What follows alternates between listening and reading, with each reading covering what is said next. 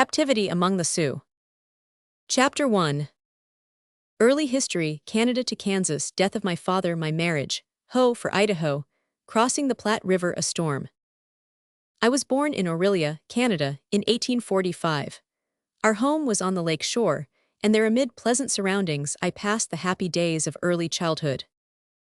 The years 1852 to 1856 witnessed, probably, the heaviest immigration the West has ever known in a corresponding length of time. Those who had gone before sent back to their friends such marvelous accounts of the fertility of the soil, the rapid development of the country, and the ease with which fortunes were made. The Western fever became almost epidemic. Whole towns in the old, eastern states were almost depopulated. Old substantial farmers, surrounded apparently by all the comforts that heart could wish, sacrificed the homes wherein their families had been reared for generations, and with all their worldly possessions, turned their faces toward the setting 12th sun. And with what high hopes? Alas, how few, comparatively, met their realization. In 1856, my father, James Wiggins, joined a New York colony bound for Kansas. Being favorably impressed with the country and its people, they located the town of Geneva, and my father returned for his family. Reaching the Missouri River on our way to our new home, my father was attacked with cholera and died. In obedience to his dying instructions, my widowed mother, with her little family, continued on the way to our new home. But oh, with what saddened hearts we entered into its possession. It seemed as if the light of our life had gone out. He who had been before to prepare that home for us was not there to share it with us, and far away from all early associations, almost alone in a new and sparsely settled country, it seemed as though hope had died. But God is merciful. He prepares the soul for its burdens. Of a truth, He tempers the wind to the shorn lamb. Our family remained in this pleasant prairie home, where I was married to Josiah S. Kelly. My husband's health failing, he resolved upon a change of climate. Accordingly, on the 17th of May, 1864, a party of 6 persons, consisting of Mr. Gardner Wakefield, my husband, myself, our adopted daughter, my sister's child, and 2 colored servants, started from Geneva, with high-wrought hopes and pleasant 13 anticipations of a romantic and delightful journey across the plains, and a confident expectation of future prosperity among the golden hills of Idaho. A few days after commencing our journey, we were joined by Mr. Sharp, a Methodist clergyman, from Verdigris River, about 30 miles south of Geneva, and a few weeks later, we overtook a large train of emigrants, among whom were a family from Allen County with whom we were acquainted. Mr. Larimer, wife and child, a boy 8 years old. Preferring to travel with our small train, they left the larger one and became members of our party. The addition of one of my own sex to our little company was cause of much rejoicing to me, and helped relieve the dullness of our tiresome march. The hours of noon and evening rest were spent in preparing our frugal meals, gathering flowers with our children, picking berries, hunting curiosities, or gazing in rapt wonder and admiration at the beauties of the strange, bewildering country. Our amusements were varied. Singing, reading, writing to friends at home, or pleasant conversation occupied our leisure hours. So passed the first few happy days of our emigration to the land of sunshine and flowers. When the sun had set, when his last rays were flecking the towering peaks of the Rocky Mountains, gathering around the campfires in our home-like tent, 14 we ate with a relish known only to those who, like us, scented the pure air and lived as nature demanded. At night, when our camp had been arranged by Andy and Franklin, our colored men, it was always in the same relative position, Mr. Kelly riding a few miles ahead as evening drew near to select the camping ground. The atmosphere, which during the day was hot and stifling, became cool, and was laden with the odor of prairie flowers, the night dews filling their beautiful cups with the waters of heaven. The solemnity of night pervaded everything. The warblings of the feathered tribe had ceased. The antelope and deer rested on the hills, no sound of laughing, noisy children as in a settled country, no tramping of busy feet or hurrying to and fro. All is silent. Nature, like man, has put aside the labors of the day and is enjoying rest and peace. Yonder, as a tiny spark, as a distant star, might be seen from the road, a little campfire in the darkness spread over the earth. Every eye in our little company is closed, every hand still, as we lay in our snugly covered wagons, awaiting the dawn of another day. and the eye that never sleeps watched over us in our lonely camp and cared for the slumbering travelers. Mr. Wakefield, with whom we became acquainted after he came to settle at Geneva, proved a most agreeable 15 companion. Affable and courteous, unselfish, and a gentleman, we remember him with profound respect. A fine bridge crosses the Kansas River. A half-hour's ride through the dense, heavy timber, over a jet-black soil of incalculable richness, brought us to this bridge, which we crossed. We then beheld the lovely valley of the prairies, intersecting the deep green of graceful slopes, where waves tall prairie grass, among which the wild flowers grow. Over hundreds of acres, these blossoms are scattered, yellow, purple, white, and blue, making the earth look like a rich carpet of variegated colors. Those blooming in spring are of tender, modest hue, in later summer and early autumn clothed in gorgeous splendor. Solomon's gold and purple could not outrival them.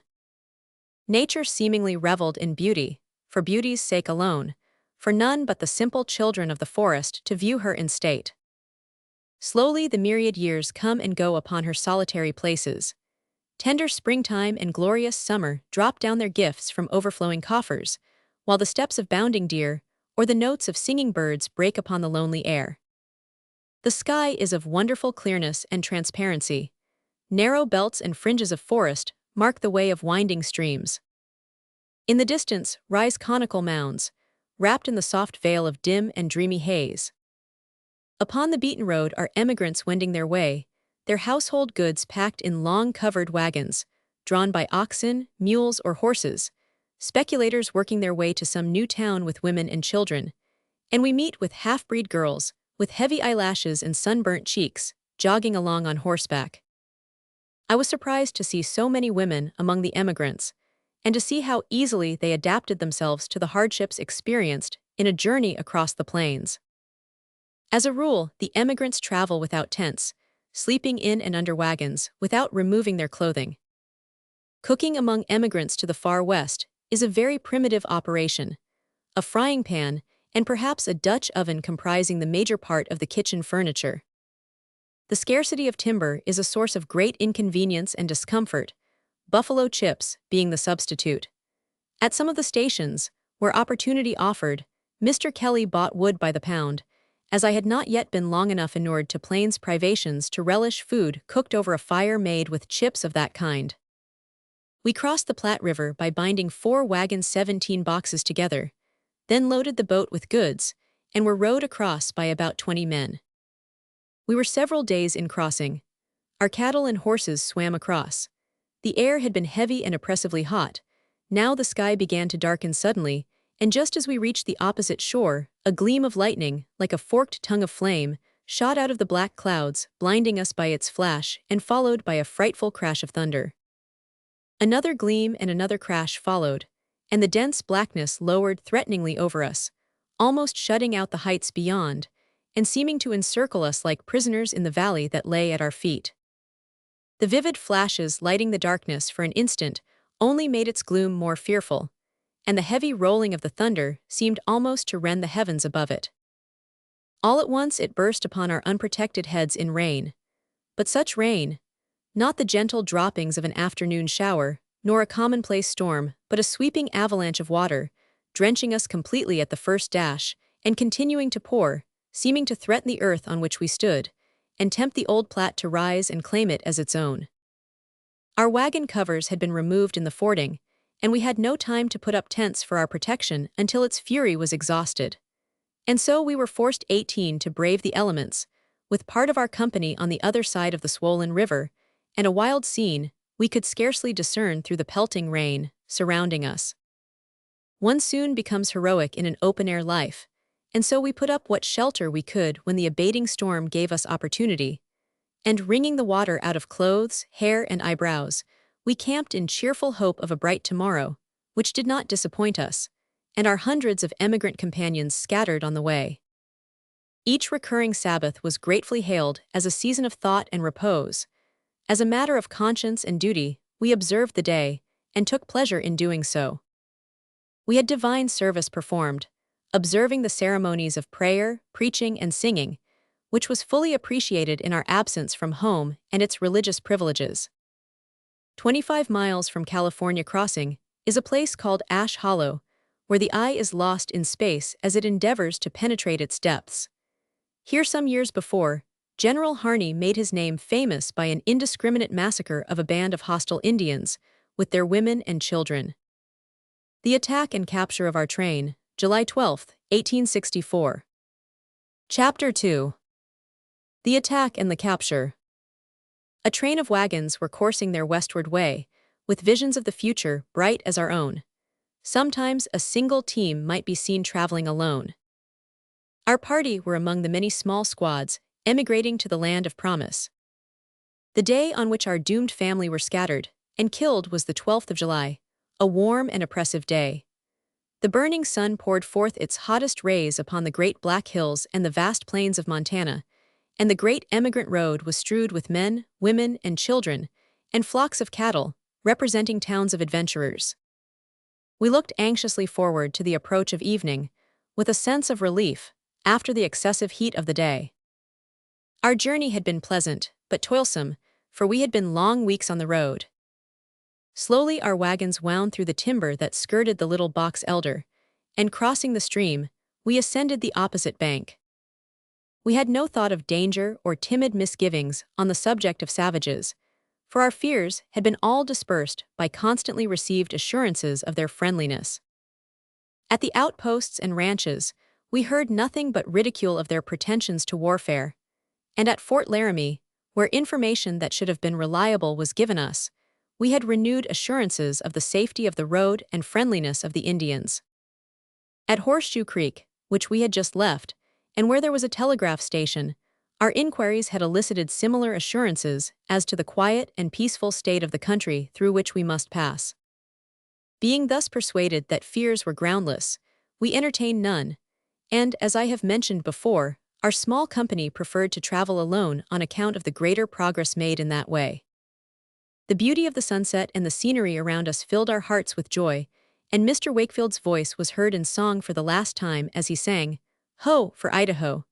Little Mary's low, sweet voice, too, joined in the chorus. She was so happy in her childish glee on that day, as she always was. She was the star and joy of our whole party. We wended our way peacefully and cheerfully on, without a thought of the danger that was lying like a tiger in ambush in our path. Without a sound of preparation or a word of warning, the bluffs before us were covered with a party of about 250 Indians, painted and equipped for war, who uttered the wild war whoop and fired a signal volley of guns and revolvers into the air. This terrible and unexpected apparition came upon us with such startling swiftness that we had not time to think before the main body halted and sent out a part of their force, which circled us round at regular intervals, but some distance from our wagons. Recovering from the shock, our men instantly resolved on defense and corralled the wagons. My husband was looked upon as leader, as he was principal owner of the train. Without regard to the insignificance of our numbers, Mr. Kelly was ready to stand his ground, but with all the power I could command, I entreated him to forbear and only attempt conciliation. "If you fire one shot," I said, "I feel sure you will seal our fate, as they seem to outnumber us 10 to 1, and will at once massacre all of us." Love for the trembling little girl at my side, my husband and friends, made me strong to protest against anything that would lessen our chance for escape with our lives. Poor little Mary!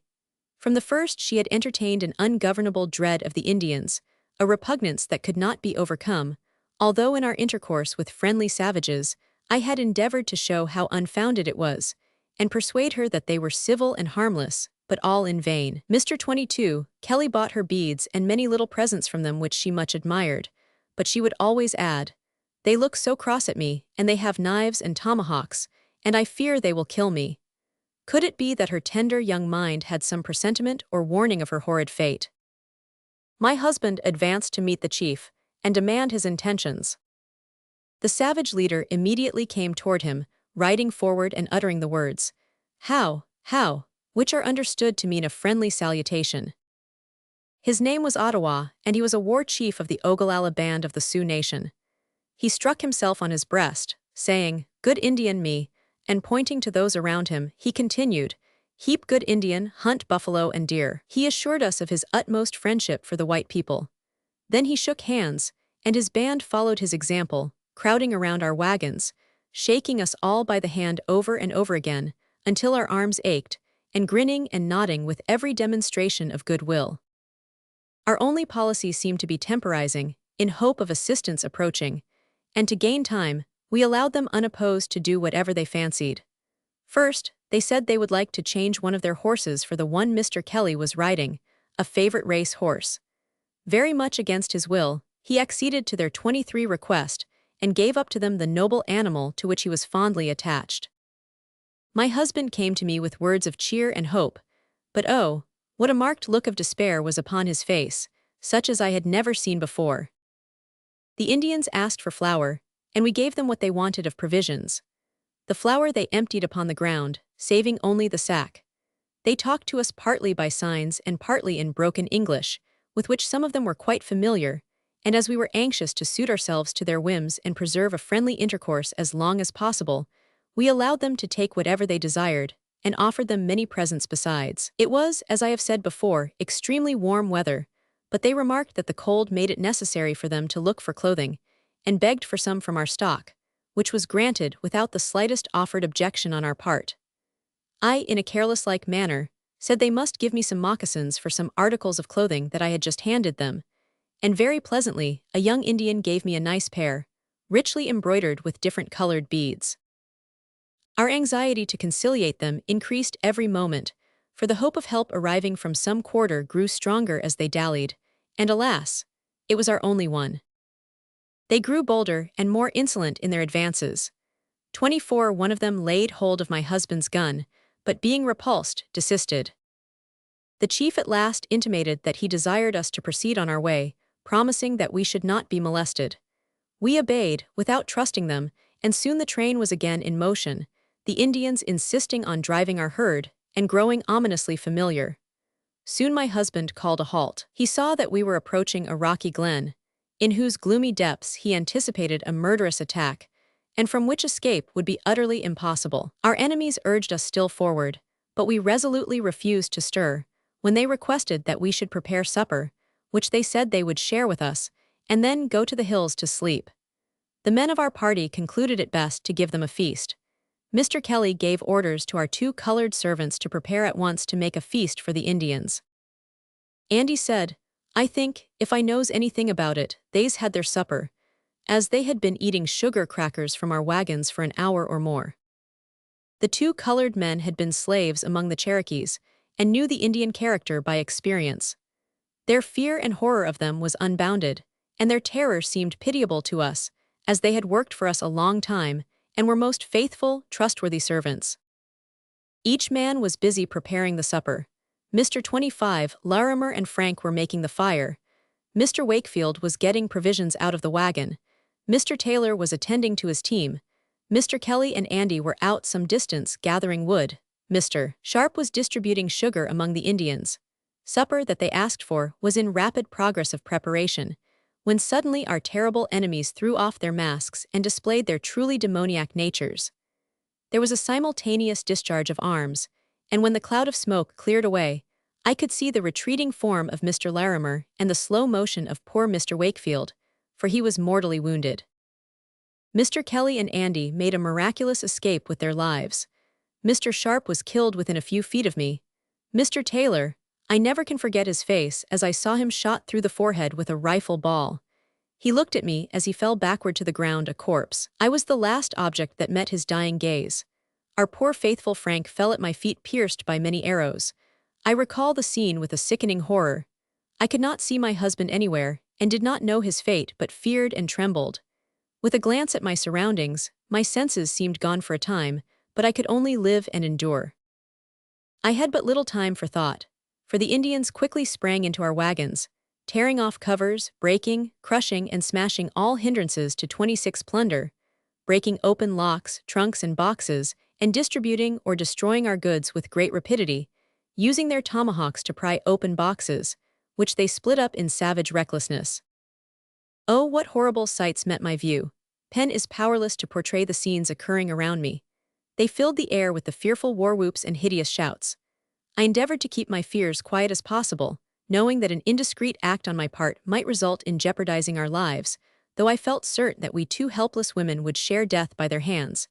But with as much of an air of indifference as I could command, I kept still, hoping to prolong our lives, even if but a few moments. I was not allowed this quiet but a moment, when two of the most savage-looking of the party rushed up into my wagon, with tomahawks drawn in their right hands, and with their left seized me by both hands and pulled me violently to the ground, injuring my limbs very severely, almost breaking them, from the effects of which I afterwards suffered a great deal. I turned to my little Mary, who, with outstretched hands, was standing in the wagon, took her in my arms and helped her to the ground. I then turned to the chief, put my hand upon his arm, and implored his protection for my fellow prisoner and our children. At first he gave me no hope, but seemed utterly indifferent to my prayers.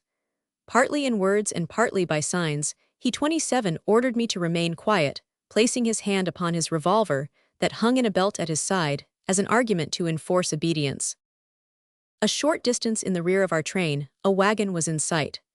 The chief immediately dispatched a detachment of his band to capture, or to cut it off from us, and I saw them ride furiously off in pursuit of the small party, which consisted only of one family and a man who rode in advance of the single wagon.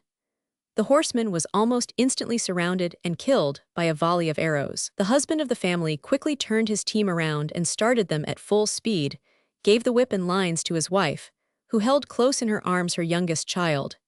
He then went to the back end of his wagon and threw out boxes, trunks, everything that he possessed. His wife, meantime, gave all her mind and strength to urging the horses forward on their flight from death. The Indians had by this time come very near, so that they riddled the wagon cover with bullets and arrows, one passing through the sleeve of the child's dress in its mother's arms, but doing it no personal injury. The terrified man kept the Indians at bay with his revolver, and finally they left him and rode furiously back to the scene of the murder of our train. Chapter 3. My husband's escape, burial of the dead, arrival of the survivors at Deer Creek, an ill-timed ball. When the Indians fired their fatal volley into the midst of our little company, while yet they were preparing to entertain them with a hospitable supper, my husband was some distance from the scene of horror.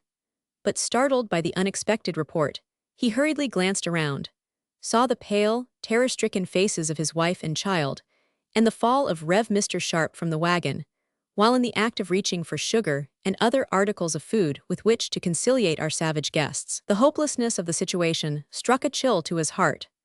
Having laid down his gun to assist in the preparation of the feast, the utter futility of contending single-handed against such a host of infuriated demons was too apparent. His only hope, and that a slight one indeed, was that the Indians might spare the lives of his wife and child to obtain a ransom. In this hope he resolved upon efforts for the preservation of his own life, that he might afterward put forth efforts for our rescue, either by pursuit and strategy or by purchase. He was shot at, and the barbed arrows whizzed past him, some passing through his clothing. He saw Mr. Wakefield fall, and knew that he was wounded, if not killed. Mr. Larimer passed him in his flight for life toward some neighboring timber. Mr. Kelly then ran for some tall grass and sage-brush, where he concealed himself, favored by the fast-approaching darkness. Scarcely daring to breathe, his mind tortured with agonizing fears for the fate of his wife and child, he seemed to hear from them the cry for help, and at one time resolved to rush to their rescue, or die with them.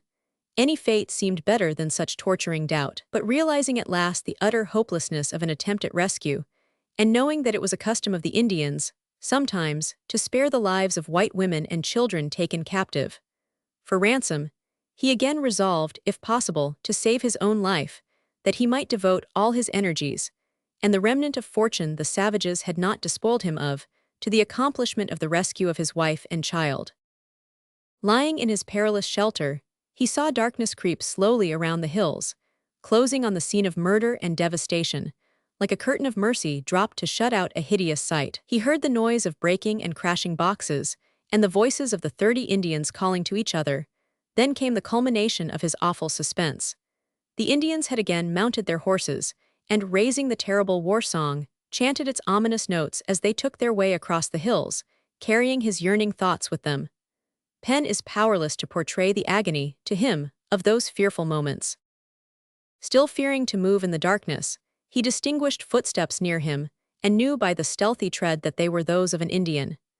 In breathless silence, he crouched close to the ground, fearing each instant the descent of the tomahawk and the gleam of the scalping knife, when, strange to say, a venomous reptile came to his rescue, and his enemy fled before it. A huge rattlesnake, one of the many with which that region is infested, raised its curved neck close beside him, and thrusting forth its poisonous fangs, gave a warning rattle. The prowling Indian took alarm at the sound. Other snakes, roused for the safety of their young in the dens around, repeated it, and the savage, knowing it would be death to venture further, retreated, leaving my husband in safety where he had taken refuge. For, although he must have lain close to the noisome reptile, he received no hurt, and the greater horror of his human foe rendered him almost indifferent to the dangers of his surroundings. Cautiously he crawled out of the weeds and grass, 31, and rising to his feet unharmed, started swiftly in an eastward direction. He had to go far out in the hills to avoid the savages, and after traveling many miles around, he at last reached the large train, with which the small party I had seen pursued had previously taken refuge. They were already consolidating with other trains for defense, and would not venture to join Mr. Kelly, although he earnestly implored assistance to go out in aid of his friends and family, if any of them should be left alive. The colored man, Andy, soon after joined them. He came in running and in great excitement, and was about to report all the company killed when he joyfully discovered Mr. Kelly. Great consternation and alarm had spread with the tidings of the massacre, and fears for personal safety prevented anyone from joining my unhappy husband in efforts to rescue his wife and child, or succor his missing companions. The train did not move forward until reinforced by many others along the road, and even then every precaution was taken to secure safety and prevent a surprise. Women in many instances drove the teams, to prevent their husbands or fathers being taken at a disadvantage. Weapons were in every man's hands, and vigilant eyes were fixed on every bluff or gorge, anticipating attack.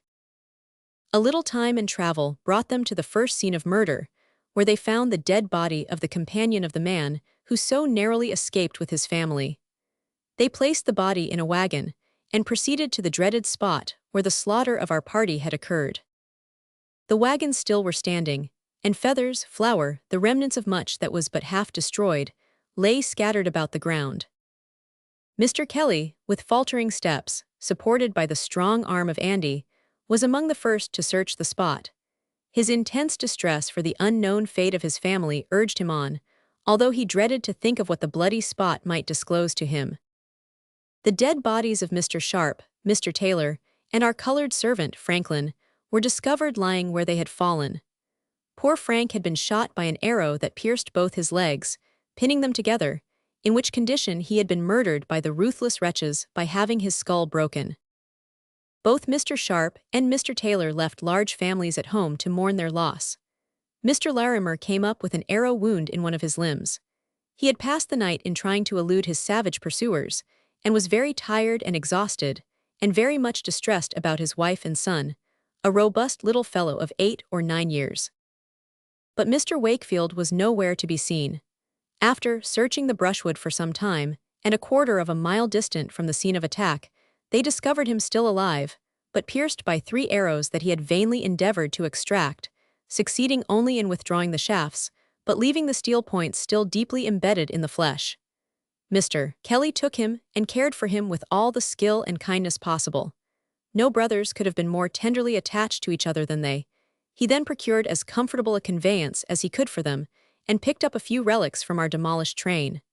Among them was a daily journal of our trip, from the time we were married until the hour that the Indians came upon us. This he prized, as he said, more than he did his life. The next thing that was necessary to do, after the wounded were cared for, was to bury the dead, and a wide grave was dug and the 4 bodies solemnly consigned, uncoffined, to the earth.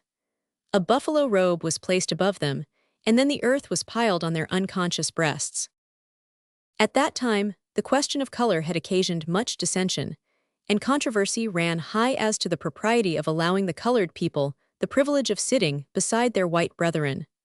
Poor Franklin had shared death with our companions, and was not deemed unworthy to share the common grave of his fellow victims. They lie together in the valley of 34 Little Box Elder, where with saddened hearts our friends left them, thinking of the high hopes and fearless energy with which they had started on their journey, each feeling secure in the success that awaited them, and never, for a moment, dreaming of the grave in the wilderness that was to close over them and their earthly hopes. They were buried on the desolate plain, 1,000 miles away from their loved wives and children, who bemoan their sad, untimely fate. Mr. Kelly found part of his herd of cattle grazing nearby. Mr. Sharp's were still tied to the stake where he had carefully secured them. The Indians had taken our horses, but left the cattle, as they do when they are on the war path, or unless they need meat for present use. They shot some of them, however, and left them to decay upon the plain. Many arrows were scattered upon the ground, their peculiar marks showing that their owners had all belonged to one tribe, though of different bands. They were similar in form and finish. The shafts were round and 3 feet long, grooved on their sides, that the blood of the victim might not be impeded in its outward flow.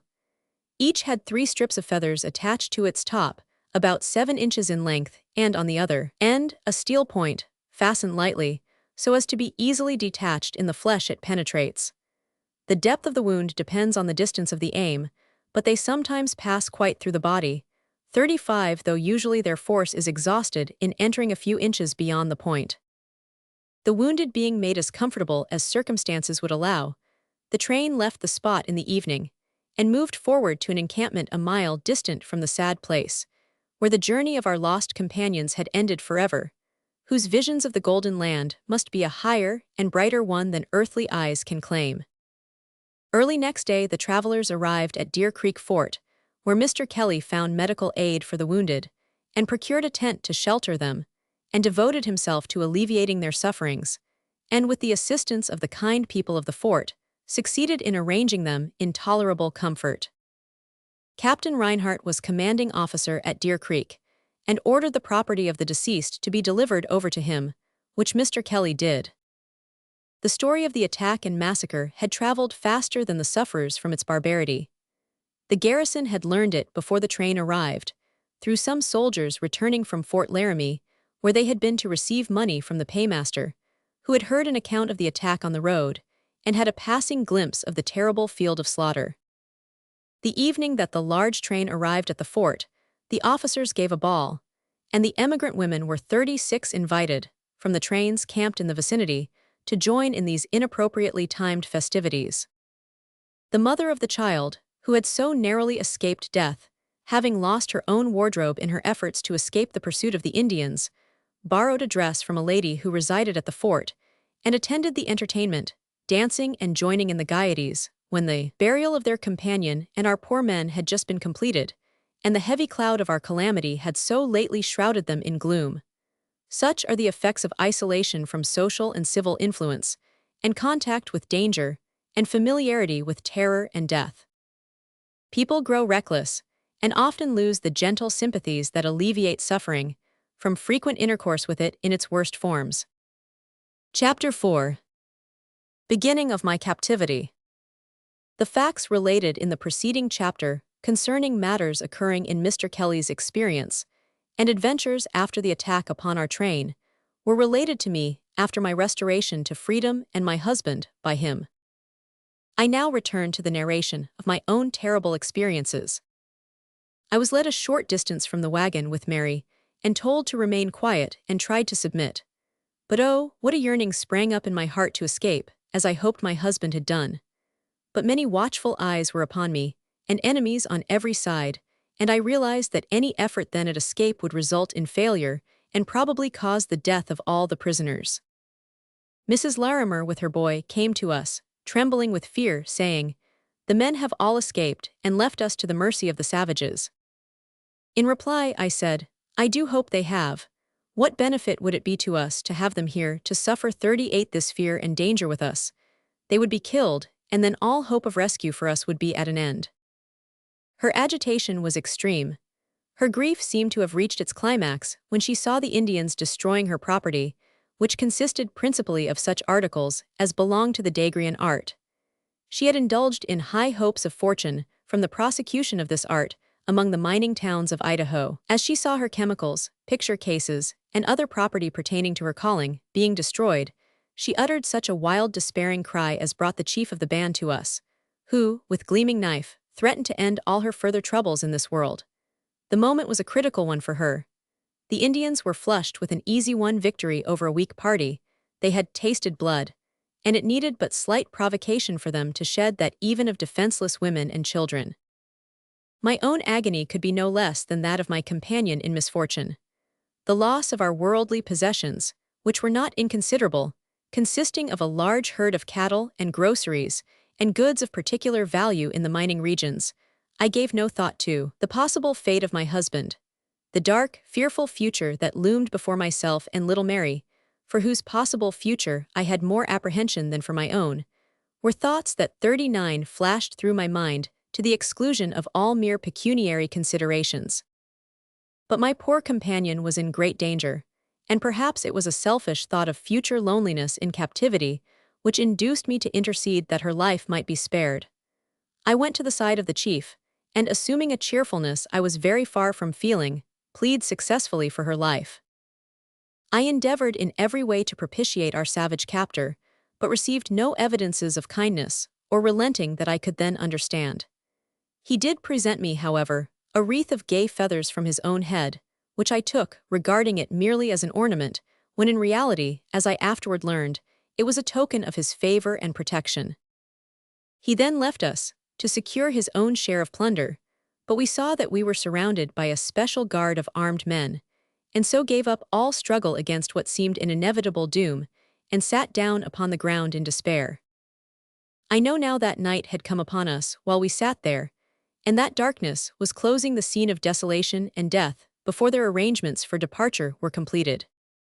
The first intimation we had that our immediate massacre was not intended was a few articles of clothing presented by a young Indian, whose name was Wechella, who intimated that we would have need for they. It was a pitiable sight to see the terrified looks of our helpless children, who clung to us for the protection we could not give. Mrs. Larimer was unconscious of the death of any of our party. I did not tell her what my eyes had seen, fearing that she could not endure it, but strove to encourage and enliven her, lest her excitement would hasten her death or excite the anger of our captors. We both feared that, when the Indians made their arrangements for departure, we would be quickly disposed of by the scalping knife.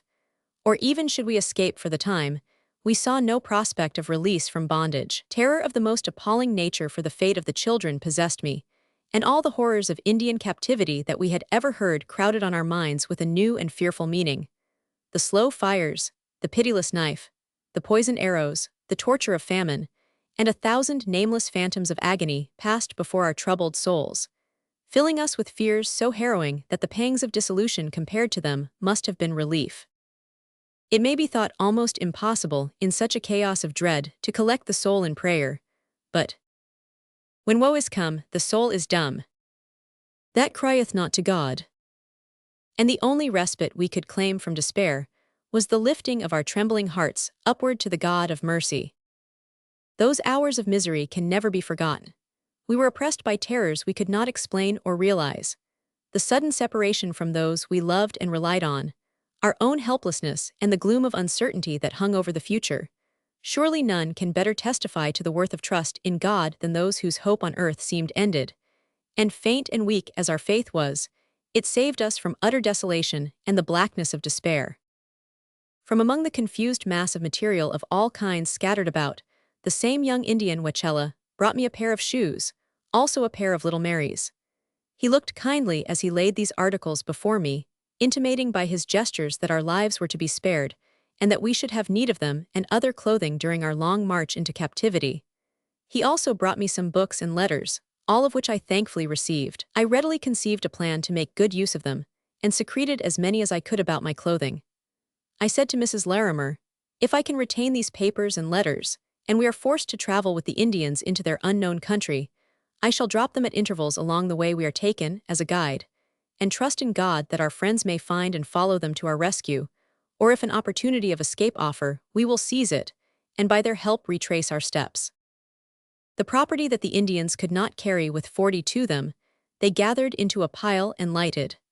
The light of the flames showed us the forms of our captors busily loading their horses and ours with plunder, and preparing to depart. When their arrangements were completed, they came to us and signified that we must accompany them, pointing to the horses they led up to us and motioning for us to mount.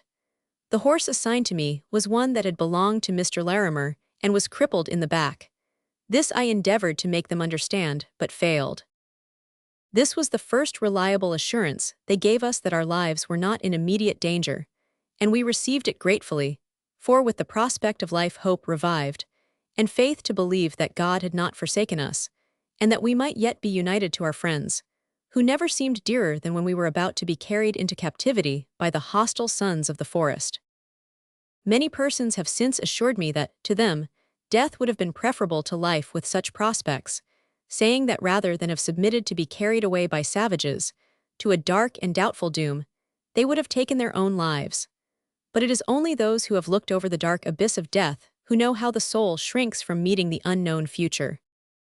Experience is a grand teacher, and we were then in her school, and learned that while hope offers the 43 faintest token of refuge, we pause upon the fearful brink of eternity and look back for rescue. Mrs. Larimer had climbed into her saddle, her boy placed behind her on the same horse, and started on, accompanied by a party of Indians. I also climbed into my saddle, but was no sooner there than the horse fell to the ground, and I under him, thus increasing the bruises I had already received, and causing me great pain. This accident detained me some time in the rear. A dread of being separated from the only white woman in that awful wilderness filled me with horror. Soon they had another horse saddled for me and assisted me to mount him. I looked around for my little Mary. There she stood, a poor helpless lamb in the midst of bloodthirsty savages. I stretched out my arms for her imploringly. For a moment they hesitated, then to my unspeakable joy they yielded and gave me my child. They then started on, leading my horse. They also gave me a rope that was fastened around the horse's underjaw. The air was cool, and the sky was bright with the glitter of starlight.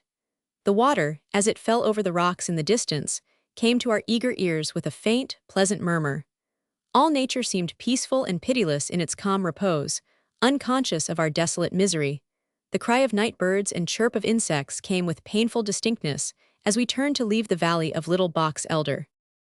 Straining my eyes, I sought to penetrate the shadows of the woods where our fugitive friends might be hid.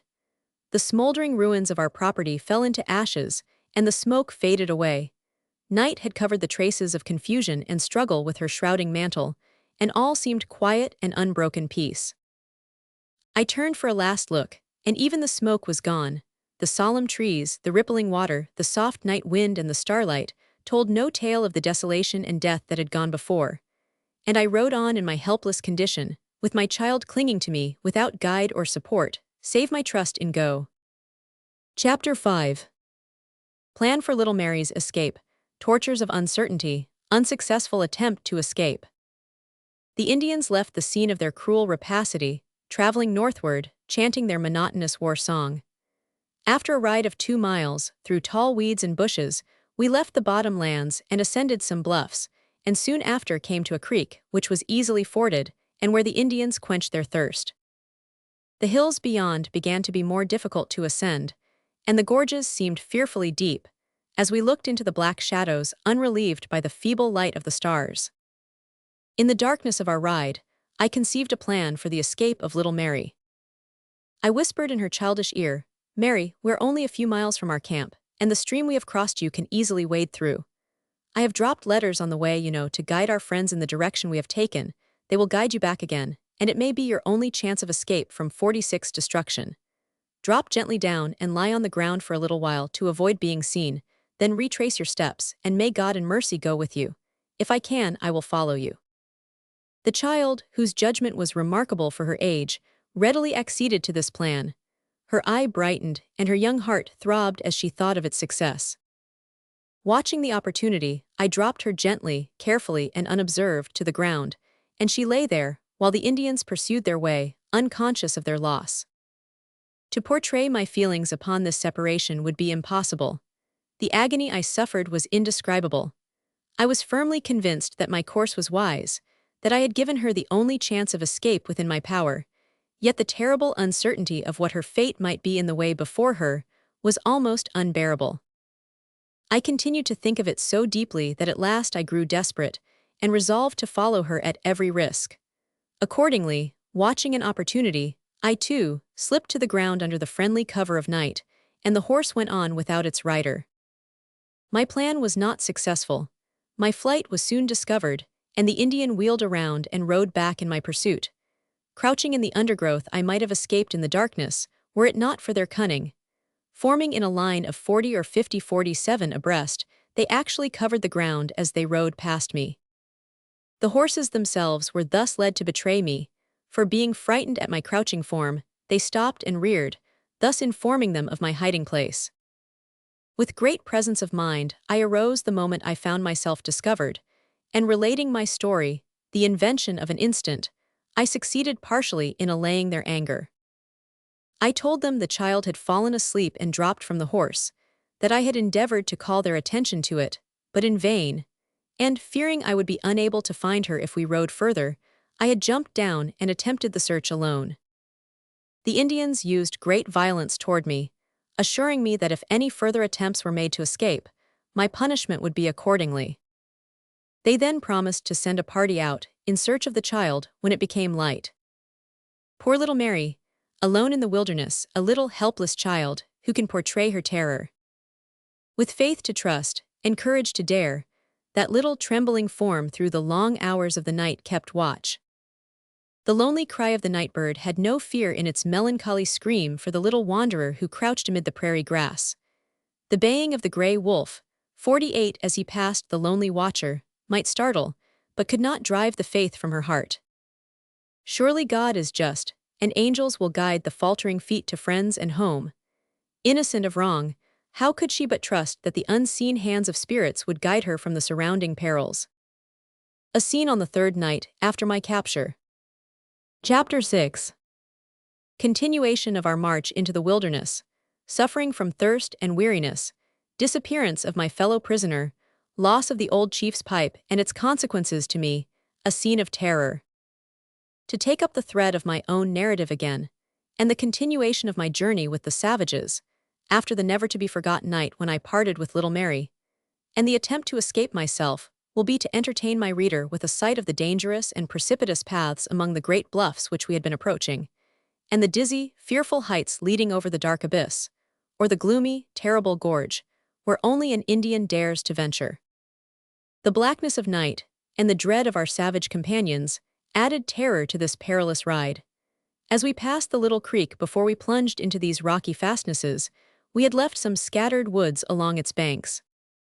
I remember looking longingly at the dim shelter of these friendly trees, and being possessed by an almost uncontrollable desire to leap from the horse and dare my fate in endeavoring to reach their protecting shade. 50 but the Indians' rifles behind me, and my dread of instant death restrained me, and now my attention was attracted by the wild and terrible scenery around us, through which our fearful captors rode at ease, although it seemed impossible for man or beast to retain a footing over such craggy peaks and through such rugged ravines. The cool air and the sound of rippling water warned us of our nearness to a river, and soon the savages turned their horses down a steep declivity that, like a mighty wall, closed in the great bed of the North Platte. I saw that the river was rapid and deep, but we crossed the sands, plunged in, and braved the current. From the child to my husband was an easy transition.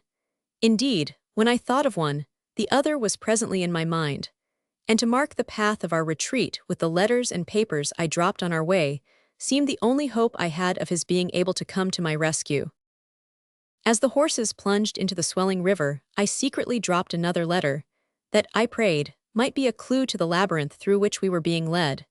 For I could see by all the Indians' precautions that to mislead any who should have the temerity to attempt our recovery was the design of their movements. They had taken paths inaccessible to white men, and made their crossing at a point where it would be 51 impossible for trains to pass, so that they might avoid meeting emigrants. Having reached the opposite bank, they separated into squads, and started in every direction, except southward, so as to mislead or confuse pursuers by the various trails. The band that surrounded and directed us kept to the northward a little by west. I tried to keep the points of compass clearly, because it seemed part of the hope that sustained me. Mr. Kelly had said that our position on the Little Box Elder was about 12 miles from Deer Creek Station, which lay to the northwest of us. Marking our present course, I tried, by calculating the distance, to keep that position in my mind, for toward it my yearning desire for help and relief turned. After crossing the river and issuing from the bluffs, we came to a bright, cool stream of water in a lovely valley, which ran through its bosom, spreading a delicious freshness all around. Brilliant flowers opened their gorgeous cups to the coming sunshine, and delicate blossoms hid themselves among the rich shrubbery and at the mossy roots of grand old trees. The awakening birds soared upward with loud and joyful melodies, and nature rejoiced at approaching day. The beauty and loveliness of the scene mocked my sleepless eyes, and despair tugged at my heartstrings. 52 still, I made superhuman efforts to appear cheerful, for my only refuge was in being submissive and practicing conciliation. My fear of them was too powerful to allow me to give way to emotion for one moment. There were sentinels stationed at different places to give the alarm in case of anyone approaching to rescue, and I afterward learned that in such a case I would have been instantly murdered. Next morning I learned, by signs, that Indians had gone out in search of little Mary, scattering themselves over the hills, in squads. Those remaining were constantly overlooking their plunder and unrolling bundles taken from our wagons. They indulged their admiration for their spoils in loud conversation. The Indians seemed to select, with a clear knowledge of natural beauty, such localities as seemed best fitted to suggest refreshment and repose. The scenery through which we had passed was wildly grand. It now became serenely beautiful, and to a lover of nature, with a mind free from fear and anxiety, the whole picture would have been a dream of delight. The night of my capture, I was ordered to lie down on the ground, near a wounded Indian. A circle of them guarded me, and 3 fierce warriors sat near me with drawn tomahawks.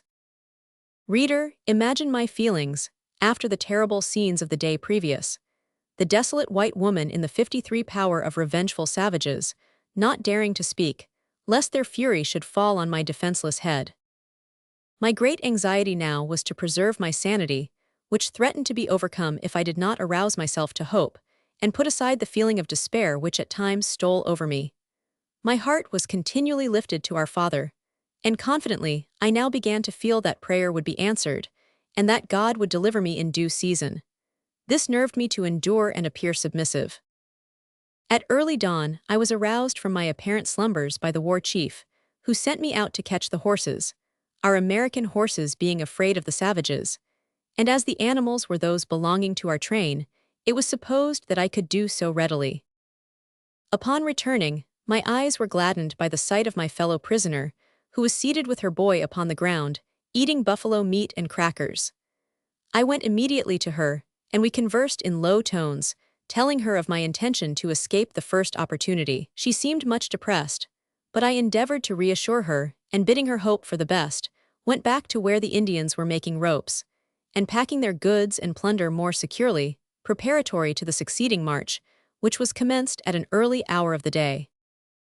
We proceeded on our journey until near noon, when we halted in a valley not far to the north of Deer Creek 54 station, and I met this lady again. It was a clear and beautiful valley where we rested, until the scorching rays of the sun had faded in the horizon. Being burdened with the gun, and bow and arrow of the chief, my tired arms were relieved, and I plead for the privilege of camping here all night for many reasons. One was, we might be overtaken by friends sent to rescue us, and the distance of return would be less if I should be successful in my next attempt to escape. My entreaties were unavailing.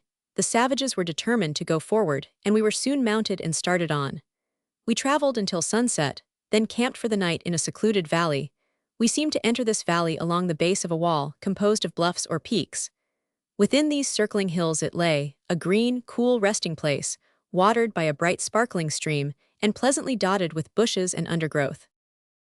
The moon went down early, and in the dim, uncertain starlight, the heavy bluffs seemed to shut us in on all sides, rising grimly, like guardians, over our imprisoned lines. Blankets were spread, and on these the Indians rested. I was then led out some distance in the camp, and securely fastened for the night.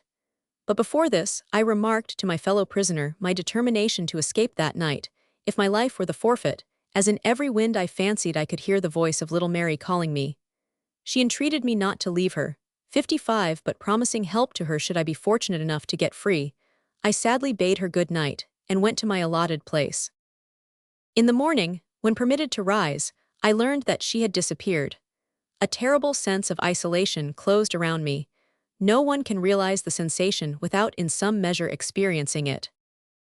I was desolate before, but now that I knew myself separated from my only white companion, the feeling increased tenfold and seemed to weigh me down with its awful gloomy horror.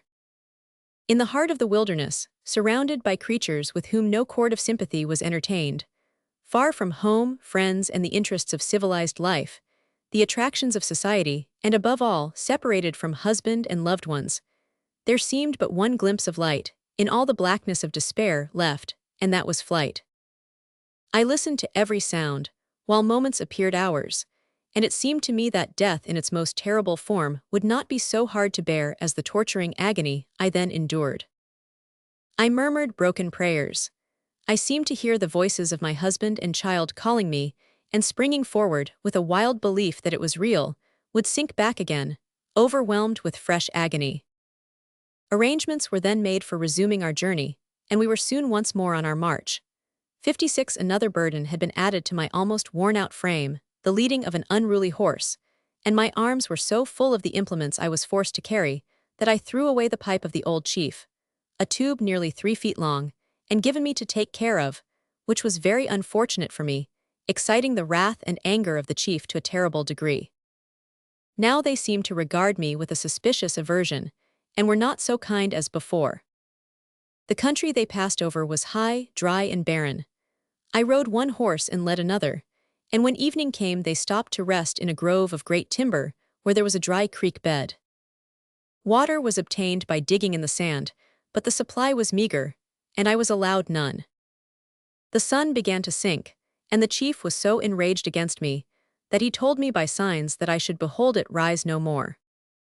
Grinding his teeth with wrathful anger, he made me understand that I was not to be trusted, had once tried to escape, had made them suffer the loss of my child, and that my life would be the forfeit. A large fire had been built, and they all danced around it.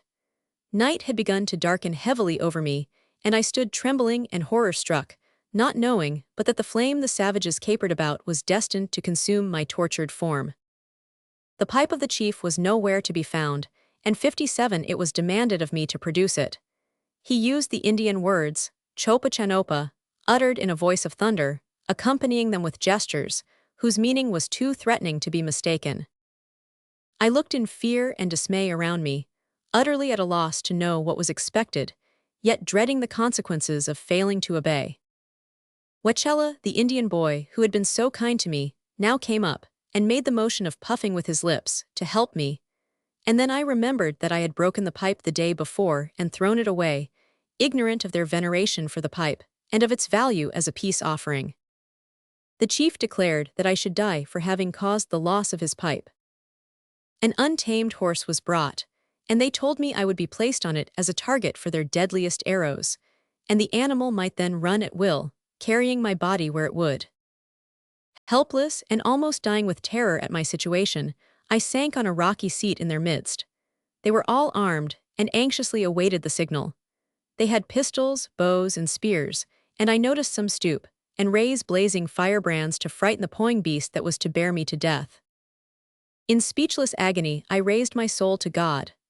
Soon it would stand before his throne, and with all the pleading passion of my sinking soul, I prayed for 58 pardon and favor in his precious blood, who had suffered for my sins, and risen on high for my justification. In an instant, a lifetime of thought condensed itself into my mind, and I could see my old home and hear my mother's voice. And the contrast between the love I had been so ruthlessly torn from, and the hundreds of savage faces, gleaming with ferocity and excitement around me, seemed like the lights and shadows of some weird picture. But I was to die, and I desired, with all the strength of my soul, to grasp the promises of God's mercy, and free my parting spirit from all revengeful, earthly thoughts. In what I almost felt my final breath, I prayed for my own salvation and the forgiveness of my enemies, and remembering a purse of money which was in my pocket, knowing that it would decay with my body in the wilderness, I drew it out, and with suffused eyes divided it among them, though my hands were growing powerless and my sight failing.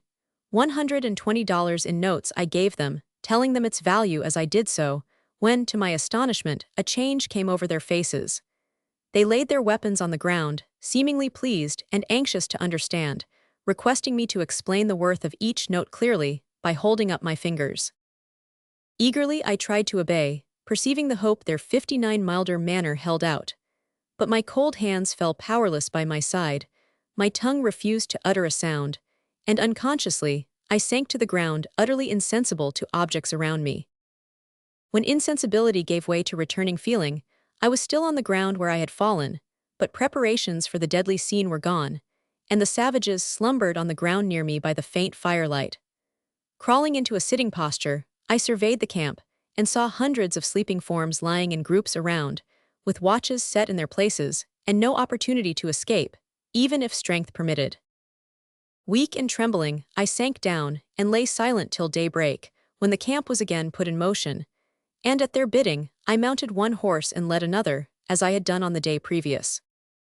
This was no easy task, for the pack horse, which had not been broken, would frequently pull back so violently as to bring me to the ground, at which the chief would become fearfully angry, threatening to kill me at once.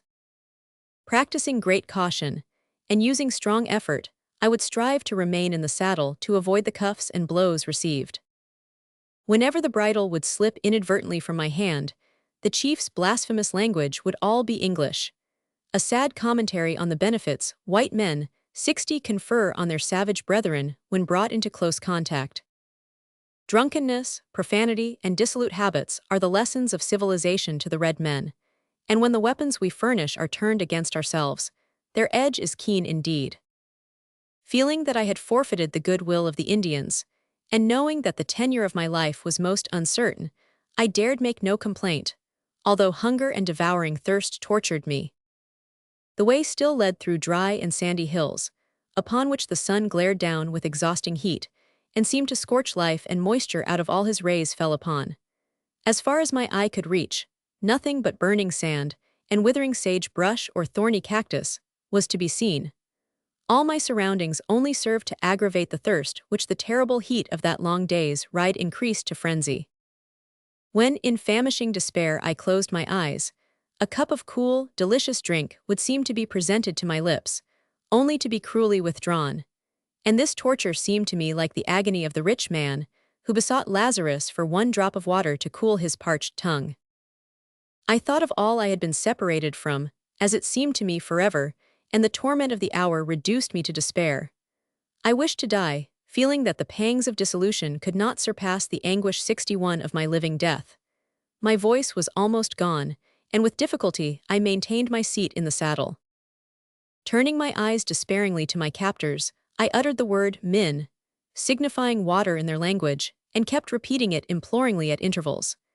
They seemed to hurry forward, and just at sunset, came in sight of a grassy valley through which flowed a river, and the sight of it came like hope to my almost dying eyes.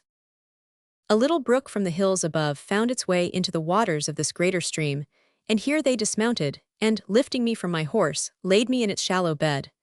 I had become almost unconscious, and the cool, delightful element revived me. At first I was not able to drink, but gradually my strength renewed itself, and I found relief from the indescribable pangs of thirst. The stream by which the Indians camped that night was Powder River, and here, in 1866, Fort Connor was built, which in the following year was named Fort Reno. Chapter 7. Powder River, another attempt to escape, detection and despair, a quarrel my life saved by jumping bear. The name given to Powder River by the Indians is Chahali-Wakapala. It crosses the country east of the Big Horn Mountains, and from its banks can be seen the snow-capped Cloud Peak rising grandly from its surrounding hills. Between these ranges, that culminate in the queenly, shining-crowned height that takes its name from the clouds it seems to pierce, are fertile valleys, in which game abounds, and delicious wild fruits in great variety, some of which cannot be surpassed by cultivated orchard products in the richness and flavor they possess, although they ripen in the neighborhood of everlasting snow. In these valleys, the country seems to roll in gentle slopes, presenting to the eye many elements of loveliness and future value. Powder River, which is a muddy stream, comes from the southern side of the Big Horn Mountains and takes a southwestern course, and therefore is not a part of the Bright Channel that combines to feed the Missouri River from the Big Horn Range. This range of the Rocky Mountains possesses two distinct marked features. First, there is a central or backbone range, which culminates in perpetual snow, where Cloud Peak grandly rises, as the chief of all its proud summits. Falling off gradually toward the southern valley, there are similar ranges of the Wind River Mountains beyond. Between these ranges, and varying in breadth from 12 to 25 miles, are fine hunting grounds, abounding in noble orchards of wild fruit of various kinds, and grapes, as well as game of the choicest kind for the huntsman. Notwithstanding its vicinity to snow, there are gentle slopes which present features of peculiar loveliness. Several miles northwest, and following the sweep of the higher northern range, and 6 to 8 miles outside its general base, a new country opens. Sagebrush and cactus, which for nearly 200 miles have so largely monopolized the soil, rapidly disappear. The change, though sudden, is very beautiful. One narrow divide only is crossed, and the transition about one day's ride from the above-named river. The limpid, transparent, and noisy waters of Deer Fork are reached, and the horses have difficulty in breasting the swift current. The river is so clear that every pebble and fish is seen distinctly on the bottom, and the water so cool that ice in midsummer is no object of desire. The scenes of natural beauty, and the charms that 64 have endeared this country to the savage, will in the future lure the emigrant seeking a home in this new and undeveloped land. This Clear Creek is a genuine outflow from the Big Horn Mountains, and is a type of many others, no less pure and valuable, derived from melting snow and from innumerable springs in the mountains. Rock Creek comes next, with far less pretensions, but is similar in character. A day's ride to the northward brings the traveler to Crazy Woman's Fork. This ever-flowing stream receives its yellow hue from the Powder River waters, of which it is a branch. The country is scarred by countless trails of buffalo, so that what is often called the Indian Trail is merely the hoofprint of these animals. Leaving Powder River, we passed through large pine forests, and through valleys rich with beautiful grasses, with limpid springs and seemingly eternal verdure. I continued to drop papers by the way, hoping they might lead to my discovery, which would have proved fatal had anyone attempted a rescue, as the Indians prefer to kill their captives rather than be forced to give them up. It was the 5th night of my sojourn with the Indians that I found myself under the weeping willows of Clear Creek. The men, weary with travel, and glad to find so good a camping ground, lay down to sleep, leaving a sufficient guard over their captive and at the outposts. Their journey hither had been a perilous one to me, unused as I was to the rocky paths between narrow gorges and over masses of broken stone, which their Indian ponies climbed with readiness and ease. I was led to remark the difference between these ponies and American horses, who could only struggle to find their foothold over such craggy ground, while the ponies led the way, picking their steps up almost perpendicular steeps with burdens on their backs. Their travel after the rest at Clear Creek partook of the difficult nature of the mountain passes, and was wearisome in the extreme, and the duties imposed upon me made life almost too burdensome to be borne. I was always glad of a respite at the camping ground. On the 6th night, I lay on a rock, under the shade of some bushes, meditating on the possibility of escape.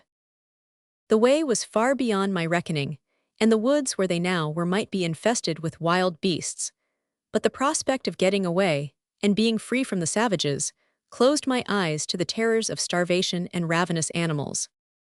Softly I rose and attempted to steal toward some growing timber, but the watchful chief did not risk his prey so carelessly. His keen eye was on me, and his iron hand grasped my wrist and drew me back. Throwing me fiercely on the ground, he hissed a threat through his clenched teeth, which I momentarily expected him to put into execution, as I lay trembling at his feet. I felt from this time that my captivity was for life, and a dull despair took possession of me. Sleep, that balm for happier souls, brought only horrid dreams, in which a dreadful future pictured itself, and then the voices of my husband and child seemed calling me to their side, alas!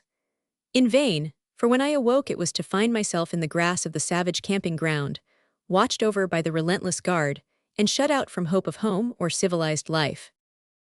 My feet were covered with a pair of good shoes, and the chief's brother-in-law gave me a pair of stockings from his stores, which I gladly accepted, never for a moment suspecting that, in doing thus, I was outraging a custom of the people among whom I was.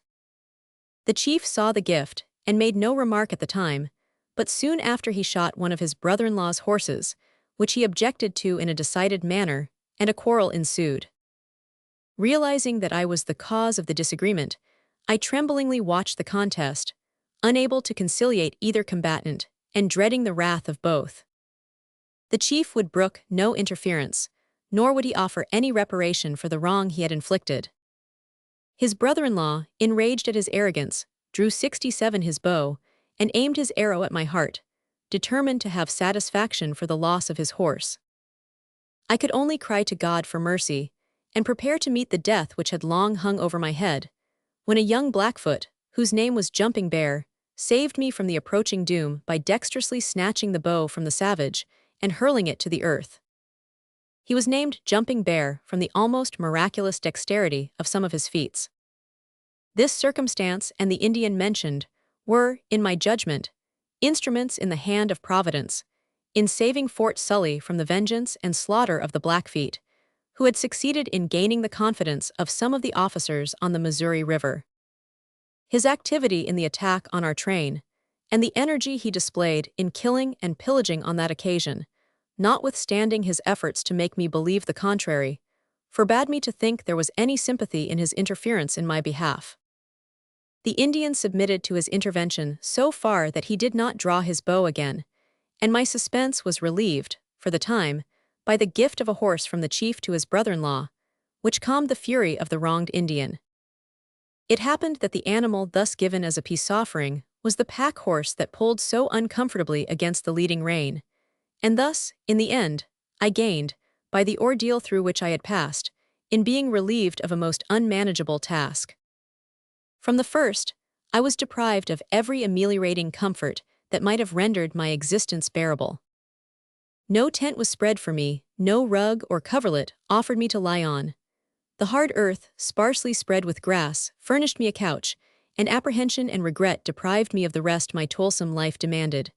They offered me no food, and at first I did not dare to ask for it.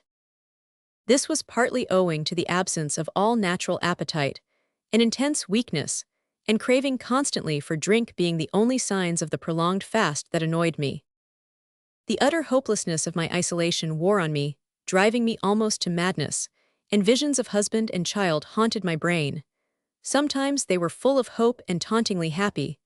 At others, I saw them dying or dead, but always beyond my reach, and separated by the impassable barrier of my probably lifelong captivity. In my weakened condition, the horrors of the stake, to which I felt myself borne daily nearer as they progressed on their homeward route, appeared like a horrid phantom. It had been threatened me since my first effort to 69 escape, and I was led to believe such a punishment was the inevitable consequence of my attempt. The terrible heat of the days continued, and the road they took was singularly barren of water. The Indians, after drinking plentifully before starting, carry little sticks in their mouths, which they chew constantly, thus creating saliva, and preventing the parching sensation I endured from the want of this knowledge. The 7th night they entered a singular cañon, apparently well known to them, as they found horses there, which evidently had been left on a former visit. I could not but wonder at the sagacity and patience of these Indian ponies, which were content to wait their master's coming, and browse about on the sparse herbage and meager grass. The Indians had killed an antelope that day, and a piece of the raw flesh was allotted me for a meal.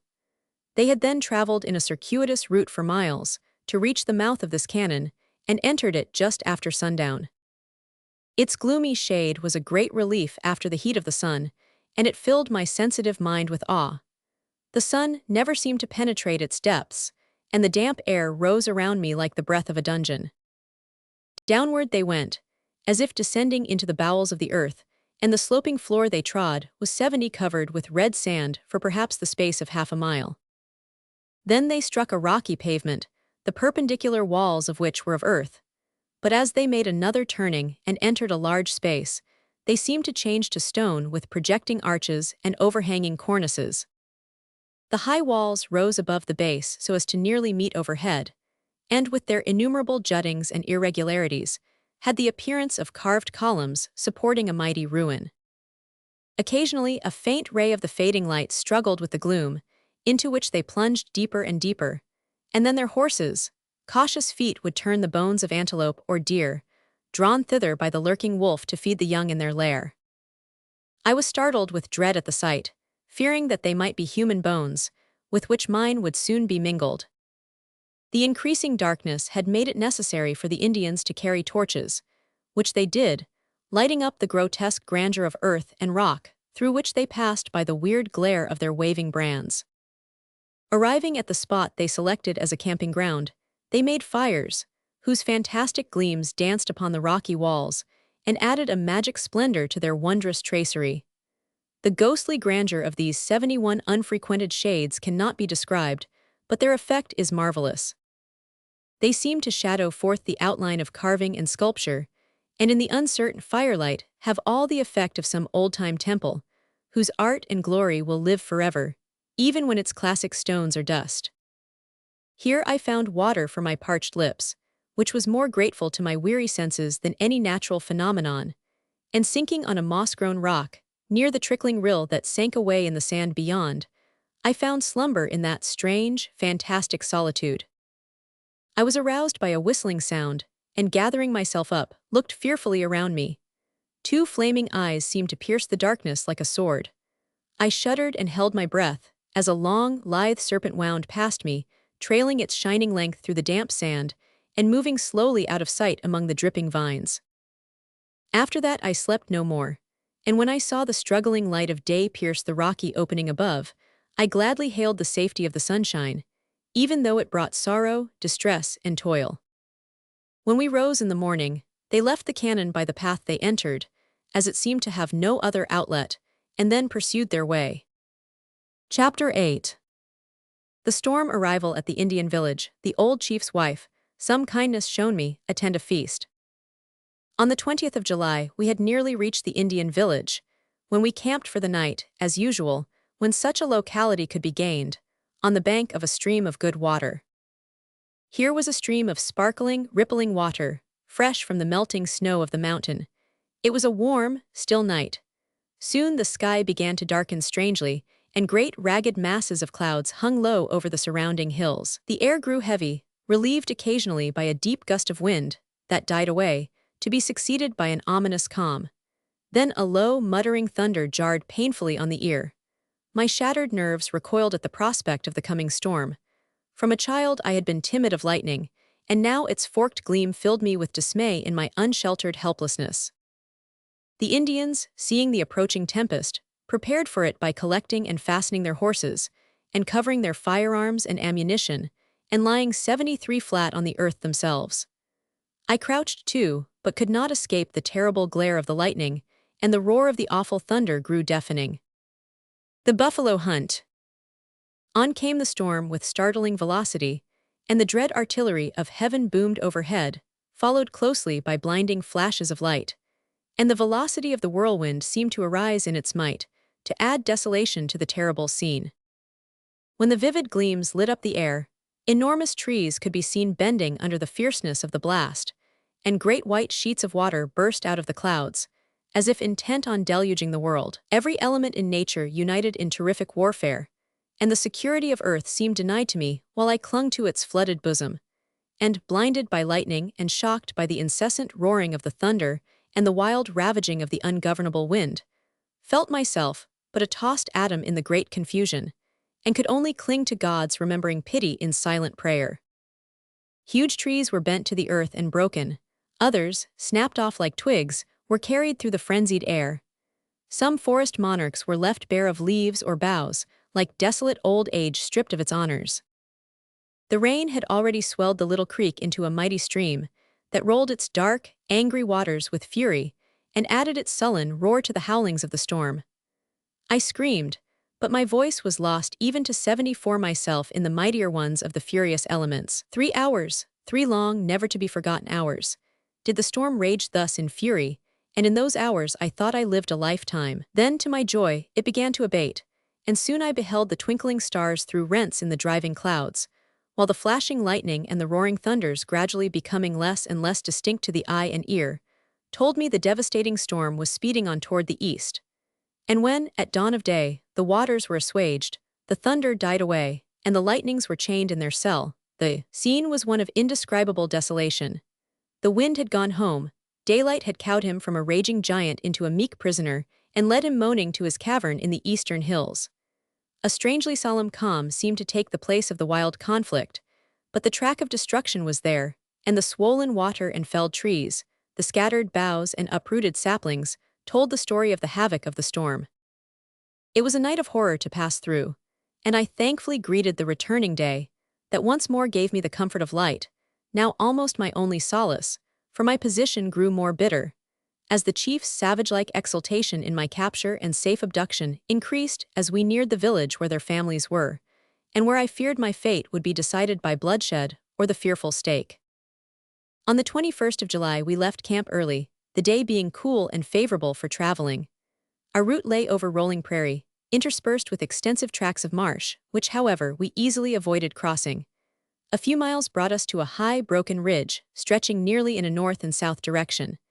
As we ascended the ridge, we came in sight of a large herd of buffalo, quietly feeding upon the bunch or buffalo grass, which they prefer to all other kinds. These animals are short-sighted, and scent the approach of an enemy before they can see him, and thus, in their curiosity, often start to meet him, until they approach near enough to ascertain to their satisfaction whether there be danger in a closer acquaintance.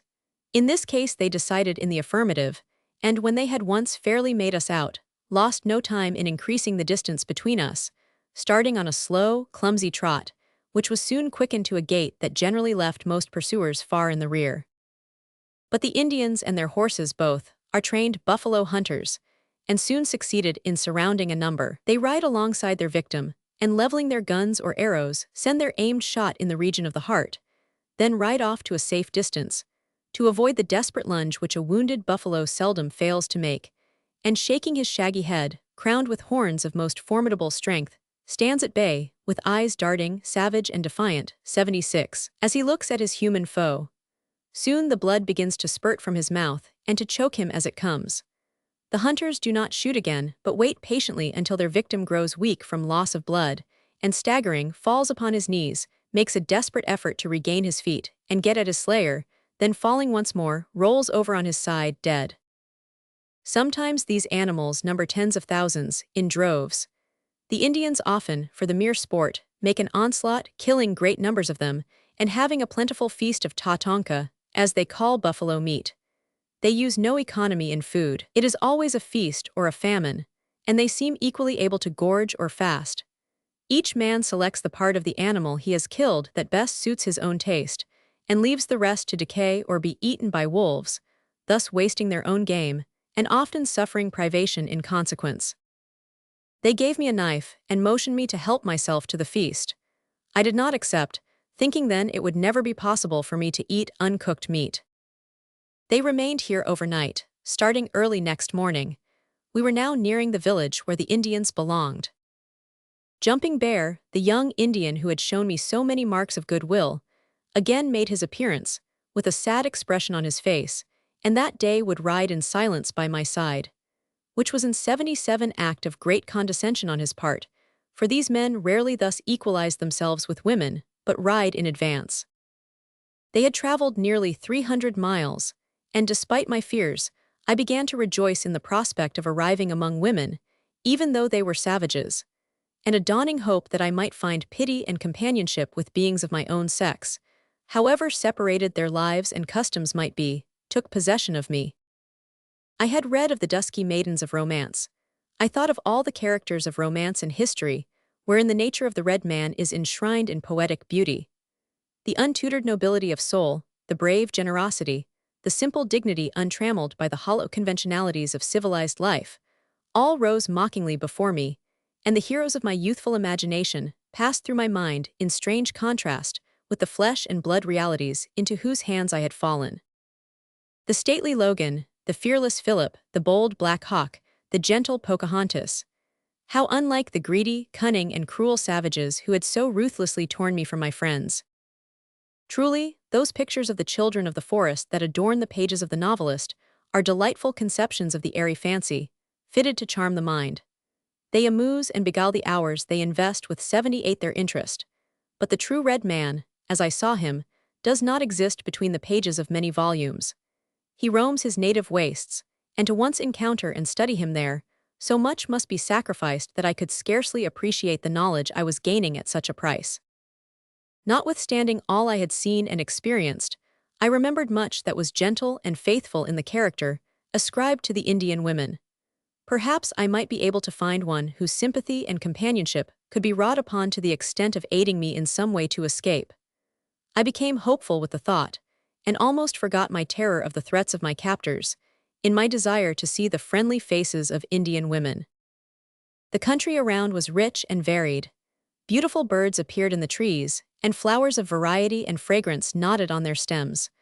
Wild fruits were abundant, and I plucked roses and fruit for food, while my savage companions feasted on raw meat. They did not seem to care for fruit, and urged me to eat meat with them. I refused because of its being raw. A young Indian, guessing the cause of my refusal to eat, procured a kettle, made a fire, cooked some, and offered it to me. I tried to eat of it to please them, since they had taken the trouble to prepare a special dish, but owing to the filthy manner in which it was prepared, a very small portion satisfied me. We were now nearing a river, which, from its locality, must have been the Tongue River, where we found refreshing drink, and rested for a short time. The Indians gave me to understand that when we crossed this stream, and a short distance beyond, we would be at their home. Here they paused to dress, so as to make a gay appearance and imposing entrance into the village. Except when in full dress, an Indian's wearing apparel consists only of a buffalo robe, which is also part of a fine toilet. It is very inconveniently disposed about the person, without fastening, and must be held in position with the hands. Here the clothing taken from our train was brought into great demand, and each warrior that had been fortunate enough to possess himself of any article of our dress now arrayed himself to the best advantage the garments and their limited ideas of civilization permitted. And, in some instances, when the toilet was considered complete, changes for less attractive articles of display were made with companions who had not been so fortunate as others in the division of the goods, that they might also share in the sport afforded by this derisive display. Their peculiar ideas of tasteful dress rendered them grotesque in appearance. One brawny face appeared under the shade of my hat, smiling with evident satisfaction at the superiority of his decorations over those 80 of his less fortunate companions. Another was shaded from the scorching rays of the sun by a tiny parasol, and the brown hand that held it aloft was thinly covered by a silk glove, which was about the only article of clothing, except the invariable breechcloth, that the warrior wore. Vests and other garments were put on with the lower part upward, and they all displayed remarkable fertility in the arrangement of their decorations. They seemed to think much of their stolen goods, some of which were frivolous, and others worthless. Decorating themselves by way of derision, each noble warrior endeavored to outdo the other in splendor, which was altogether estimated by color, and not by texture. Their horses were also decked in the most ridiculous manner. Ottawa or Silverhorn, the war chief, was arrayed in full costume. He was very old, over 75, partially blind, and a little below the medium height. He was very ferocious and savage-looking, and now, when in costume, looked frightful. His face was red, with stripes of black, and around each eye a circlet of bright yellow. His long, black hair was divided into 2 braids, with a scalplock on top of the head. His ears held great brass wire rings, full 6 inches in diameter, and chains and bead necklaces were suspended from his neck. Armlets and bracelets of brass, together with a string of bears' claws, completed his 81 jewelry. He wore also leggings of deerskin, and a shirt of the same material, beautifully ornamented with beads, and fringed with scalplocks, that he claimed to have taken from his enemies, both red and white. Over his shoulders hung a great, bright-colored quilt that had been taken from our stores. He wore a crown of eagle feathers on his head, also a plume of feathers depending from the back of the crown. His horse, a noble-looking animal, was no less gorgeously arrayed. His ears were pierced like his master's, and his neck was encircled by a wreath of bear's claws, taken from animals that the chief had slain. Some bells and a human scalp hung from his mane, forming together, thus arrayed, a museum of the trophies of the old chief's prowess on the warpath, and of skill in the chase. When all was arranged, the chief mounted his horse and rode on in triumph toward the village, highly elated over the possession of his white captive, whom he never looked back at or deigned to notice, except to chastise on account of her slowness, which was unavoidable as I rode a jaded horse and could not keep pace. The entire Indian village poured forth to meet us, amid song and wild dancing, in the most enthusiastic manner, flourishing flags and weapons of war in frenzied joy as we entered the village, which, stretched for miles along the banks of the stream, resembled a vast 82 military encampment, with the wigwams covered with white skins, like Sibley tents in shape and size, ranged without regard to order, but facing one point of the compass. We penetrated through the irregular settlement for over a mile, accompanied by the enthusiastic escort of men, women, and children. We rode in the center of a double column of Indians and directly in the rear of the chief, till we reached the door of his lodge, when several of his wives came out to meet him. He had 6, but the senior one remained in the tent, while a younger one was absent with the farmer or Grosvenor Indians. Their salutation is very much in the manner of the Mexicans. The women crossed their arms on the chief's breast and smiled. They met me in silence, but with looks of great astonishment. I got down as directed, and followed the chief into the great lodge or tent, distinguished from the others by its superior ornaments. It was decorated with brilliantly colored porcupine quills and a terrible fringe of human scalp locks, taken in battle from the Pawnees. On one side was depicted a representation of the Good Spirit, rude in design, and daubed with colors. On the other side was portrayed the figure of the spirit of evil in like manner. The Indians believe in these two deities and pay their homage to them.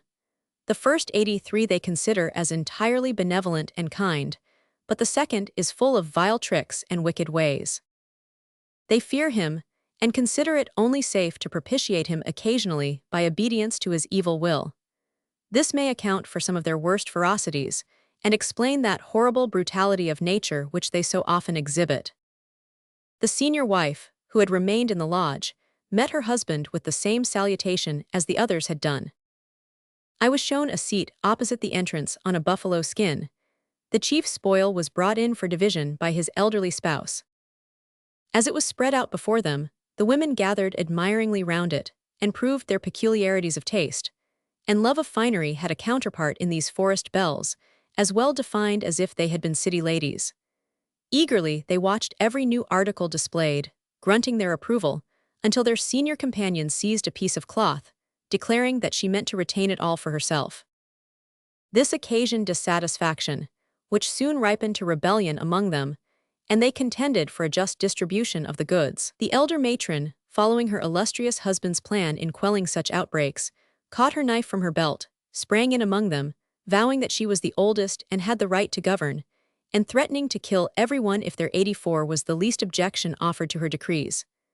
I had so hoped to find sympathy and pity among these artless women of the forest, but instead, cowed and trembling, I sat, scarcely daring to breathe. The chief noticed my fear and shrinking posture and smiled. Then he rose and made a speech which had its effect. The women became quiet. Presently an invitation arrived for the chief to go to a feast, and he rose to comply. I followed his departing figure with regretful glances, for terrible as he and his men had been, the women seemed still more formidable, and I feared to be left alone with them, especially with the hot temper and ready knife of the elder squaw. Great crowds of curious Indians came flocking in to stare at me. The women brought their children.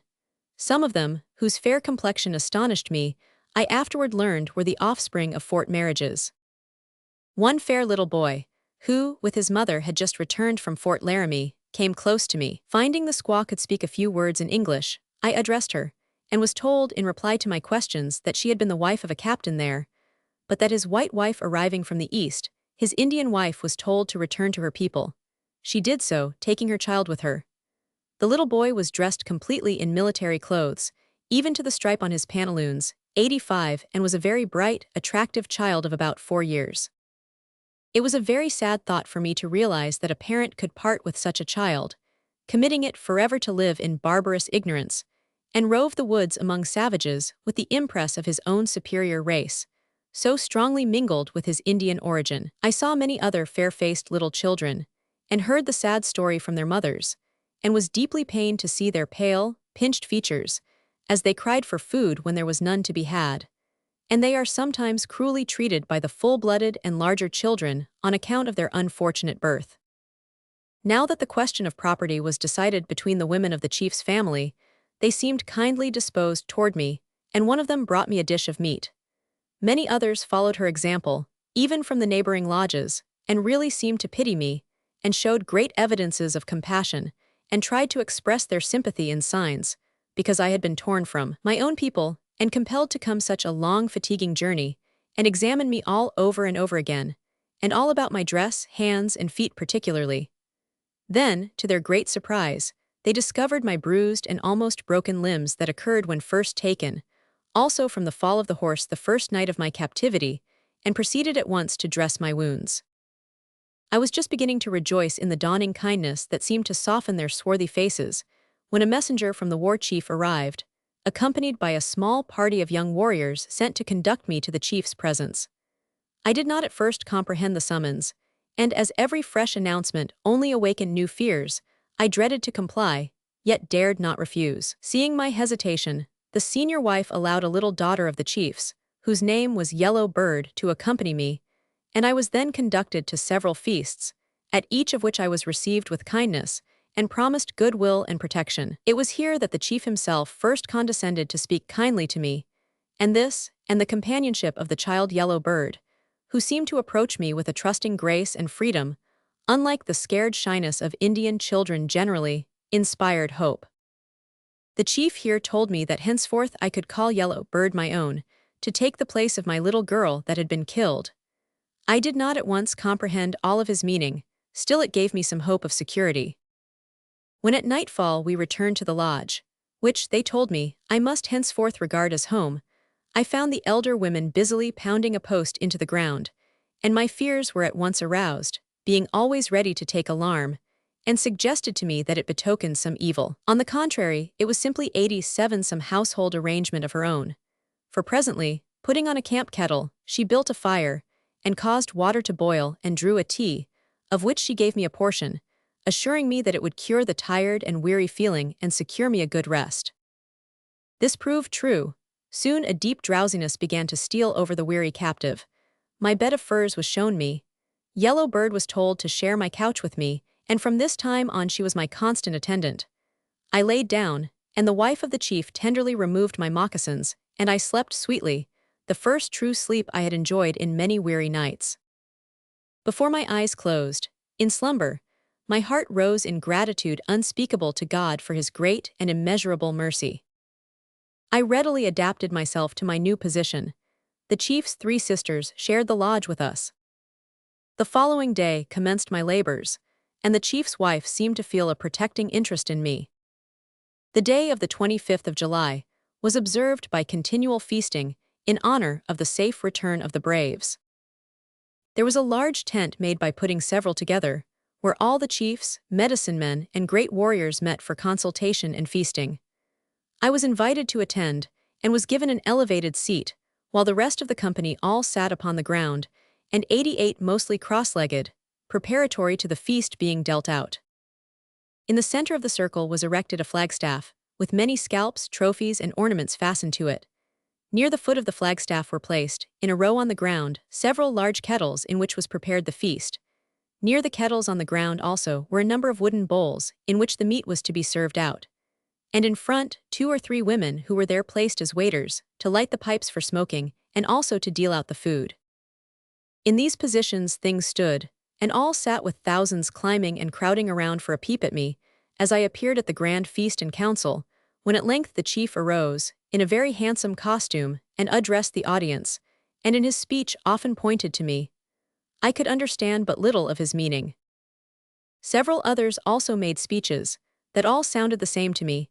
I sat trembling with fear at these strange proceedings, fearing they were deliberating upon a plan of putting me to some cruel death to finish their amusement. It is impossible to describe my feelings on that day, as I sat in the midst of those wild, savage people. Soon a handsome pipe was lit and brought to the chief to smoke. He took it, and after presenting the stem to the north, the south, the east, and the west, and then to the sun that was over his head, uttered 89 few words, drew a few whiffs, then passed it around through the whole group, who all smoked.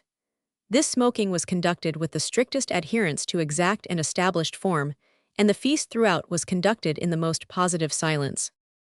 The lids were raised from the kettles, which were all filled with dog's meat alone, it being well cooked and made into a sort of stew.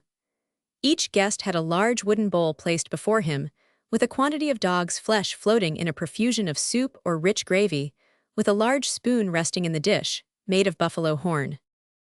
In this most difficult and painful dilemma I sat, witnessing the solemnity. My dish was given me, and the absolute necessity of eating it was painful to contemplate. I tasted it a few times after much urging, and then resigned my dish, which was taken and passed around with others to every part of the group, who all ate heartily. In this way the feast ended, and all retired silently and gradually, until the ground was left to the waiters, who seemed to have charge of it during the whole occasion. The women signified to me that I should feel highly honored by being called to feast with chiefs and great warriors, and seeing the spirit in which it was given, I could not but treat it respectfully, and receive it as a very high and marked compliment. Since I witnessed it on this occasion, I have been 90 honored with numerous entertainments of the kind, and all conducted in the same solemn and impressive manner. As far as I could see and understand, I feel authorized to pronounce the dog feast a truly religious ceremony, wherein the superstitious Indian sees fit to sacrifice his faithful companion to bear testimony to the sacredness of his vows of friendship for the Great Spirit. He always offers up a portion of the meat to his deity, then puts it on the ground to remind him of the sacrifice and solemnity of the offering. The dog, among all Indian tribes, is more esteemed and more valued than among any part of the civilized world. The Indian has more time to devote to his company, and his untutored mind more nearly assimilates to the nature of his faithful servant. The flesh of these dogs, though apparently relished by the Indians, is undoubtedly inferior to venison and buffalo meat, of which feasts are constantly made, where friends are invited as they are in civilized society to a pleasant and convivial party. From which fact alone, it would seem clear that they have some extraordinary motive, at all events, for feasting on the flesh of that useful and faithful animal, even when as in the instance I have been describing. Their village was well supplied with fresh and dried meat of the buffalo and deer. The dog feast is given, I believe, by all tribes of America, and by them all, 91 I think. This faithful animal, as well as the horse, is sacrificed in several different ways, to appease offended spirits or deities, whom it is considered necessary that they should conciliate in this way, and when done, is invariably done by giving the best in the herd or the kennel. That night was spent in dancing. Wild and furious all seemed to me. I was led into the center of the circle, and assigned the painful duty of holding above my head human scalps fastened to a little pole. The dance was kept up until near morning, when all repaired to their respective lodges. The 3 kind sisters of the chief were there to convey me to mine. Chapter 9. Preparations for battle, an Indian village on the move, scalp dance, a horrible scene of savage exultation, compelled to join the orgies, a cause of Indian hostility, another battle with the white troops, burial of an Indian boy, a hasty retreat, made to act as surgeon of the wounded, mauve tear or bad lands. The next morning the whole village was in motion. The warriors were going to battle against a white enemy, they said, and old men, women, and children were sent out in another direction to a place of safety, as designated by the chief. Everything was soon moving. With the rapidity of custom, the tent poles were lowered and the tents rolled up. The cooking utensils were put together, and laid on crossbeams connecting the lower ends of the poles as they trail the ground from the horses' sides, to which they are attached. Dogs, too, are made useful in this exodus, and started off with smaller burdens dragging after them, in the same manner that horses are packed. The whole village was in commotion, children screaming or laughing, dogs barking or growling under their heavy burdens, squaws running hither 93 and thither, pulling down tippy poles, packing up everything and leading horses and dogs with huge burdens. Indian family on the move. The small children are placed in sacks of buffalo skin and hung upon saddles or their mothers' backs. The wrapped-up lodges, which are secured by thongs, are fastened to the poles on the horses' backs, together with sundry other articles of domestic use, and upon these are seated women and children. To guide the horse a woman goes before, holding the bridle, carrying on her back a load nearly as large as the horse carries. Women and children are sometimes mounted upon horses, holding in their arms every variety of plunder, sometimes little dogs and other forlorn and hungry-looking pets. In this unsightly manner, sometimes 2,000 or 3,000 families are transported many miles at the same migration, and all being in motion at the same time, the cavalcade extends for a great distance. The men and boys are not so unsightly in their appearance, being mounted upon good horses and the best Indian ponies, riding in groups, leaving the women and children to trudge along with the burdened horses and dogs. The number and utility of these faithful dogs is sometimes astonishing, as they count hundreds, each bearing a portion of the general household goods. 2 poles, about 10 or 12 feet long, are attached 94 to the shoulders of a dog, leaving one end of each dragging upon the ground. On these poles a small burden is carried, and with it the faithful canine jogs along, looking neither to the right nor to the left, but apparently intent upon reaching the end of his journey. These faithful creatures are under the charge of women and children, and their pace is occasionally encouraged with admonitions in the form of vigorous and zealous use of whips, applied to their limbs and sides. It was quite painful to me to see these poor animals, thus taken from their natural avocation and forced to a slavish life of labor, and compelled to travel along with their burdens. Yet, when this change has been made, they become worthless as hunters or watchers, and even for the purpose of barking, being reduced instead to beasts of burden. It was not uncommon to see a great wolfish-looking dog moodily jogging along with a lot of cooking utensils on one side, and on the other a crying papoose for a balance, while his sulking companion toils on, supporting upon his back a quarter of antelope or elk, and is followed by an old woman, or some children, who keep at bay all refractory dogs who run loose, occasionally showing their superiority by snapping and snarling at their more unfortunate companions. This train was immensely large, nearly the whole Sioux nation having concentrated there for the purpose of war. The chief's sisters brought me a horse 95 saddled, told me to mount, and accompany the already moving column that seemed to be spreading far over the hills to the northward. We toiled on all day.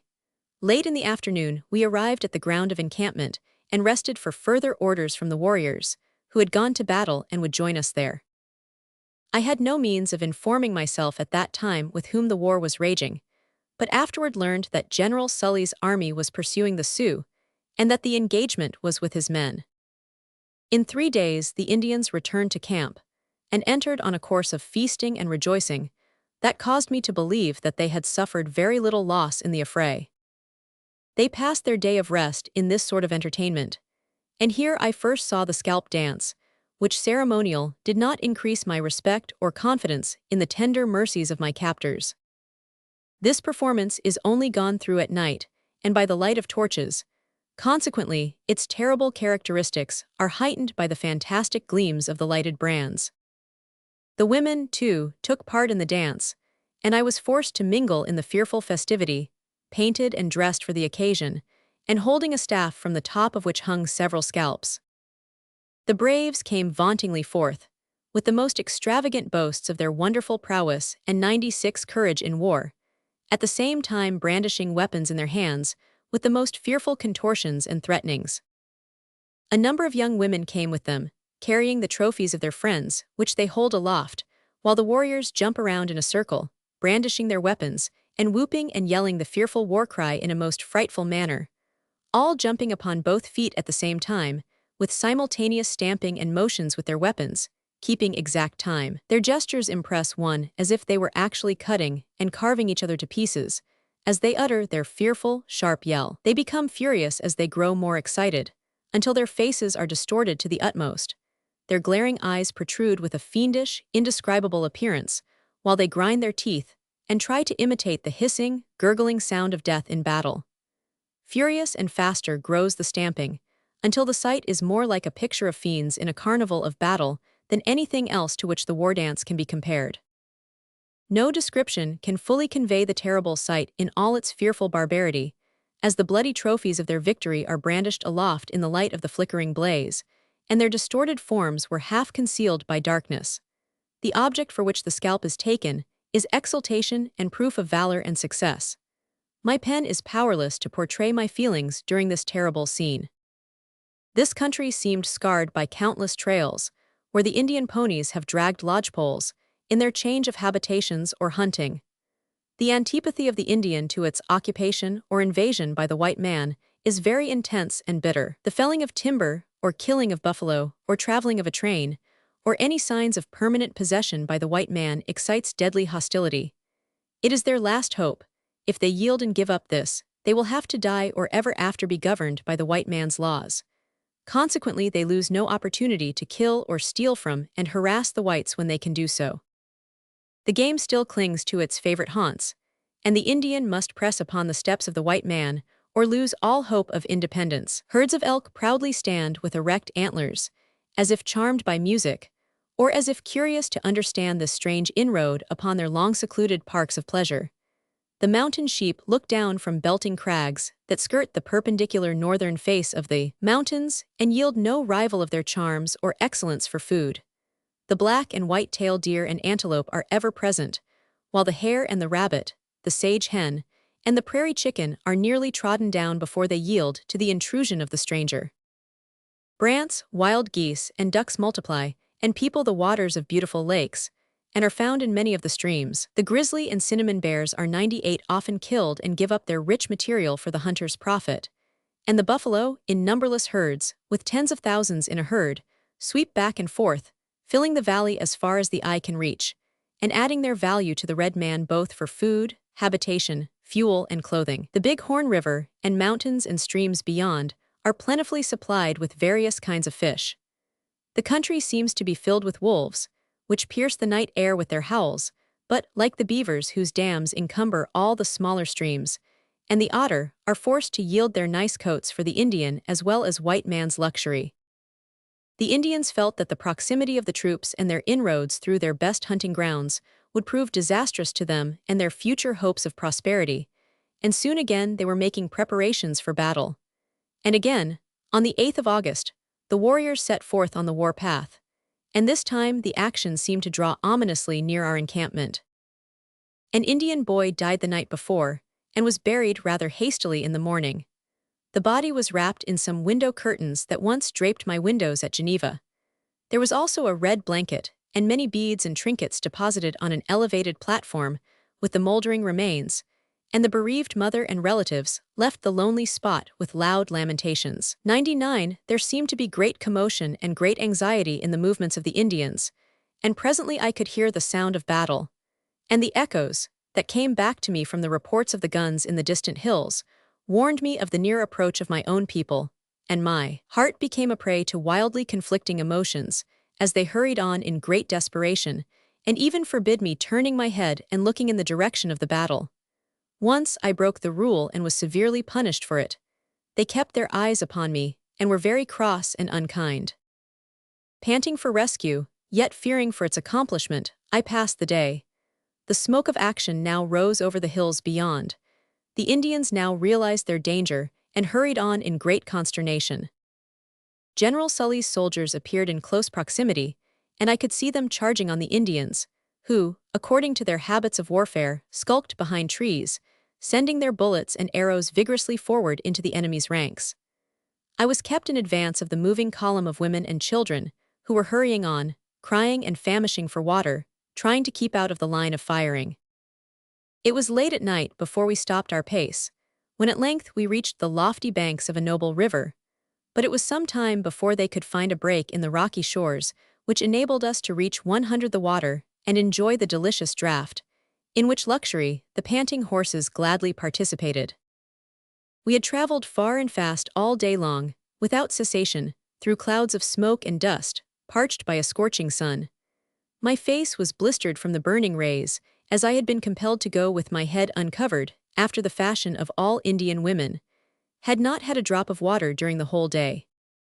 Reluctant to leave the long-desired acquisition, they all lay down under the tall willows, close to the stream, and slept the sleep of the weary. The horses lingered near, nipping the tender blades of grass that sparsely bordered the stream. It was not until next morning that I thought of how they should cross the river, which I supposed to have been the Missouri. It was not very wide, but confined between steep banks. It seemed to be deep and quite rapid. They did not risk swimming at that place, to my joy, but went further down and all plunged in and swam across, leading my horse. I was very much frightened, and cried to heaven for mercy. On that morning we entered a gorge, a perfect mass of huge fragments which had fallen from the mountains above. They led my horse and followed each other closely, and with as much speed as possible, as we were still pursued by the troops. During the day some 2 or 3 warriors were brought in wounded. I was one called to see them and assist in dressing their wounds. This being my first experience of the kind, I was at some loss to know what was best to do. But seeing in it a good opportunity to raise in their estimation, I endeavored to impress them with an air of my superior knowledge of surgery, and as nurse or medicine woman. I felt now, from their motions and meaning glances, that my life was not safe, since we were so closely pursued over this terrible barren country.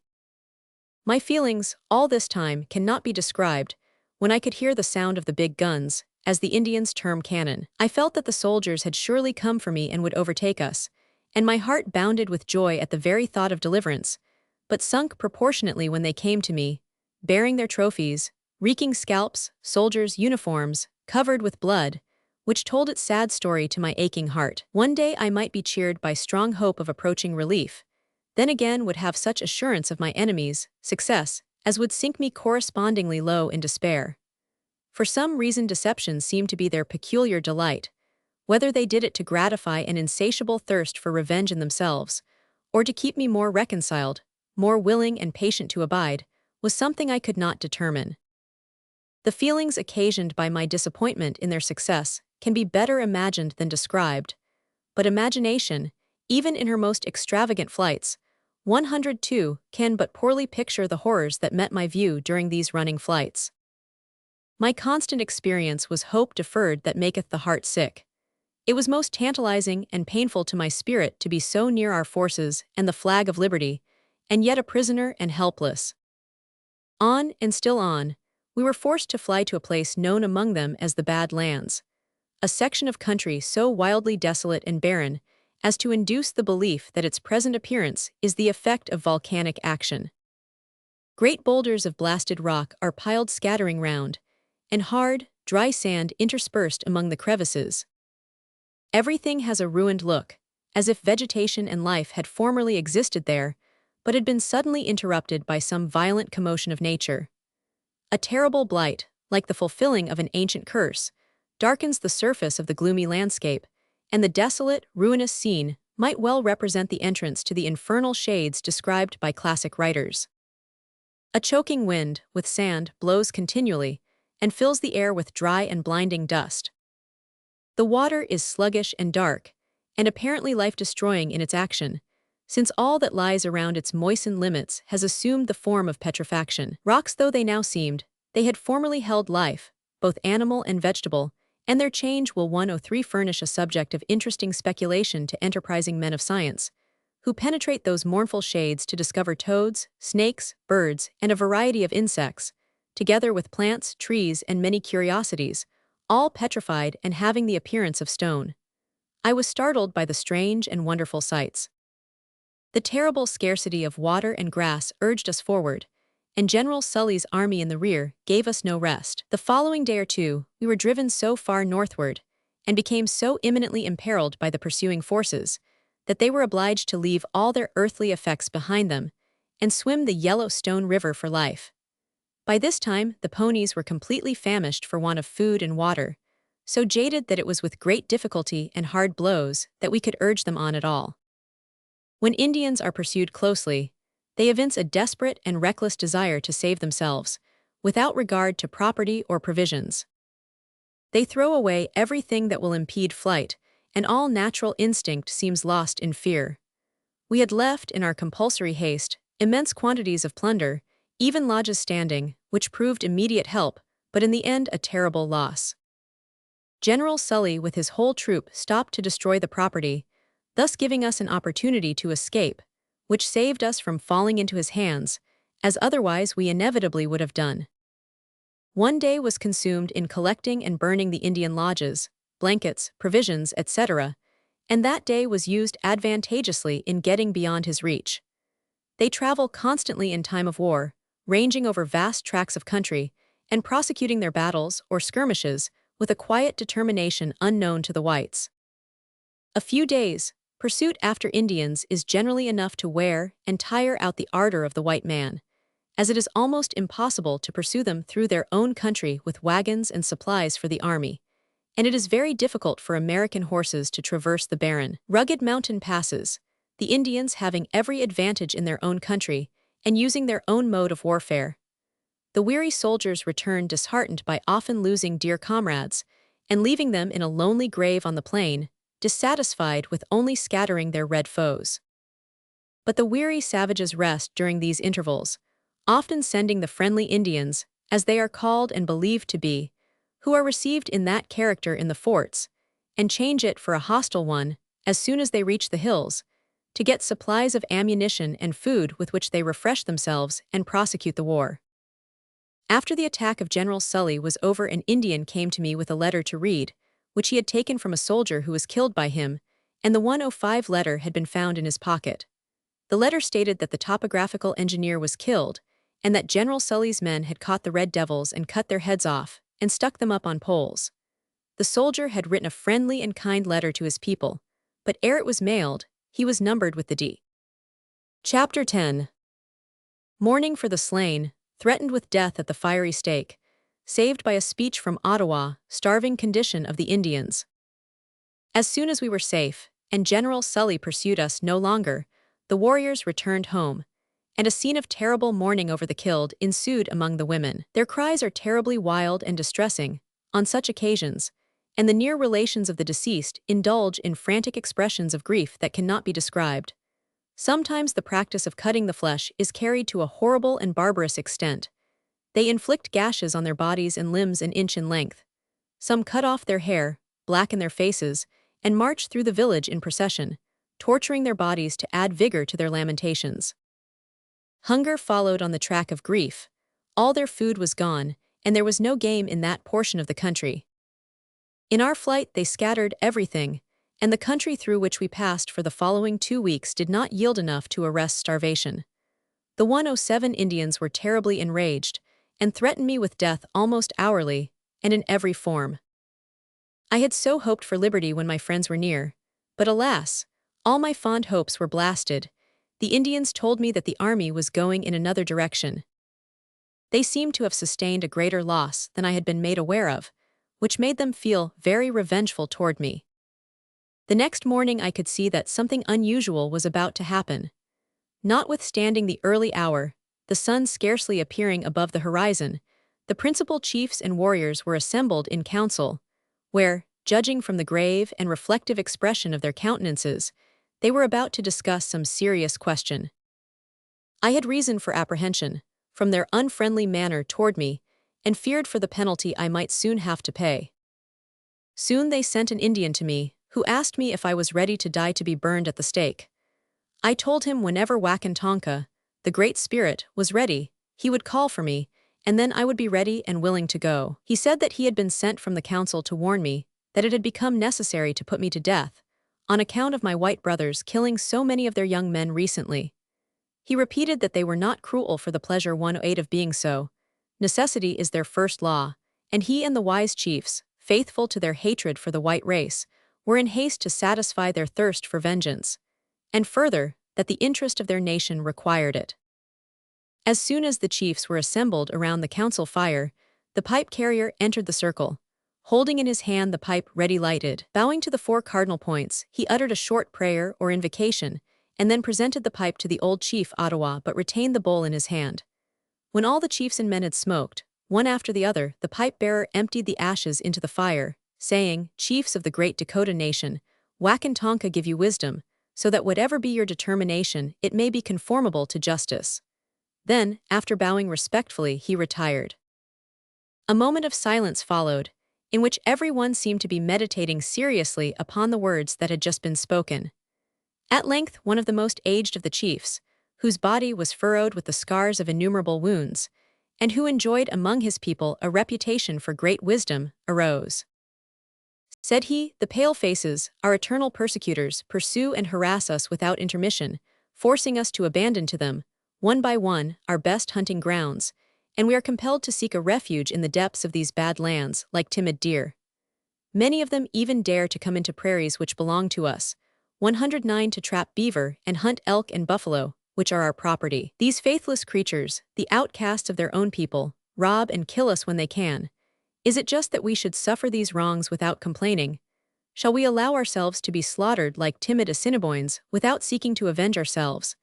Does not the law of the Dakotas say, justice to our own nation, and death to all pale faces? Let my brothers say if that is just, pointing to the stake that was being prepared for me. Vengeance is allowable, sententiously remarked Moppy the Sky. Another old chief, Ottawa, arose and said, "It is the undoubted right of the weak and oppressed, and yet it ought to be proportioned to the injury received. Then why should we put this young, innocent woman to death? Has she not always been kind to us, smiled upon us, and sang for us? Do not all our children love her as a tender sister? Why then should we put her to so cruel a death for the crimes of others, if they are of her nation? Why should we punish the innocent for the guilty?" I look to heaven for mercy and protection, offering up those earnest prayers that are never offered in vain. And oh, how thankful I was when I knew their decision was to spare my life. Though terrible were my surroundings, life always became sweet to me when I felt that I was about to part with it. A terrible time ensued, and many dogs and horses even died of starvation.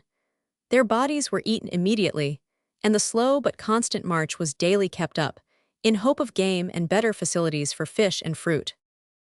Many days in succession I tasted no food, save what I could gather on my way.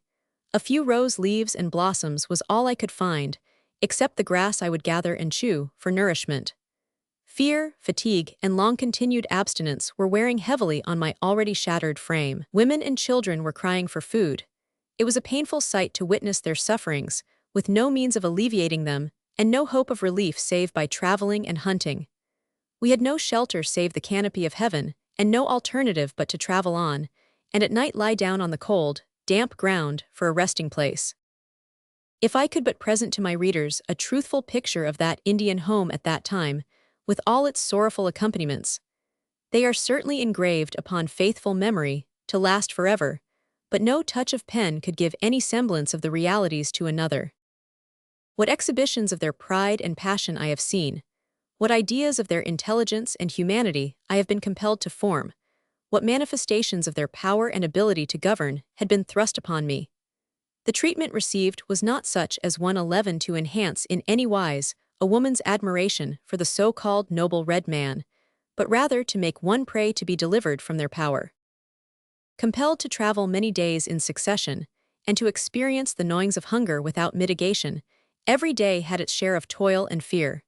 Yet while my temporal wants were thus poorly supplied, I was not wholly denied spiritual food. It was a blessed consolation that no earthly foe could interrupt my communion with the heavenly world. In my midnight, wakeful hours, I was visited with many bright visions. He walks with thee, that angel kind, and gently whispers, be resigned. Bear up, bear on, the end shall tell. The dear Lord ordereth all things we. Chapter 11. Meet another white female captive. Sad story of Mary Boyo. A child roasted and its brains dashed out, murder of Mrs. Fletcher, 5 children slaughtered, fate of their mother. It was about this time that I had the sorrowful satisfaction of meeting with a victim of Indian cruelty, whose fate was even sadder than mine. It was a part of my labor to carry water from the stream at which we camped, and awakened for that purpose, I arose and hurried out one morning before the day had yet dawned clearly, leaving the Indians still in their blankets, and the village very quiet.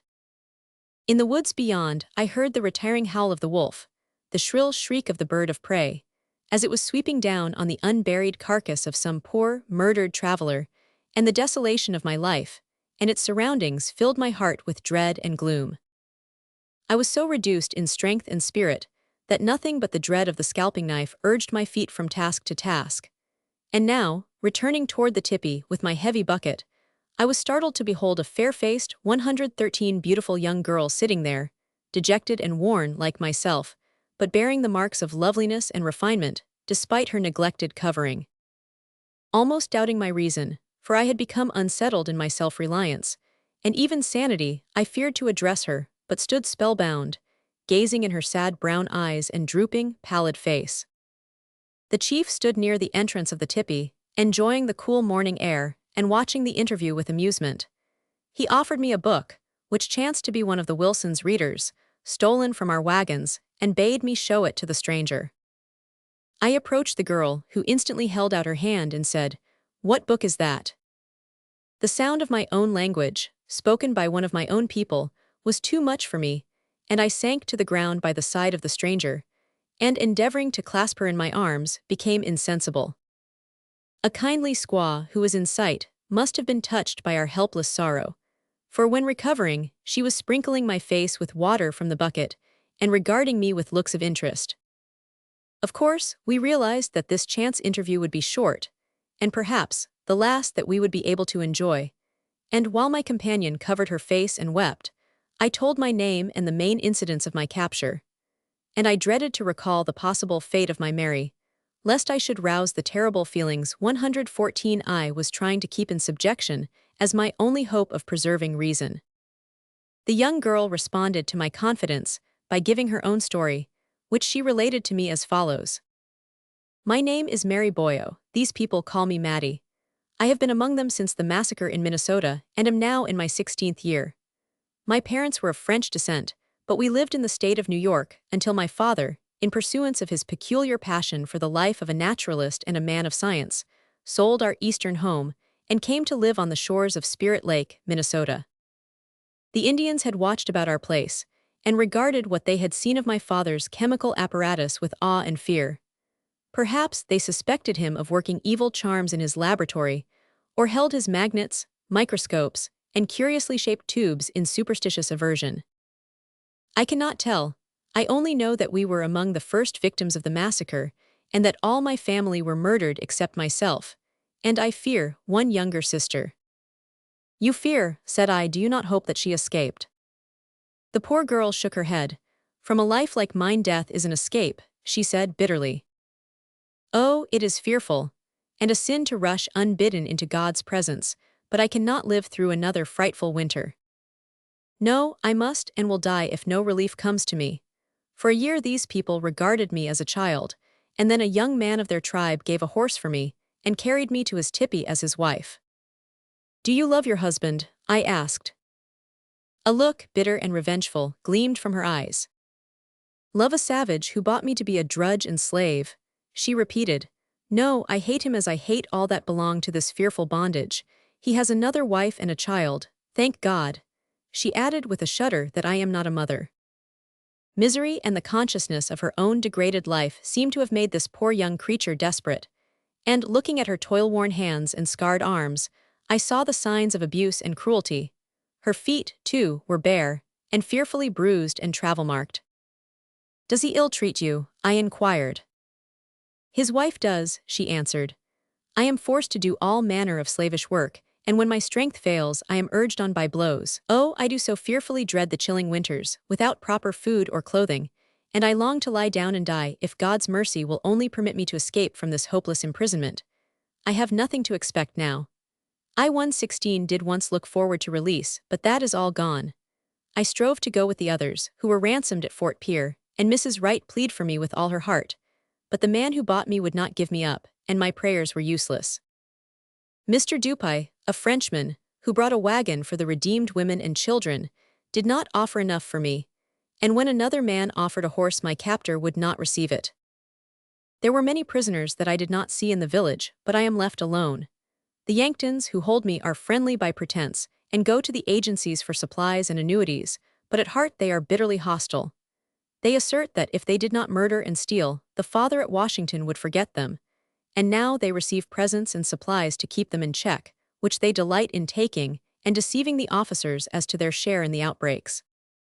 Her dread of soldiers was such that she had never attempted to escape, nor did she seem to think it possible to get away from her present life. So deep was the despair into which long-continued suffering had plunged her. Sad as my condition was, I could not but pity poor Mary's worse fate.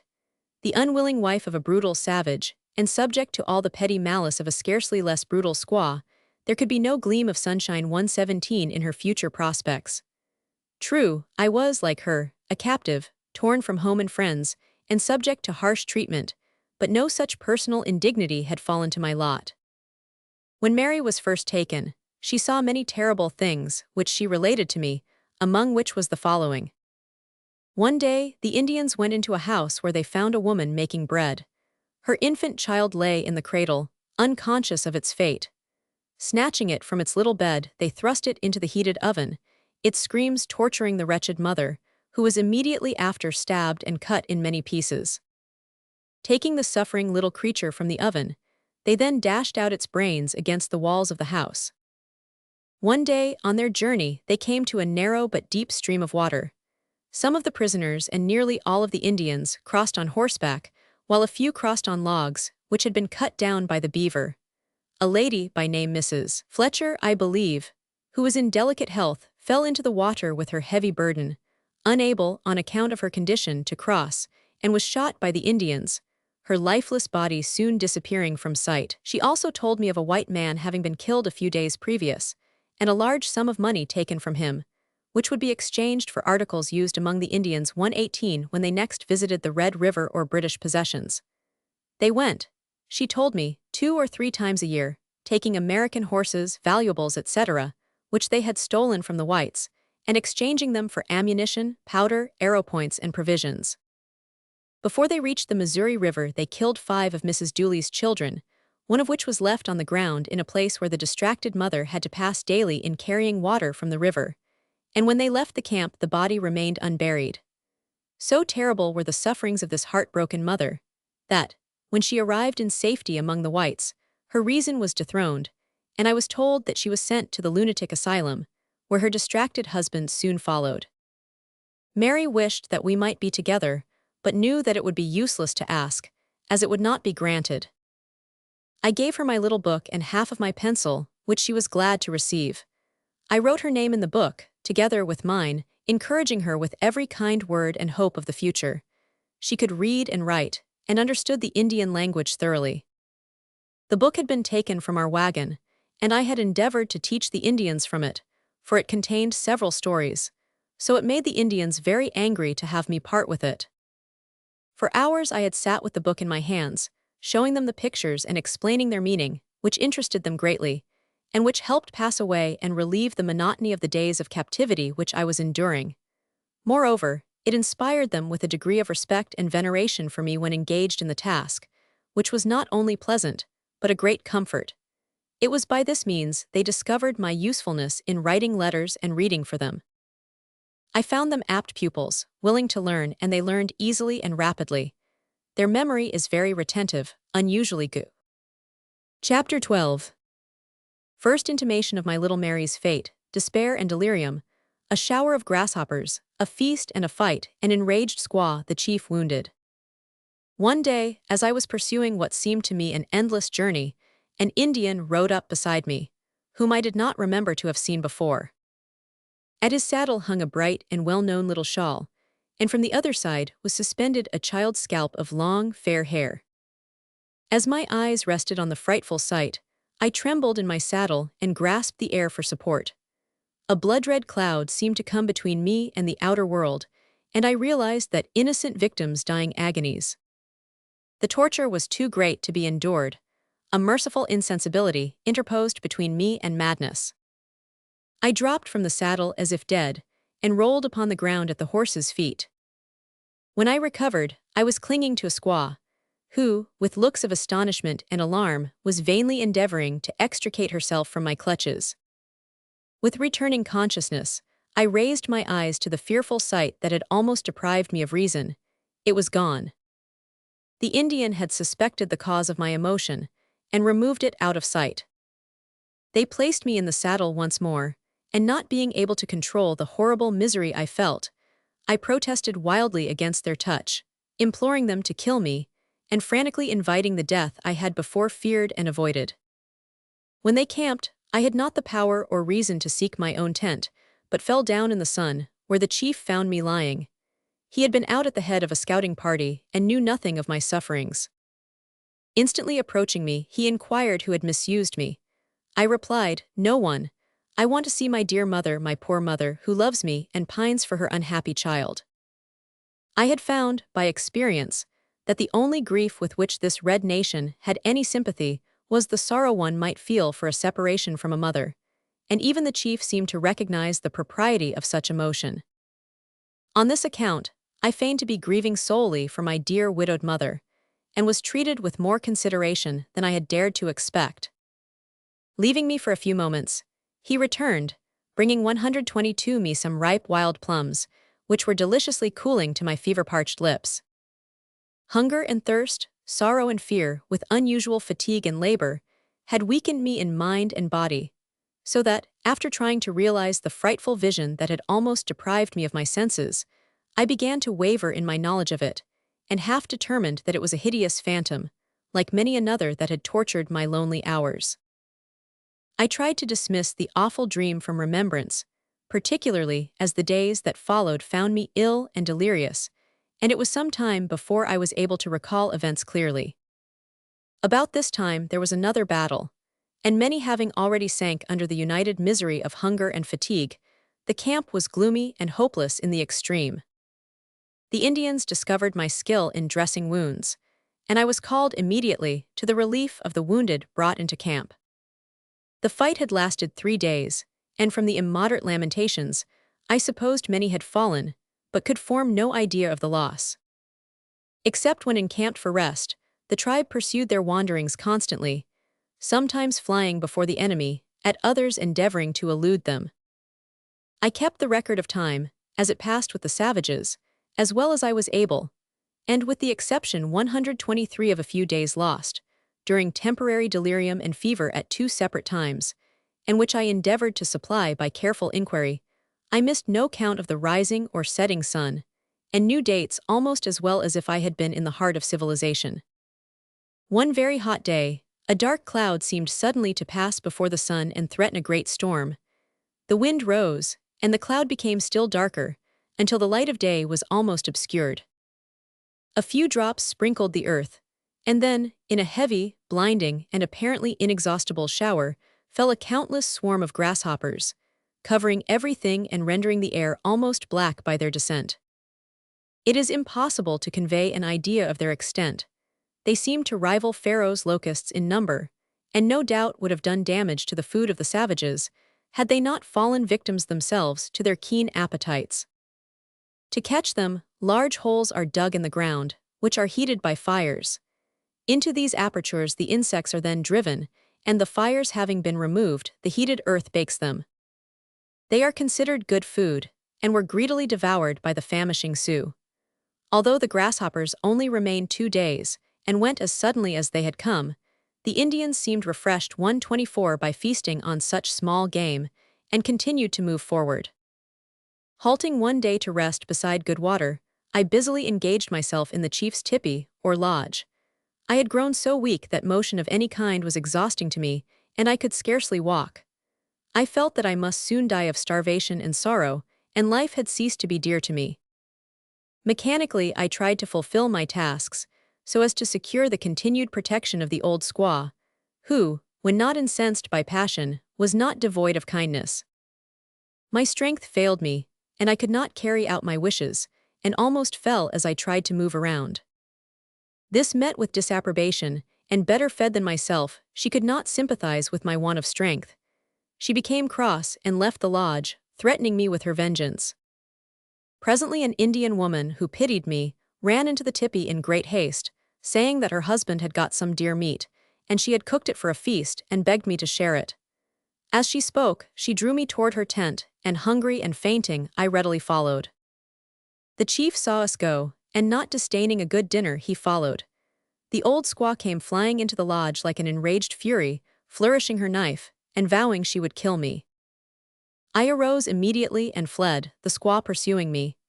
The chief attempted to interfere, but her rage was too great, and he struck her, at which she sprang like an infuriated tiger upon him, stabbing him in several places. Her brother, who at a short distance beheld the fray, and deeming me the cause, fired 6 shots, determining to kill me. One of these shots lodged in the arm of the chief, breaking it near the shoulder. I then ran until I reached the outskirts of the village, where I was captured by a party who saw me running, but who knew not the cause. Thinking that I was endeavoring to escape, they dragged me in the tent, brandishing their tomahawks and threatening vengeance. After the lapse of half an hour some squaws came and took me back to the lodge of the chief, who was waiting for me, before his wounds could be dressed. He was very weak from loss of blood. I never saw the wife of the chief afterward. Indian surgery is coarse and rude in its details. A doctor of the tribe had pierced the arm of the chief with a long knife, probing in search of the ball it had received, and the wound thus enlarged had to be healed. As soon as I was able to stand, I was required to go and wait on the disabled chief. I found his 126 sisters with him, and with these I continued to live in companionship. One of them had been married at the fort to a white man, whom she had left at Laramie when his prior wife arrived. She told me that they were esteemed friendly and had often received supplies from the fort, although at heart they were always the enemy of the white man. "But will they not suspect you?" asked I. "They may discover your deceit and punish you some day." She laughed derisively. "Our prisoners don't escape to tell tales," she replied. "Dead people don't talk. We claim friendship and they cannot prove that we don't feel it. Besides, all white soldiers are cowards." Shudderingly, I turned away from this enemy of my race, and prepared to wait on my captor, whose superstitious belief in the healing power of a white woman's touch led him to desire her services. The wounds of the chief were severe, and the suppuration profuse. It was my task to bathe and dress them, and prepare his food. Hunting and fishing being now out of the question for him, he had sent his wives to work for themselves, keeping the sisters and myself to attend him. War with our soldiers seemed to have decreased the power of the chief to a great extent. As he lay ill, he evidently meditated on some plan of strengthening his forces, and finally concluded to send an offer of marriage to the daughter of a war chief of another band. As General Sully's destructive attack had deprived him all ready offerings, he availed himself of my shoes, which happened to be particularly good, and, reducing me to moccasins, sent them as a gift to the expected bride.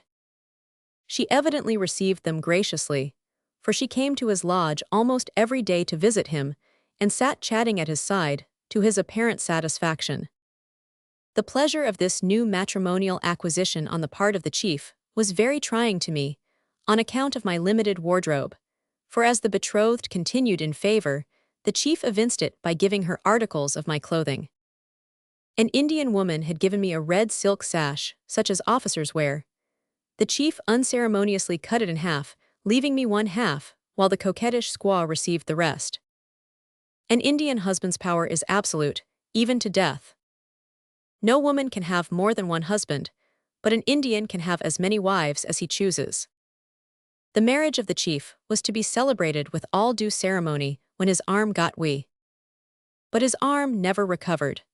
Mr. Clemens, the interpreter, tells me, in my late interview with him, that he still remains crippled and unable to carry out his murderous intentions or any of his anticipated wicked designs. He is now living in the forts along the Missouri River, gladly claiming support from the government. Chapter 13. Arrival of Porcupine, a letter from Captain Marshall, hopes of rescue, treachery of the messenger, ego Segalanisha. The tables turned, another gleam of hope, the Indian white tipi, disappointed, a white man bound and left to starve, a burial incident. Before the Indians left this camping ground, there arrived among us an Indian called Porcupine. He was well dressed, and mounted on a fine horse, and brought with him presents and valuables that ensured him a cordial reception. After he had been a few days in the village, he gave me a letter from Captain Marshall, of the 11th Ohio Cavalry, detailing the unsuccessful attempts that had been made to rescue me, and stating that this friendly Indian had undertaken to bring me back, for which he would be rewarded. The letter further said that he had already received a horse and necessary provisions for the journey, and had left his 3 wives, with 13 others, at the fort as hostages. My feelings on reading this letter were indescribable. 130 My heart leaped with unaccustomed hope, at this evidence of the efforts of my white friends in my behalf. But the next instant, despair succeeded this gleam of happy anticipation, for I knew this faithless messenger would not be true to his promise, since he had joined the Sioux immediately after his arrival among them, in a battle against the whites. My fears were not unfounded. Porcupine prepared to go back to the fort without me, disregarding my earnest prayers and entreaties. The chief found me useful, and determined to keep me. He believed that a woman who had seen so much of their deceitfulness and cruelty could do them injury at the fort, and might prevent their receiving annuities. Porcupine said he should report me as dead, or impossible to find, nor could I prevail on him to do anything to the contrary. When reminded of the possible vengeance of the soldiers on his wives, whom they had threatened to kill if he did not bring me back, he laughed. "The white soldiers are cowards," he replied. "They never kill women, and I will deceive them as I have done before." Saying this, he took his departure, nor could my most urgent entreaties induce the chief to yield his consent and allow me to send a written message to my friends, or in any way assure them of my existence. 131 All hope of rescue departed, and sadly I turned again to the wearisome drudgery of my captive life. The young betrothed bride of the old chief was very gracious to me. On one occasion she invited me to join her in a walk. The day was cool, and the air temptingly balmy. "Down there," she said, pointing to a deep ravine. "Come and walk there, it is cool and shady." I looked in the direction indicated, and then at the Indian girl, who became very mysterious in her manner, as she whispered, "There are white people down there." "How far?" I asked eagerly. "About 50 miles, she replied. "They have great guns, and men dressed in many buttons. Their wagons are drawn by horses with long ears." A fort, thought I, but remembering the treacherous nature of the people I was among, I repressed every sign of emotion and tried to look indifferent. "Should you like to see them?" questioned Segalanisha, as she was called. "They are strangers to me," I said quietly. "I do not know them." "Are you sorry to live with us?" "You do not have such bread as I would like to eat," replied I cautiously. "And are you dissatisfied with our home?" "You have some meat now. It is better than that at 132, the other camping ground. There we had no food, and I suffered." "But your eyes are swollen and red," hinted she. "You do not weep for bread." These questions made me suspicious, and I tried to evade the young squaw, but in vain. "Just see how green that wood is," I said, affecting not to hear her. "But you do not say you are content," repeated she. "Will you stay here always willingly?" "Come and listen to the birds," said I, drawing my companion toward the grove. I did not trust her, and feared to utter a single word, lest it might be used against me with the chief.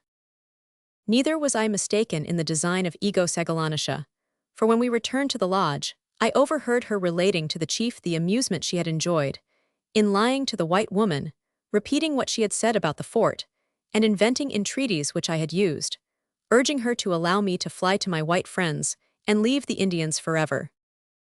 Instantly, I resolved to take advantage of the affair as a joke, and, approaching the chief with respectful pleasantry, begged to reverse the story. It was the squaw who had implored me to go with her to the white man's fort, I said, and find her a white warrior for a husband, but true to my faith with the Indians, I refused. The wily Segalanisha, thus finding her weapons turned against herself, appeared confused, and suddenly left the tent, at which the old chief smiled grimly. Slander, like a vile serpent, coils itself among these Indian women, and, as with our fair sisters in civilized society, when reality fails, invention is called in to supply the defect. They delight in scandal, and prove by it their claim to some of the refined conventionalities of civilized life.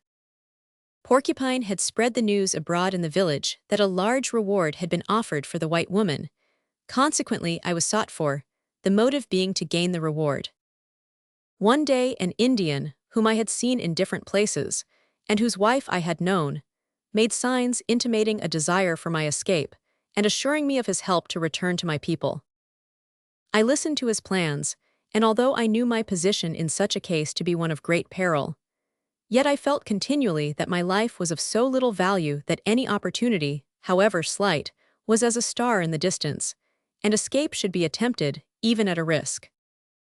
We conversed as well as we could several times, and finally arrangements were made. At night he was to make a slight scratching noise at the tipi where I was, as a sign. The night came, but I was singing to the people and could not get away. Another time we had visitors in the lodge, and I would be missed. The 134 next night I arose from my robe and went out into the darkness. Seeing my intended rescuer at a short distance, I approached and followed him. We ran hastily out of the village about a mile, where we were to be joined by the squaw who had helped make the arrangements and was favorable to the plan for my escape, but she was not there. White Tippy, that was the Indian's name, looked hastily around, and seeing no one, darted suddenly away without a word of explanation. Why the Indian acted thus I never knew. It was a strange proceeding.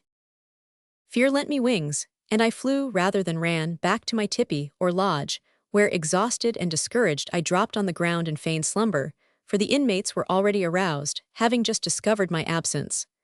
Finding me apparently asleep, they lifted me up, and taking me into the tent, laid me upon my own robe. The next evening White Tippy sent for me to come to his lodge, to a feast, where I was well and hospitably entertained, but not a sign given of the adventure of the previous night. But when the pipe was passed, he requested it to be touched to my lips, then offered it to the Great Spirit, thus signifying his friendship for me. In this month the Indians captured a white man, who was hunting on the prairie, and carried him far away from the haunts of white men, where they tied 135 him hand and foot, after divesting him of all clothing, and left him to starve. He was never heard of afterward. There were twin children in one of the lodges, one of which sickened and died, and in the evening was buried. The surviving child was placed upon the scaffold by the corpse, and there remained all night, its crying and moaning almost breaking my heart. I inquired why they did this. The reply was to cause the mate to mourn. The mother was on one of the neighboring hills, wailing and weeping, as is the custom among them. Every night nearly there were women among the hills, wailing for their D. Chapter 14. Lost in the Indian village, Black Bear's white wife. A small tea party, the white boy captive, Charles Sylvester, the sun dance, a conciliating letter from General Sibley, a puzzle of human bones, the Indian as an artist, I destroy a picture and punished with firebrands, a sick Indian. About the 1st of October the Indians were on the move as usual, and by some means I became separated from the family I was with and was lost. I looked around for them, but their familiar faces were not to be seen. Strangers gazed upon me, and although I besought them to assist me in finding the people of my own tipi, they paid no attention to my trouble, and refused to do anything for me. Never shall I forget the sadness I felt as evening approached, and we encamped for the night in a lonely valley, after a wearisome day's journey. Along one side stood a strip of timber with a small stream beside it. Hungry, weary, and lost to my people, with no place to lay my head, and after a fruitless search for the family I was more desolate than ever. Even Kyoku, or Yellow Bird, the Indian 137 girl who had been given me, was not with me that day, making it still more lonely. The sun dance. I sat down and held my pony. It was autumn, and the forest wore the last glory of its gorgeous coloring. Already the leaves lay along the paths, like a rich carpet of variegated colors. The winds caught a deeper tone, mournful as the tones of an Anjalian harp, but the air was balmy and soft, and the sunlight lay warm and pleasant, as in midsummer, over the beautiful valley, now occupied with numberless camps of tentless Indians. It seemed as if the soft autumn weather was, to the last moment, unwilling to yield the last traces of beauty to the chill embraces of stern winter, and I thought of the luxuries and comforts of my home. I looked back on the past with tears of sorrow and regret. My heart was overburdened with grief, and I prayed to die. The future looked like a dark cloud approaching, for the dread of the desolation of winter to me was appalling. While meditating on days of the past, and contemplating the future, Kyoku came suddenly upon me, and was delighted to find the object of her search. They had been looking for me, and did not know where I had gone, were quite worried about me, she said, and she was glad she had found me. I was as pleased as herself and rejoiced to join them. One has no idea of the extent of an Indian village, or of the number of its inhabitants. It would seem strange to some that I should ever get lost when among them, but like a large city, one may be separated from their companions, and in a few moments be lost. The Indians all knew the white woman, but I knew but few comparatively, and consequently when among strangers I felt utterly friendless. The experience of those days of gloom and sadness seemed like a fearful dream, now that my life is once again with civilized people, and enjoying the blessings that I was there deprived of. Some 25 years ago an emigrant train, en route for California, arrived in the neighborhood of the crossing of the North Platte, and the cholera broke out among the travelers, and every one died, with the exception of one little girl. The Indian Black Bear, while hunting, came to the wagons, now a morgue, and finding the father of the girl dying with cholera, took the child in his arms. The dying parent begged him to carry his little one to his home in the East, assuring him of abundant reward by the child's friends, in addition to the gold he gave him. These facts I gleaned from a letter given to Black Bear by the dying father, and which had been carefully preserved by the daughter. Instead of doing as was desired, he took the money, child, and everything valuable in the train to his own 139 home among the hills, and there educated the little one with habits of savage life. She forgot her own language, her name, and everything about her past life, but she knew that she was white. Her infancy and girlhood were therefore passed in utter ignorance of the modes of life of her own people, and contented and happy she remained among them, verifying the old adage that habit is second nature. When she was of marriageable age, Black Bear took her for his wife, and they had a child, a boy. I became acquainted with this white woman shortly after I went into the village, and we were sincere friends, although no confidants, as I dared not trust her. It was very natural and pleasant also to know her, as she was white, and although she was an Indian in tastes and habits, she was my sister and belonged to my people. There was a sympathetic chord between us, and it was a relief to be with her. On the occasion of my first visit with her, Black Bear suggested the idea that white women always drank tea together, so she made us a cup of herb tea, which we drank in company. I endeavored to enlighten her, and to do her all the good I could, told her of the white people, and of their kindness and Christianity, trying to impress her with the superiority of the white race, all of which she listened to with great interest. I was the only white woman she had seen, for whenever they neared any fort she was always kept out of sight. She seemed to enjoy painting herself and dressing for the dances as well as the squaws, and was happy and contented with Indian surroundings, for she knew no difference. I know not what has become of her, for I have never heard, neither can I remember the name of her father, which was in the note handed the Indian by his dying hand.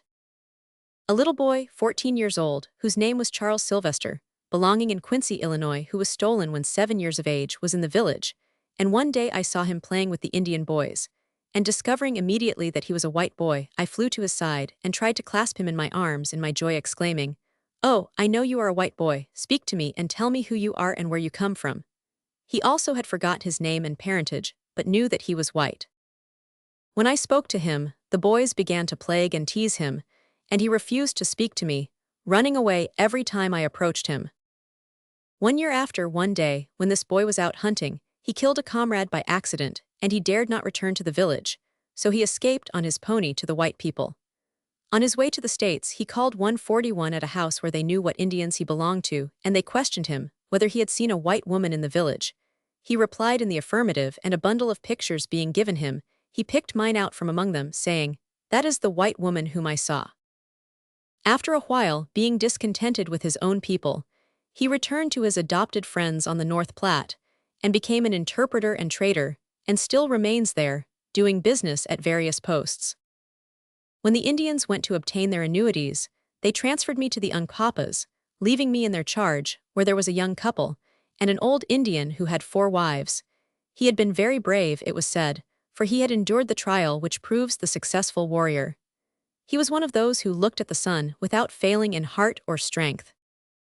This custom is as follows. The one who undergoes this operation is nearly naked, and is suspended from the upper end of a pole by a cord, which is tied to some splints which run through the flesh of both breasts. The weight of his body is hung from it, the feet still upon the ground helping support it a very little, and in his left hand he holds his favorite bow, and in his right, with a firm hold, his medicine bag. A great crowd usually looks on, sympathizing with and encouraging him, but he still continues to hang and 142 look at the sun, without paying the least attention to anyone about him. The mystery men beat their drums, and shake their rattles and sing as loud as they can yell, to strengthen his heart to look at the sun from its rising until its setting, at which time, if his heart and strength have not failed him, he is cut down, receives a liberal donation of presents, which are piled before him during the day, and also the name and style of a doctor or medicine man, which lasts him and ensures him respect through life. It is considered a test of bravery. Superstition seems to have full sway among the Indians, just as much as in heathen lands beyond the sea, where the Burma mother cast her child to the crocodile to appease the Great Spirit. Many of these Indians were from Minnesota, and were of the number that escaped justice 2 years before, after committing an indiscriminate slaughter of men, women, and children. One day, I was sent for by one of them, and when I was seated in his lodge, he gave me a letter to read, which purported to have been written by General Sibley, as follows. This Indian, after taking part in the present outbreak of the Indians against the white settlers and missionaries, being sick, and not able to keep up with his friends in their flight, we give you the offerings of friendship, food, and clothing. You are in our power, but we won't harm you. Go to your people and gladden their hearts. Lay down your weapons and fight the 143 white men no more. We will do you good and not evil. Take this letter, in it we have spoken. Depart in peace, and evermore be a friend to the white people, and you will be more happy. H. Sibley. Brig. Gen. Commanding Expedition. Instinctively, I looked up into his face and said, "Intend to keep your promise." He laughed derisively at the idea of an Indian brave abandoning his profession. He told of many instances of outrageous cruelties of his band in their marauding and murderous attacks on traveling parties and frontier settlers.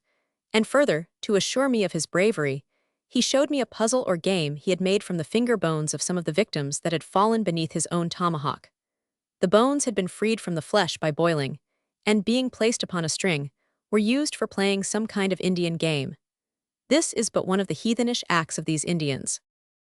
The Indians are fond of recounting their exploits, and, savage-like, dwell with much satisfaction upon the number of scalps they have taken from their white foes. They would be greatly amused at the shuddering horror manifested, when to annoy me, they would tauntingly portray the dying agonies of white men, women, and children who had fallen into their hands.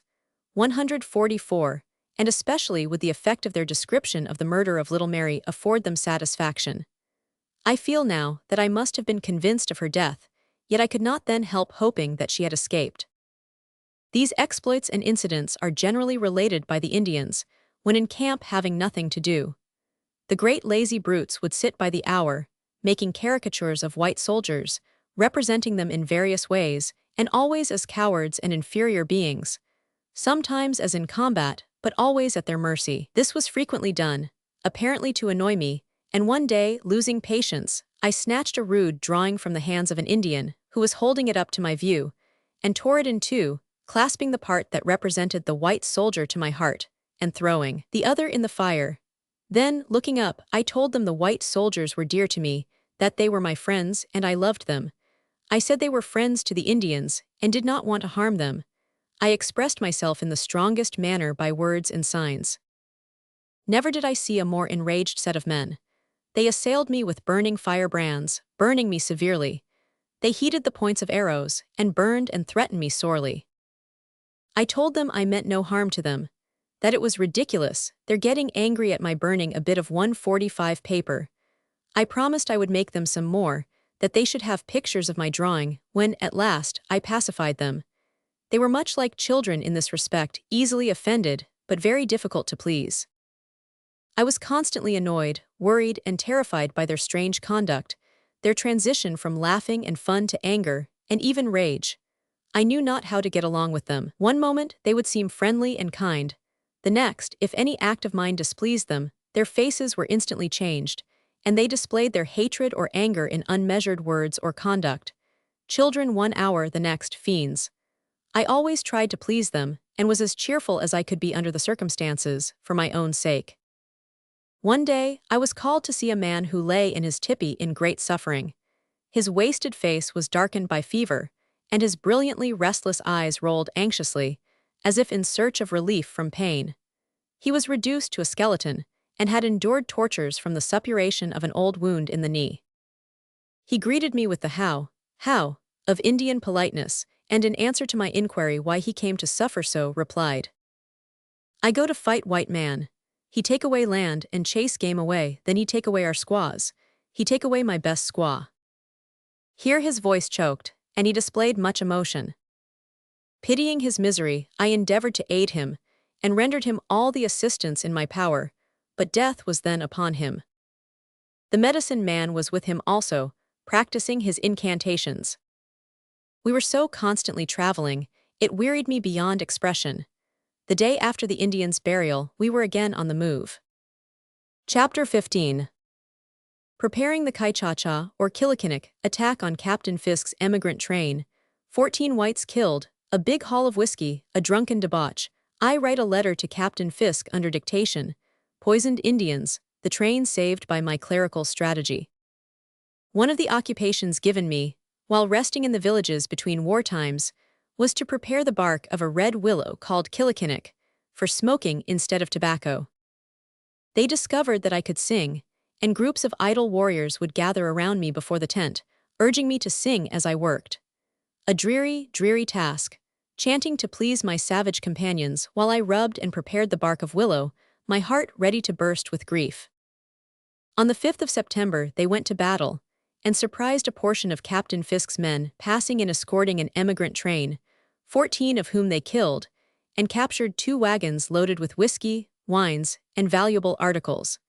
There was a quantity of silverware and stationery also taken by them. Among the articles captured and brought into Camp 148 were a number of pickles in glass jars, which the Indians tasted. The result was comical in the extreme, for there is nothing that an Indian abhors more than a strong acid. The faces they made can be imagined but not described. Thinking they might be improved by cooking, they placed the jars in the fire, when of course they exploded, very much to their disgust for the white man's kettles. I could hear the firing plainly, and when they returned that night in triumph, bringing with them the plundered stores, they committed every description of extravagant demonstration. In the wild orgies which followed, they mocked and groaned in imitation of the dying, and went through a horrid mimicry of the butchery they had perpetrated. They determined to go out again, and capture a quantity of horses corralled in the neighborhood, and sweep the train and soldiers with wholesale massacre. But they feared the white man's cannon, and deliberated on means of surprising by ambush, which is their only idea of warfare. Indians are not truly brave, though they are vain of the name of courage. Cunning, stealth, strategy, and deceit are the weapons they use in attack. They endure pain, because they are taught from infancy that it is cowardly to flinch, but they will never stand to fight if they can strike secretly and escape. Fearing the cannon, yet impatient for the spoil 149 almost within view, the Indians waited for 3 days for the train to move on and leave them free to attack. For 2 days I implored and begged on my knees to be allowed to go with them, but to no avail. At last I succeeded in inducing them to allow me to write, as they knew I understood the nature of correspondence, and they procured for me the necessary appliances and dictated a letter to Captain Fisk, assuring him that the Indians were weary of fighting, and advising him to go on in peace and safety.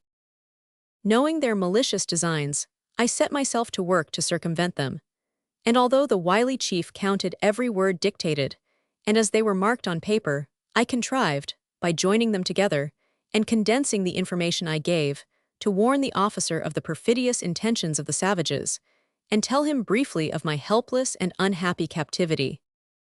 The letter was carefully examined by the chief, and the number of its apparent words recounted. At length, appearing satisfied with its contents, he had it carried to a hill in sight of the soldiers' camp, and stuck on a pole. In due time the reply arrived, and again my ingenuity was tasked to read the answer corresponding with the number of words that would not condemn me. The captain's real statement was that he distrusted all among the savages, and had great reason to. On reading Captain Fisk's words, that seemed to 150 crush my already awakened hopes, my emotion overcame me. Having told the Indians that the captain doubted their friendliness, and explained the contents of the letter as I thought best, the next day I was entrusted with the task of writing again, to solemnly assure the soldiers of the faith and friendship professed. Again I managed to communicate with them, and this time begged them to use their field glasses, and that I would find an excuse for standing on the hills in the afternoon, that they might see for themselves that I was what I represented myself to be, a white woman held in bondage. The opportunity I desired was gained, and to my great delight, I had a chance of standing so as to be seen by the men of the soldiers' camp. I had given my own name in every communication. As soon as the soldiers saw that it truly was a woman of their own race, and that I was in the power of their enemies, the excitement of their feelings became so great that they desired immediately to rush to my rescue. A gentleman belonging to the train generously offered $800 for my ransom, which was all the money he had, and the noble, manly feeling displayed in my behalf did honor to those who felt it. There was not a man in the train who was not willing to sacrifice all he had for my rescue. Captain Fisk restrained all hasty demonstrations. 151, and even went so far as to say that the first man who moved in the direction of the Indian camp should be shot immediately, his experience enabling him to know that a move of that kind would result fatally to them and to the captive. The Indians found a box of crackers saturated with water, and eating of them sickened and died. I afterward learned that some persons with the train who had suffered the loss of dear relatives and friends in the massacre of Minnesota, and who had lost their all, had poisoned the crackers with strychnine and left them on one of their camping grounds without the captain's knowledge. The Indians told me afterward that more had died from eating bad bread than from bullets during the whole summer campaign. Captain Fisk deserves great credit for his daring and courage, with his meager supply of men, against so large an army of red men. After assurance of my presence among them, Captain Fisk proceeded to treat quietly with the savages on the subject of a ransom, offering to deliver in their village 3 wagon loads of stores as a price for their prisoner. To this the deceitful creatures pretended readily to agree, and the tortured captive, understanding their tongue, heard them making fun of the credulity of white soldiers who believed their promises. I had the use of a field glass from the Indians, and with it I saw my white friends, which almost made me wild with excited hope. Knowing what the Indians had planned, and dreading lest the messengers should be killed, as I knew they would be if they came to the village, I wrote to Captain Fisk of the futility of ransoming me in that way, and warned him of the treachery intended against his messengers. No tongue can tell or pen describe those terrible days, when, seemingly lost to hope and surrounded by drunken Indians, my life was in constant danger. Nights of horrible revelry passed, when forlorn and despairing I lay listening, only half-consciously, to the savage mirth and wild exultation. To no overtures would the Indians listen, declaring I could not be purchased at any price. They were determined not to part with me. Captain Fisk and his companions were sadly disappointed in not obtaining my release, and after a hopeless attempt, he made known the fact of my being a prisoner, spreading the news far and wide. His expeditions across the plains had always been successful, and the Indians, knowing him to be very 153 brave, gave him the name of the great chief who knows no fear, and he richly deserves the appellation, for the expeditions were attended with great danger. The reports of his various expeditions have been published by government and are very interesting, giving a description of the country. In September, the rains were very frequent, sometimes continuing for days. This may not seem serious to those who have always been accustomed to a dwelling and a good bed, but to me, who had no shelter and whose shrinking form was exposed to the pitiless storm, and not but the cold ground to lie upon, bringing the pains and distress of rheumatism, it was a calamity hard to bear, and I often prayed fervently to God to give me sweet release in a flight to the land where there are no storms. Soon the winter would be upon us, and the cold and sleet and stormy weather would be more difficult to bear. Would I be so fortunate, would heaven be so gracious as to place me in circumstances where the wintry winds could not chill or make me suffer? My heart seemed faint at the thought of what was before me, for hope was lessening as winter approached. Chapter 16. Scenes on Cannonball Prairie, Reflections. Well do I remember my thoughts and feelings when first I beheld the mighty and beautiful prairie of Cannonball River. With what singular emotions I beheld it for the first time. I could compare it to nothing but a vast sea, changed suddenly to earth, with all its heaving, rolling billows. Thousands of acres lay spread before me like a mighty ocean, bounded by nothing but the deep blue sky. What a magnificent sight! A sight that made my soul expand with lofty thought, and its frail tenement sink into utter nothingness before it. Well do I remember my sad thoughts and the turning of my mind upon the past, as I stood alone upon a slight rise of ground, and overlooked miles upon miles of the most lovely, the most sublime scene I had ever beheld. Wave upon wave of land stretched away on every hand, covered with beautiful green grass and the blooming wild flowers of the prairie. Occasionally I caught glimpses of wild animals, while flocks of birds of various kinds and beautiful plumage skimming over the surface here and 155 there, alighting or darting upward from the earth, added life and beauty and variety to this most enchanting scene.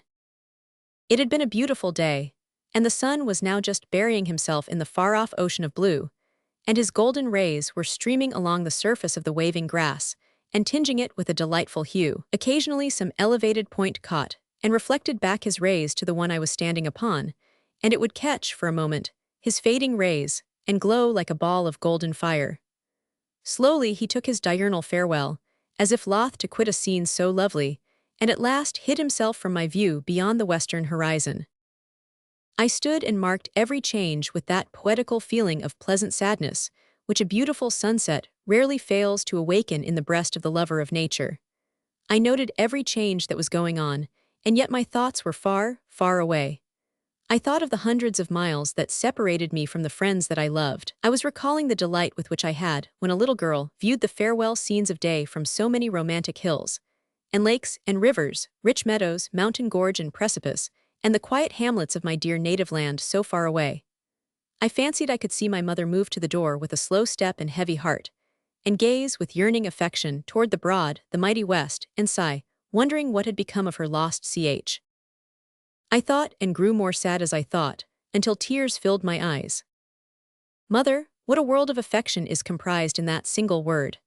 How little do we in the giddy round of youthful pleasure and folly heed her wise counsels.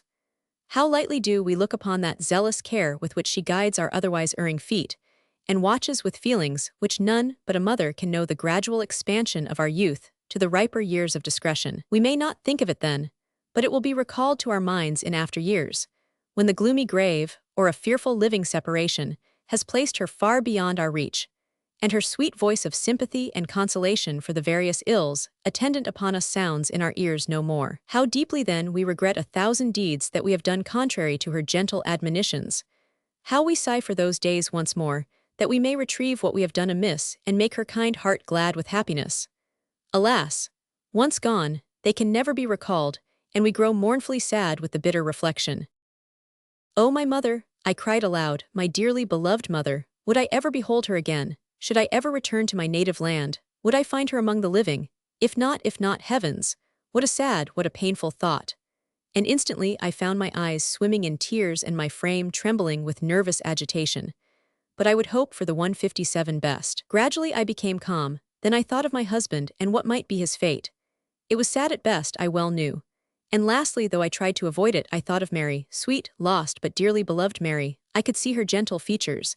I could hear her plaintive voice, soft and silvery as running waters, and sighed a long, deep sigh as I thought of her murdered. Could I never behold her again? No, she was dead, perished by the cruel, relentless savage. Silence brooded over the world. Not a sound broke the solemn repose of nature. The summer breeze had rocked itself to rest in the willow boughs, and the broad-faced, familiar moon seemed alive and toiling as it climbed slowly up a cloudless sky, passing starry sentinels, whose nightly challenge was lost in vast vortices of blue as they paced their ceaseless round in the mighty camp of constellations. With my eyes fixed upon my gloomy surroundings of tyranny, occasionally a slip of moonshine silvered the ground. I watched and reflected. Oh, hallowed days of my blessed girlhood! They rise before me now like holy burning stars breaking out in a stormy, howling night, making the blackness blacker still. The short, happy springtime of life, so full of noble aspirations, and glowing hopes of my husband's philanthropic schemes of charitable projects in the future. We had planned so much for the years to come, when, prosperous and happy, we should be able to 158 distribute some happiness among those whose fate might be mingled with ours, and in the pursuit of our daily avocations we would find joy and peace. But alas, for human hopes and expectations. It is thus with our life. We silently glide along, little dreaming of the waves which will so soon sweep over us, dashing us against the rocks or stranding us forever. We do not dream that we shall ever wreck, until the greater wave comes over us, and we bend beneath its power. If some mighty hand could unroll the future to our gaze, or set aside the veil which enshrouds it, what pictures would be presented to our trembling hearts?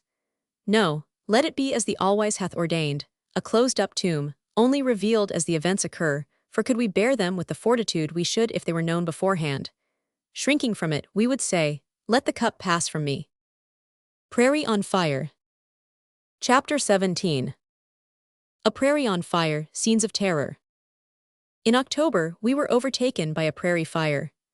At this season of the year, the plants and grass, parched by a hot sun, are ready to blaze in a moment if ignited by the least spark, which is often borne on the wind from some of the many camp fires. With frightful rapidity, we saw it extend in all directions, but we were allowed time to escape. The Indians ran like wild animals from the flames, uttering yells like demons, and great walls of fire from the right hand and from the left advanced toward us, hissing, crackling, and threatening to unite and swallow us up in their raging fury. We were amid calcined trees, which fell with a thundering crash, blinding us with clouds of smoke, and were burned by the showers of sparks, which poured upon us from all directions. The conflagration assumed formidable proportions. The forest shrunk up in the terrible grasp of the flames, and the prairie presented one sheet of fire, in the midst of which the wild animals, driven from their dens and 160 hiding places by this unexpected catastrophe, ran about mad with terror. The sky gleamed with blood-red reflection, and the impetuous wind swept both flames and smoke before it. The Indians were terrified in the extreme on seeing around them the mountain heights lighted up like beacons, to show the entire destruction. The earth became hot, while immense troops of buffalo made the ground tremble with their furious tread, and their bellowings of despair would fill with terror the hearts of the bravest men. Everyone was frightened, running about the camp as if struck by insanity. The fire continued to advance majestically, as it were, swallowing up everything in its way, preceded by countless animals of various kinds, that bounded along with howls of fear, pursued by the scourge, which threatened to overtake them at every step. A thick smoke, laden with sparks, was already passing over the camp. 10 minutes more, and all would be over with us, I thought, when I saw the squaws pressing the children to their bosoms. The Indians had been deprived of all self-possession by the presence of our imminent peril, the flames forming an immense circle, of which our camp had become the center. But fortunately, the strong breeze which, up to that 161 moment, had lent wings to the conflagration, suddenly subsided, and there was not a breath of air stirring. The progress of the fire slackened. Providence seemed to grant us time. The camp presented a strange aspect. On bended knee and with clasped hands, I prayed fervently. The fire continued to approach with its vanguard of wild beasts. The Indians, old and young, male and female, began to pull up the grass by the roots all about the camp, then lassoed the horses and hobbled them in the center, and in a few moments, a large space was cleared, where the herbs and grass had been pulled up with the feverish rapidity which all display in the fear of death. Some of the Indians went to the extremity of the space, where the grass had been pulled up, and formed a pile of grass and plants with their feet, then, with their flint, set fire to the mass, and thus caused fire to fight fire, as they called it. This was done in different directions. A curtain of flames rose rapidly around us, and for some time the camp was almost concealed beneath a vault of fire. It was a moment of intense and awful anxiety. By degrees the flames became less fierce, the air purer, the smoke dispersed, the roaring diminished, and at length we were able to recognize each other in this horrible chaos. A sigh of relief burst from every heart. Our camp was saved. After the first moments of joy were over, the camp was put in order, and all felt the necessity of repose after the terrible anxieties of the preceding hours, and also to give the ground time enough to cool so that it might be traveled over by people and horses. The next day we prepared for departure. Tents were folded, and packages were placed upon the ponies, and our caravan was soon pursuing its journey, under the direction of the chief, who rode in advance of our band. The appearance of the prairie was much changed since the previous evening. In many places the black and burnt earth was a heap of smoking ashes. Scarred and charred trees, still standing, displayed their saddening skeletons. The fire still roared at a distance, and the horizon was still obscured by smoke. The horses advanced with caution over the uneven ground, constantly stumbling over the bones of animals that had fallen victims to the embrace of the flames. The course we took in traveling wound along a narrow ravine, the dried bed of some torrent, deeply enclosed between two hills. The ground trodden by the horses was composed of round pebbles, which slipped from under their feet, augmenting the difficulty of the march, which was rendered still more toilsome to me 163 by the rays of the sun falling directly upon my uncovered head and face. The day passed away thus, and aside from the fatigue which oppressed me, the day's journey was unbroken by any incident. At evening, we again camped in a plain, absolutely bare, but in the distance we could see an appearance of verdure, affording great consolation, for we were about to enter a spot spared by the conflagration. At sunrise, next morning, we were on the march toward this oasis in the desert. Chapter 18. Last days with the Ogallala Sioux, massacre of a party returning from Idaho, a woman's scalp, a scalp dance, suspicious circumstance, arrival of Blackfeet Indians, negotiations for my ransom, treachery. My last days with the Ogallala Sioux Indians were destined to be marked by a terrible remembrance. On the 1st of October, while the savages lingered in camp about the banks of the Yellowstone River, apparently fearing, yet almost inviting attack by their near vicinity to the soldiers, a large Mackinaw or flatboat was seen coming down the river. From their hiding places in the rocks and bushes, they watched its progress with the stealthy ferocity of the tiger waiting for his prey.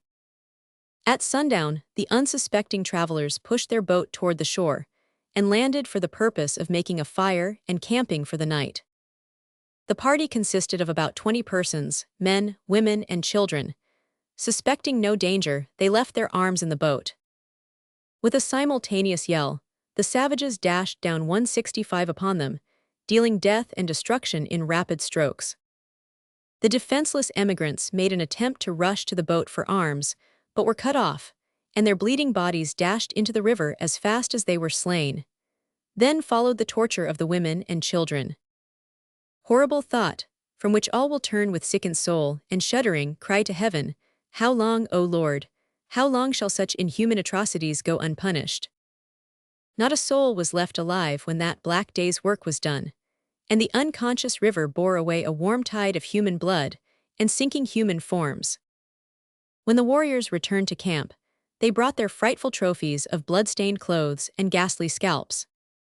My heartsick eyes beheld the dreadful fruits of carnage, and among the rest I saw a woman's scalp, with heavy chestnut hair, a golden brown and 4 feet in length, which had been secured for its beauty. The tempting treasure lost the poor girl her life, which might have been spared, but her glorious locks were needed to hang on the chief's belt. Nearly all the flatboats that passed down the Yellowstone River to the Missouri, from the mining regions, during that season, were attacked, and in some 166 instances, one or more of the occupants killed. The approach of this boat was known, and the Indians had ample time to plan their attack so that not a soul should escape. That night the whole camp of braves assembled to celebrate the fearful scalp dance, and from the door of my tent I witnessed the savage spectacle, for I was ill, and, to my great relief, was not forced to join in the horrid ceremony. A number of squaws occupied the center of the ring they formed, and the pitiless wretches held up the fresh scalps that day reaped in the harvest of death. Around them circled the frantic braves, flourishing torches and brandishing weapons, with the most ferocious barks and yells and wild distortions of countenance. Some uttered boasts of bravery and prowess, and others lost their own identity in mocking their dying victims in their agony. Leaping first on one foot, then on the other, accompanying every movement with wild whoops of excitement, they presented a scene never to be forgot. The young brave who bore the beautiful locks as his trophy did not join in the dance. He sat alone, looking sad. I approached and questioned him, and he replied that he regretted his dead victim. He brought a blood-stained dress from his lodge, and told me it was 167 worn by the girl with the lovely hair, whose eyes haunted him and made him sorry. After being cognizant of this frightful massacre, I shrank more than ever from my savage companions, and pursued my tasks in hopeless despondence of ever being rescued or restored to civilized life. One day I was astonished to notice a strange Indian, whom I had never seen before, making signs to me of a mysterious nature. He indicated by signs that he wanted me to run away with him to the white people. I had become so suspicious, from having been deceived so many times, that I turned from him and entered the chief's tent, where, despite his cruelty and harshness to me, I felt comparatively safe. I afterward saw this Indian, or rather white man, or half-breed, as I believe him to have been, though he could not, or would not speak a word of English. His long hair hung loosely about his shoulders and was of a dark brown color. He had in no respect the appearance of an Indian, but rather that of a wild, reckless frontier desperado. I had never seen him before, though he seemed well known in the camp. One thing that perhaps made me more suspicious and afraid to trust anyone was a knowledge of the fact that many of the Indians who had lost relatives in the recent battles with General Sully were thirsting for my blood, and would have been glad to decoy me 168 far enough away to wreak their vengeance, and be safe from the fury of the old chief, my taskmaster. This stranger came one day into a tent where I was, and showed me a small pocket Bible that had belonged to my husband, and was presented to him by his now sainted mother many years before.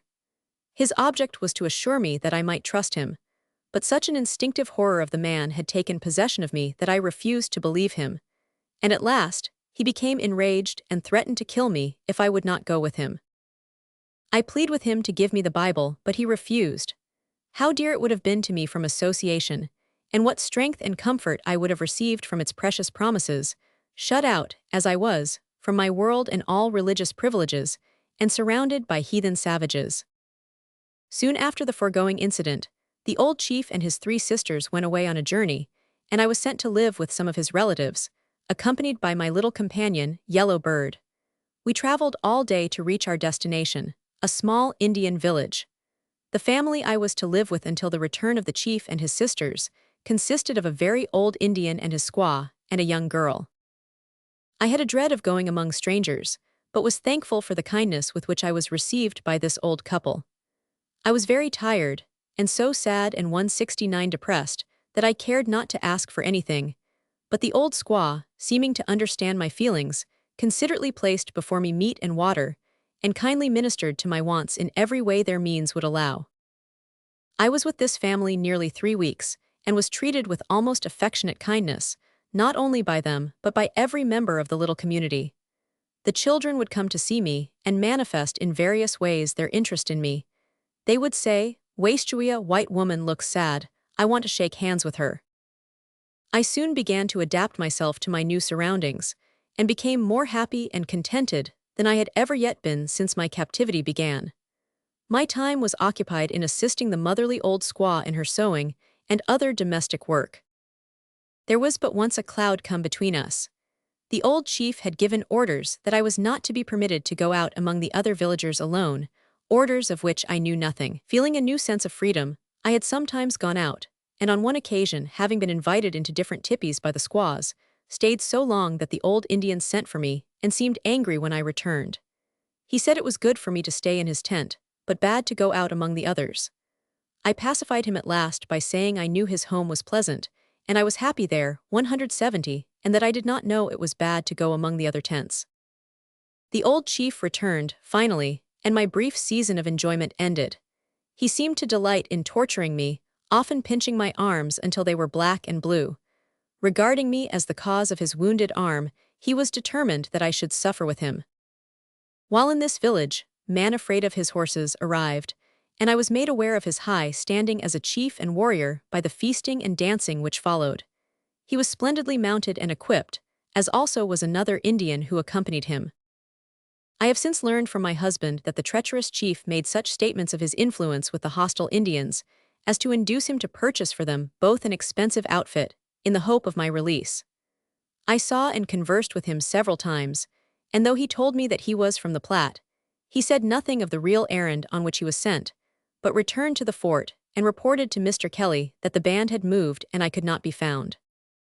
Captain Fisk had made known to General Sully the fact of my being among the Indians, and the efforts he had made for my release. And when the Blackfeet presented themselves before the general, asking for peace, and avowing their weariness of hostility, 171 anxious to purchase arms, ammunition, and necessaries for the approaching winter, he replied, "I want no peace with you. You hold in captivity a white woman, deliver her up to us, and we will believe in your professions. But unless you do, we will raise an army of soldiers as numerous as the trees on the Missouri River and exterminate the Indians." The Blackfeet assured General Sully that they held no white woman in their possession, but that I was among the Ogalallas. "As you are friendly with them," said the general, "go to them and secure her, and we will then reward you for so doing." The Blackfeet warriors appeared openly in the village a few days afterward and declared their intentions, stating in council the determination of General Sully. The Oglalas were not afraid, they said, and refused to let me go. They held solemn council for 2 days, and at last resolved that the Blackfeet should take me as a ruse to enable them to enter the fort, and a wholesale slaughter should exterminate the soldiers. While thus deliberating as to what they thought best, part of them willing, the other half refusing to let me go, Hunkiapa, a warrior, came into the lodge and ordered me out, immediately following me. He then led me into a lodge where there were 50 warriors, painted and armed, their bows strung and their quivers full of arrows. From thence, the whole party, including 3 squaws, who, noting my extreme fear, accompanied me, started toward a creek, where there were 5 horses and warriors to attend us to the Blackfeet village. Placing me on a horse, we were rapidly pursuing our way, when a party of the Oglalas, who were unwilling, came up with us to reclaim me. Here they parleyed for a time, and finally, after a solemn promise on the part of my new captors that I should be returned safely, and that I should be cared for and kindly treated, we were allowed to proceed. In their parleying, one of the warriors ordered me to alight from the horse, pointing a pistol to my breast.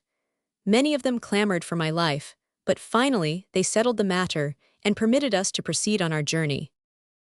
After so many escapes from death, this last seemed miraculous, but God willed it otherwise, and to Him I owe my grateful homage. It was a bitter trial for me to be obliged to go with this new and stranger tribe. I was unwilling to exchange my life for an unknown one, and especially as my companionship with the sisters of the chief had been such as to protect me from injury or insult. A sort of security and safety was felt in the lodge of the chief, which now the fear of my new position made me appreciate still more. Savages they were, and I had longed to be free 173 from them, but now I parted with them with regret and misgiving. Though my new masters, for such I considered them, held out promise of liberty and restoration to my friends, knowing the treacherous nature of the Indians, I doubted them. True, the Oglalas had treated me at times with great harshness and cruelty, yet I had never suffered from any of them the slightest personal or unchaste insult. Let me bear testimony to this redeeming feature in their treatment of me. At the time of my capture, I became the exclusive property of Ottawa, the head chief, a man over 75 years of age, and partially blind, yet whose power over the band was absolute. Receiving a severe wound in a melee I have already given an account of, I was compelled to become his nurse or medicine woman, and my services as such were so appreciated that, harsh and cruel as he might be, it was dangerous for others to offer me insult or injury. And to this fact, doubtless, I owe my escape from a fate worse than death. The Blackfeet are a band of the Sioux nation, consequently are allies in battle.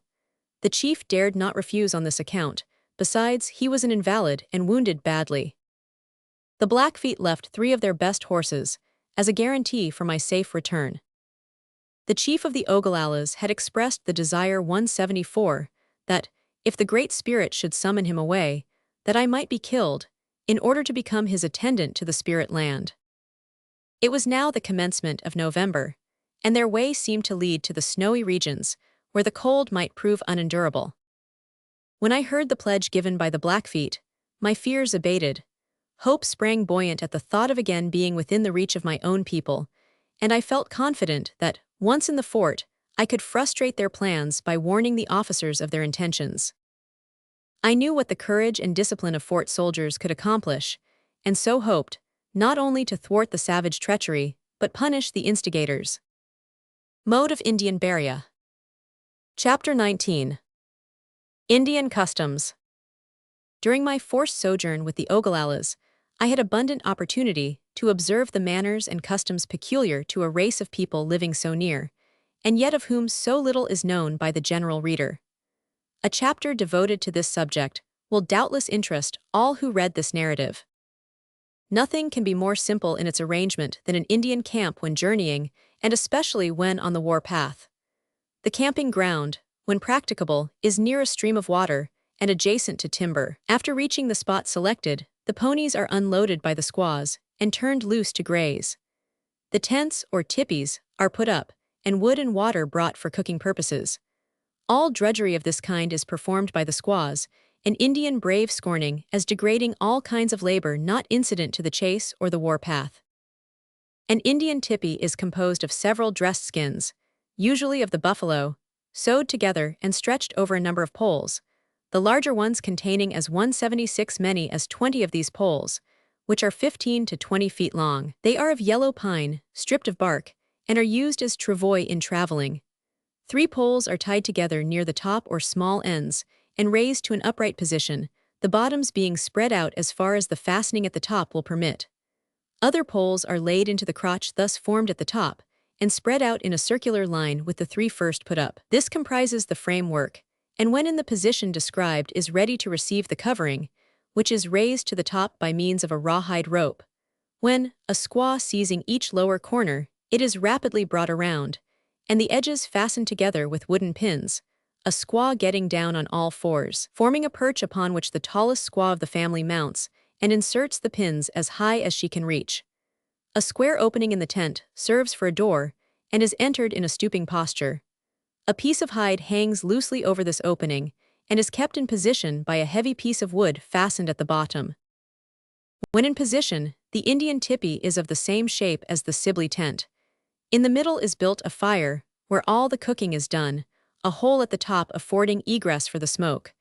The preparation for a meal is a very simple affair. Meat was almost their only article of diet, and was generally roasted, or rather warmed through over the fire, though sometimes it was 177 partially boiled, and always eaten without salt or bread. They have no set time for eating, will fast all of one day, and perhaps eat a dozen times the next. The outer edge of the tent contains the beds of the family, which are composed of buffalo robes and blankets.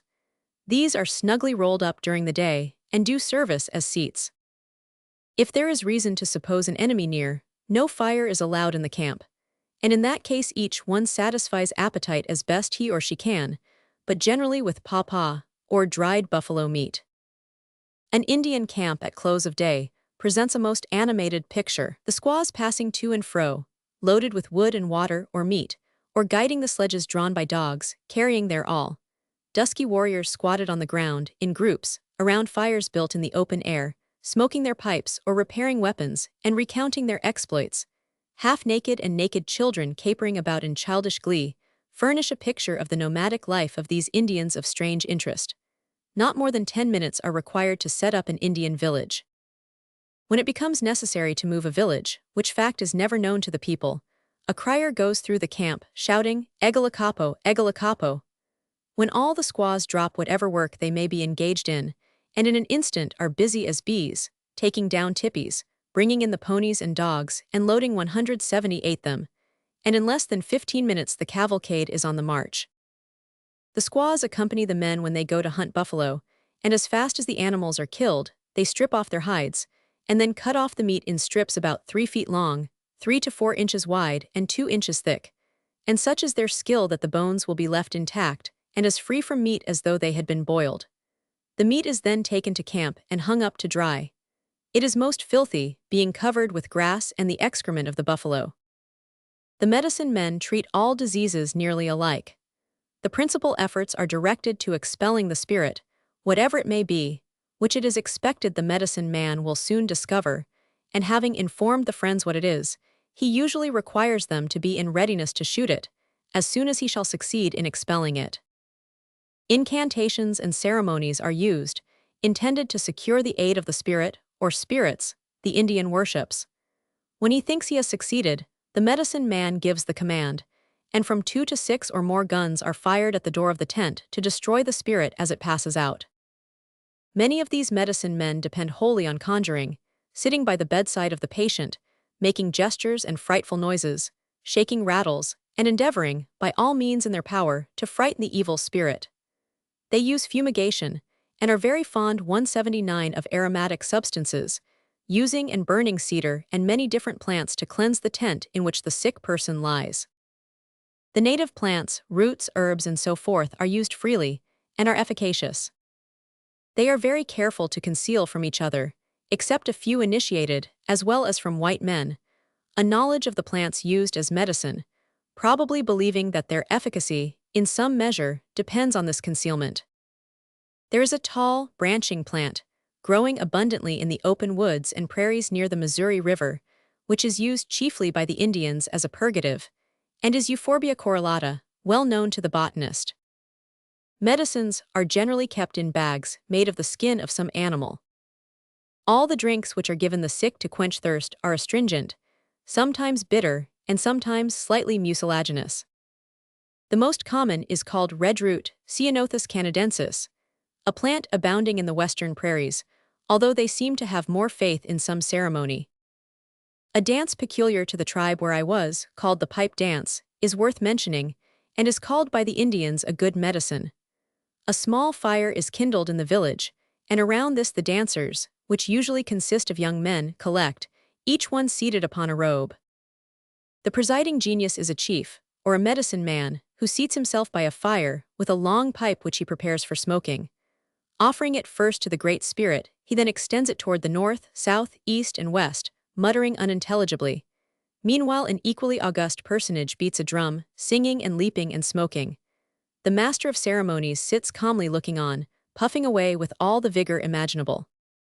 The dance closes with piercing yells, and barking like frightened dogs, and it lasts an hour or more. When the mother gives birth to her child, it is not uncommon for no other person to be present.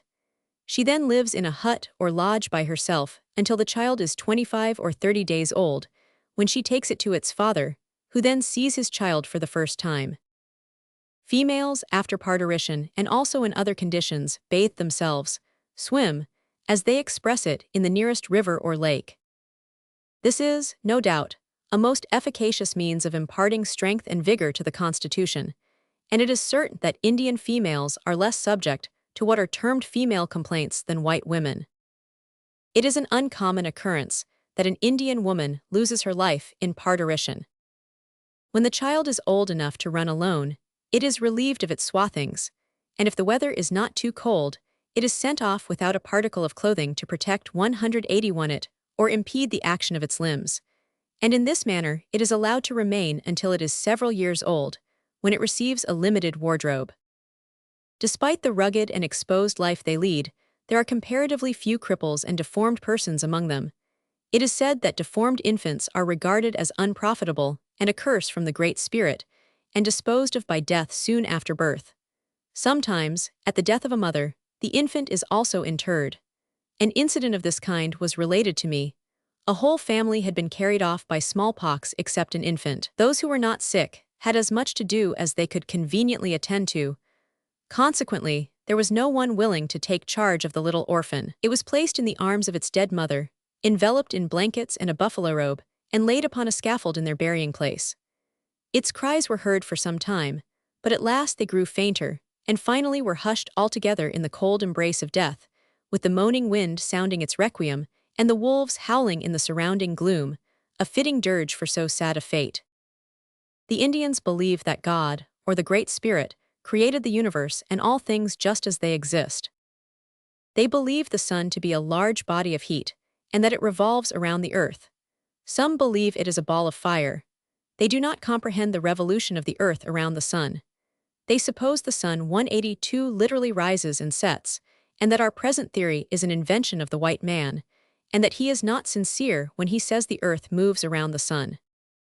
They say that paradise, or the happy hunting grounds, is above, but where they have no definite idea, though all think the future a happier state. They regard skill in hunting or success in war as the passport to eternal happiness and plenty, where there is no cold or wet season. Still they all acknowledge it is the gift of the Wahun Tonka, the Great Spirit. The manner of disposing of their dead is one of the peculiar customs of the Indians of the plains, which impresses the beholder for the first time most forcibly. 4 forked posts are set up, and on them a platform is laid, high enough to be out of reach of wolves or other carnivorous animals, and on this the body is placed, wrapped in buffalo robes or blankets, and sometimes both, according to the circumstances of the deceased, and these are wound securely with a strip of buffalo hide. If in the vicinity of timber, the body is placed on a platform, securely fixed in the crotch of a high tree. The wrappings of buffalo robe or blankets protect the body from ravenous birds that hover around, attracted by the scent of an anticipated feast. All that pertain to the dead while living, in the way of furs, blankets, weapons, cooking utensils, etc., are also deposited with the body. In some instances, the horse belonging to the deceased is shot. They believe 183 that the spirit wanders off to distant hunting grounds, and as it may have to pass over a country where there is no game, a quantity of dried buffalo meat is usually left with the body for its subsistence. While on a journey, these burial places are held sacred as those of a Christian nation, and when a tribe is passing such localities, they will make a detour rather than go the more direct road by the resting place of their dead, while the relatives leave the trail and go alone to the spot, and there renew and repeat their mourning as on the occasion of his death. They also leave presents for the dead of such little trinkets as he most prized before he departed to his new hunting grounds. The boys are early taught the arts of war.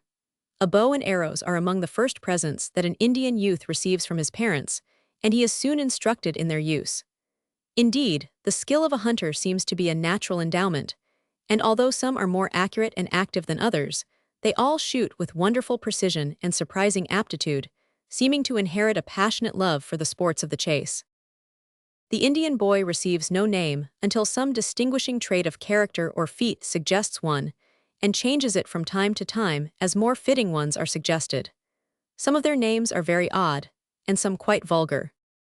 The wife is sometimes wooed and won, as if their 184 was something of sentiment in the Indian character, but oftener purchased without the wooing. When the desired object is particularly attractive, and of a good family, the courting and purchasing both may be required. When a young brave goes courting, he decorates himself out in his best attire, instinctively divining that appearances weigh much in the eyes of a forest belle or dusky maiden who receives him bashfully, for a certain kind of modesty is inherent in Indian girls, which is rather incongruous when considered in connection with their peculiar mode of life. Discretion and propriety are carefully observed, and the lovers sit side by side in silence, he occasionally producing presents for her acceptance. These express a variety of sentiment and refer to distinct and separate things, some signifying love, some strength, some bravery. Others allude to the life of servitude she is expected to live if she becomes his wife. If they are accepted graciously, and the maiden remains seated, it is considered equivalent to an assurance of love on her part, and is acted upon accordingly. Although no woman's life is made less slavish by the marriage connection, and no one is treated with respect, it is scarcely known in Indian life that a girl has remained unmarried even to middle age. When a chief desires to multiply the number of his wives, he often marries several sisters, if they can be had, not because of any particular fancy he may have 185 for any, but the one who first captivated him, but because he thinks it more likely to have harmony in the household when they are all of one family. Not even squaws can live happily together, when each may have a part interest in the same man as their husband jointly. Polygamy is inconsistent with the female character, whether in barbarism or civilization. As many skins as they can transport on their ponies, of the game killed while on their hunts, are dressed by the squaws, and then taken to some trading post, military station or agency, and bartered off for such articles as are most desired by them, such as beads, paints, etc., and powder, lead, and caps. They are willing to allow much more proportionately for ammunition than any other articles. They are most outrageously swindled by the traders, whom are government licenses to trade with them. A buffalo robe which the trader sells for from $10 to $15 is bought from the Indians for a pint cup of sugar and a small handful of bullets, while furs of all kinds are exchanged for paints and trinkets at equally disproportionate rates. The Indians know they are cheated whenever they barter with the white traders, but they have no remedy, as there is no competition, and hence much of their disaffection. Buffalo robes, bear skins, and deer, and antelope skins are brought in great numbers. They shoot and trap the beaver and otter expressly for their furs.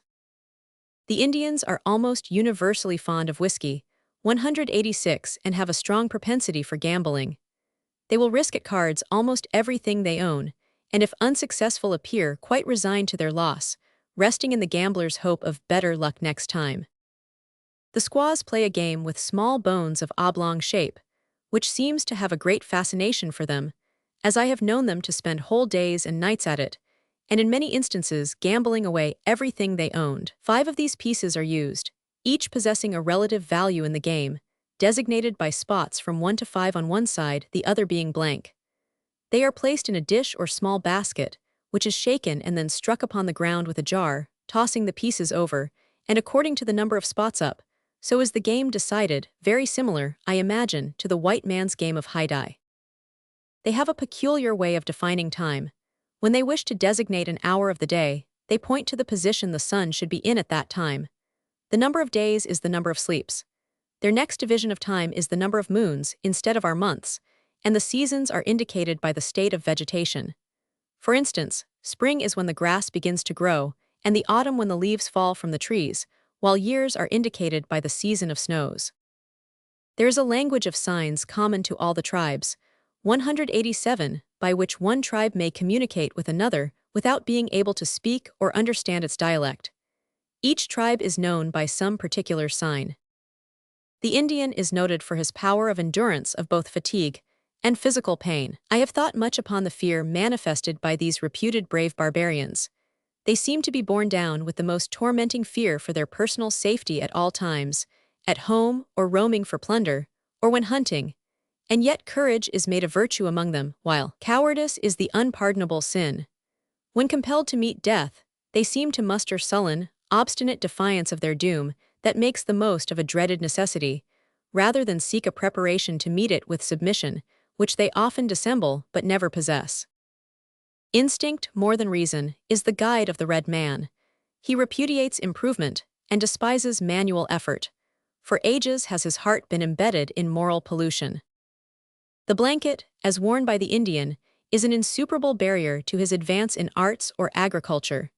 When this is forever dispensed with, then his hands will be free to grasp the mechanic's tools or guide the plow. It is both graceful and chaste in their eyes, and to adopt the white man's dress is a great obstacle, a requirement too humiliating, for they have personal as well as national pride. No hat is worn, but the head 188 is covered with feathers and rude ornaments. A heavy mass of wampum, often very expensive, adorns the neck. Frequently the entire rim of each ear is pierced with holes and adorned with jewels of silver or something resembling it. The Indian does everything through motives of policy. He has none of the kindlier feelings of humanity in him. He is as devoid of gratitude as he is hypocritical and treacherous. He observes a treaty or promise only so long as it is dangerous for him to disregard it, or for his interest, in other ways, to keep it. Cruelty is inherent in them, and is early manifested in the young, torturing birds, turtles, or any little animal that may fall into their hands. They seem to delight in it, while the pleasure of the adult in torturing his prisoners is most unquestionable. They are inveterate beggars, but never give, unless with a view to receive a more valuable present in return. The white man, he has been taught, is his enemy, and he has become the most implacable enemy of the white man. His most fiendish murders of the innocent is his sweetest revenge for a wrong that has been done by another. The youth are very fond of war. They have no other ambition, and pant for the glory of battle, longing for the notes of the war song, that they may rush in and win the feathers of a brave. They listen to the stories of the old men, as they recall the stirring scenes 189 of their youth, or sing their war songs, which form only a boasting recapitulation of their daring and bravery. They yearn for the glory of war, which is the only path to distinction. Having no arts or industrial pursuits, the tribes are fast waning from war, exposure, and disease. But few of the tribes cultivate the soil, the nature of the Indian rendering in his eyes as degrading all labor not incident to the chase or the war path. And notwithstanding the efforts of missionaries, and the vast sums of money expended by the government to place them on reservations and teach them the art of agriculture, the attempts to civilize the Indian in that way may be considered almost a total failure. The results bear no comparison to their cost. Their ideas of the extent and power of the white race are very limited, and after I had learned the language sufficiently to converse with them, I frequently tried to explain to them the superior advantages of the white man's mode of living. They would ask me many questions, as to the number of the white men on this side of the big water, and how far that extended.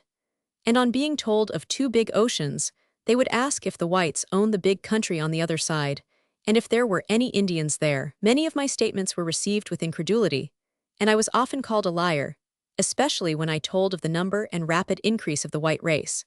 Sometimes 190, the older ones would get angry. The younger ones were often eager listeners, and especially in times of scarcity and hunger would they gather around me to learn about the white man, and then would I endeavor to impress them with the advantages of a fixed home and tilling the soil over their wild, roaming life. Chapter 20. An Indian tradition, arrival at the Blackfeet village, an offer to purchase me indignantly rejected, a Yankton attempts my capture. The Blackfeet village was 150 miles from the Ogalallas, and the way thither lay often over the tops of bare and sandy hills. On the summits of these heights I found shells such as are picked up at the seaside. The Indians accounted for their appearance there by saying that once a great sea rolled over the face of the country, and only one man in a boat escaped with his family. He had sailed about in the boat until the waters retired to their place, and living there, became the father of all the Indians. These savages proved very kind to me. Though their nation is regarded by the whites as very vindictive and hostile, they showed me nothing but civility and respect. On the third morning we reached a small village where we halted. The Indians of the village were rejoiced to see me. Among them I recognized many 192 familiar faces, and they imparted to us their mistrust and apprehension lest I had been stolen from the Ogalallas. But the Blackfeet assured them to the contrary, and after questioning me, they became satisfied and gave us food, promising to send warriors to our village and giving us another horse.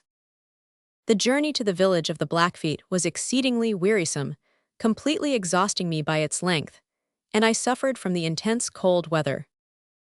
Approaching their village, they entered it with loud demonstrations of joy, singing and whooping after the manner of their race, with noises defying description. I was received with great joy, and even marks of distinction were shown me. That night there was a feast, and everything denoted a time of rejoicing. My life was now changed. Instead of waiting upon others, they waited upon me. The day of my arrival in the Blackfeet village was a sad one, indeed, being the first anniversary of my wedding. The songs and shouts of exultation of the Indians seemed like a bitter mockery of my misery and helplessness. I met in the village many warriors whom I had seen during the summer, and knew that they had participated in the battles with General Sully. They saw that something had made me sad and thoughtful, and asked what it was. I told them it was my birthday. Soon after my arrival, Ego Segalanisha was sent to me, and inquired how I was treated, and particularly wished to know if they were respectful to me. She told me that she was sent to inquire for my safety and well-being, and that any remissness on the part of the Blackfeet would be visited with vengeance. She told me that her people mourned the captive's absence and grieved for her presence. From others, I learned the same. Next morning there was great commotion in the camp, caused by the arrival of a delegation from the Yanktons, with a handsome horse and saddle, as a present for me. The saddle was of exquisite workmanship, embroidered with beads, and richly decorated with fringe. The Yanktons desired to purchase me, offering 5 of their finest horses for me, which the Blackfeet were quite indignant at, replying that they also had fine horses, and deeming it an insult, returned the horse and its saddle. Fearing my disappointment, they, in council that night, decided to present me with something as worthy as the Yanktons had sent. Accordingly, at the door of the tent next morning were 4 of their best animals. 8 beautiful robes were brought in by the young men, and given me also. The Yanktons were told to return to their tribe, and if such a message was again sent, the hatchet would be painted and given to they.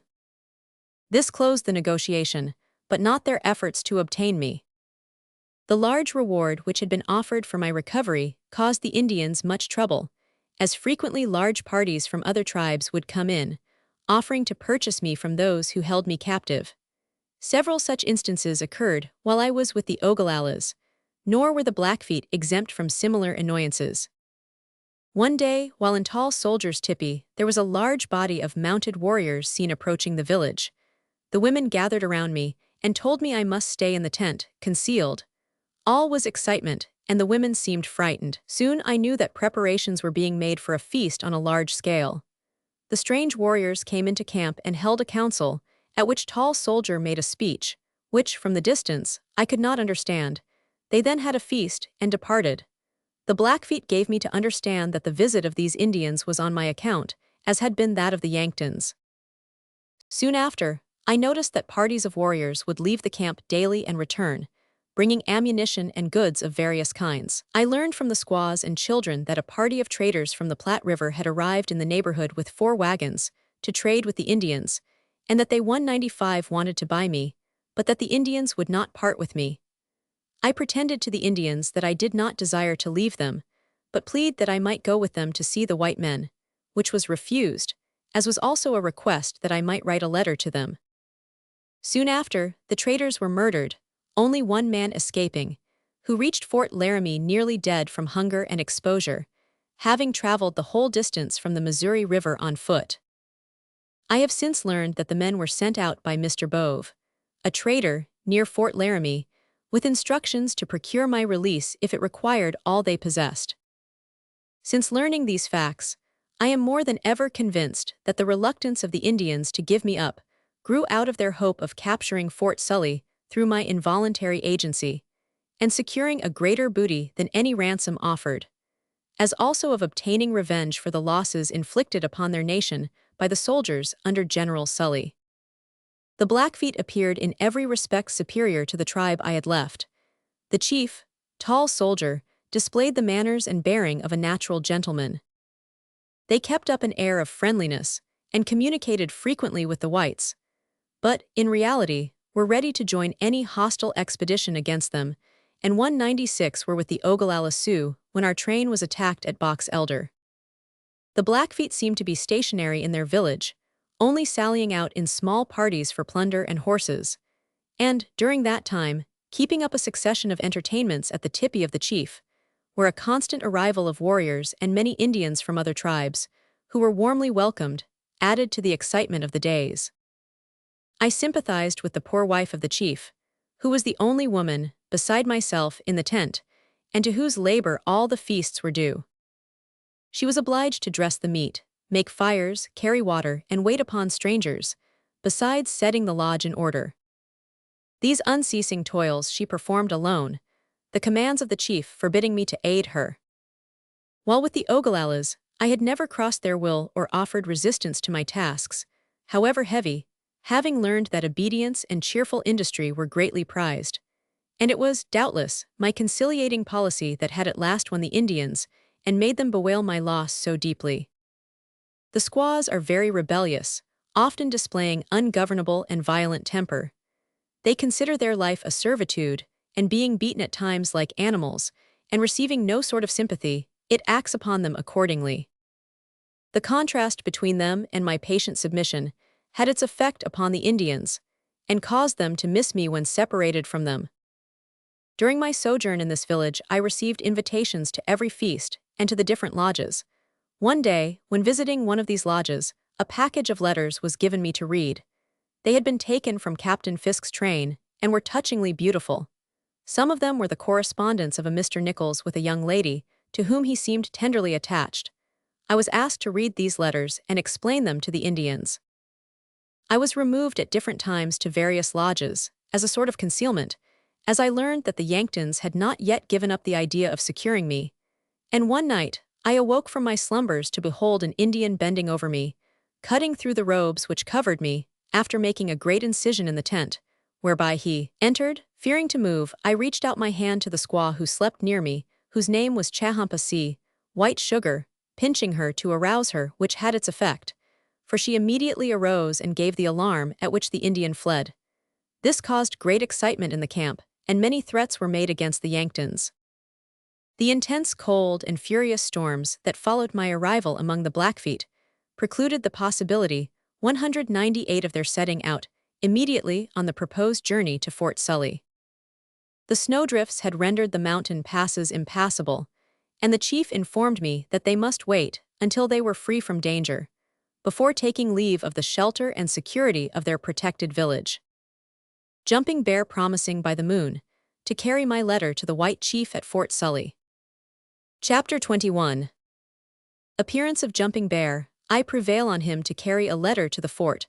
A war speech intended treachery. Resume our journey to the fort. Singular meeting with a white man. Has Richmond fallen?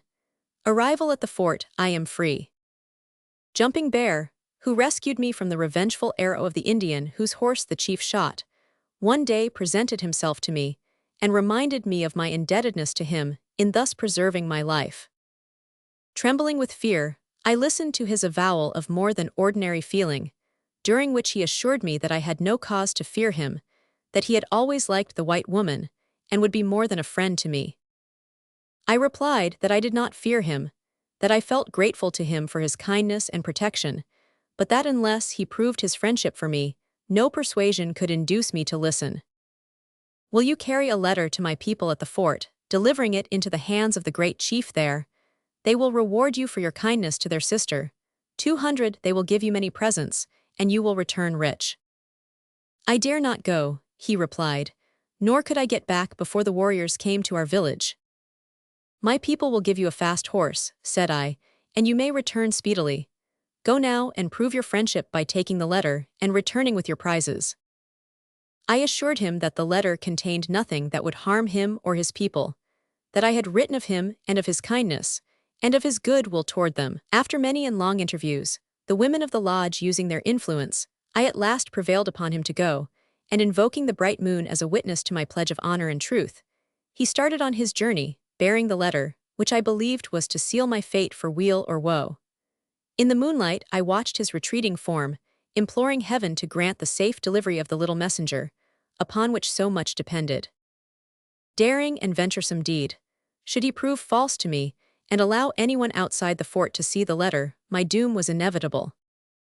Many days of intense anxiety were passed after his departure. The squaws, fearing that I had done wrong in sending him, were continually asking questions, and it was with difficulty I could allay their one anxiety and prevent them from disclosing the secret to the other women. The contents of the letter were a warning to the big chief, and the soldiers of an intended attack on the fort and the massacre of the garrison, using me as a ruse to enable them to get inside the fort, and beseeching them to rescue me if possible. The messenger reached the fort, and was received by the officer of the day, Lieutenant Hesselberger, and conducted to the commander of the post, Major House and Adjutant Pell, who had been left there to treat with the Indians on my account. General Sully was absent at Washington, but every necessary precaution was taken to secure the fort. Jumping Bear received a suit of clothes and some presents, and was sent back with a letter for me, which I never received, as I never saw him again. These facts I learned after my arrival at Fort Sully.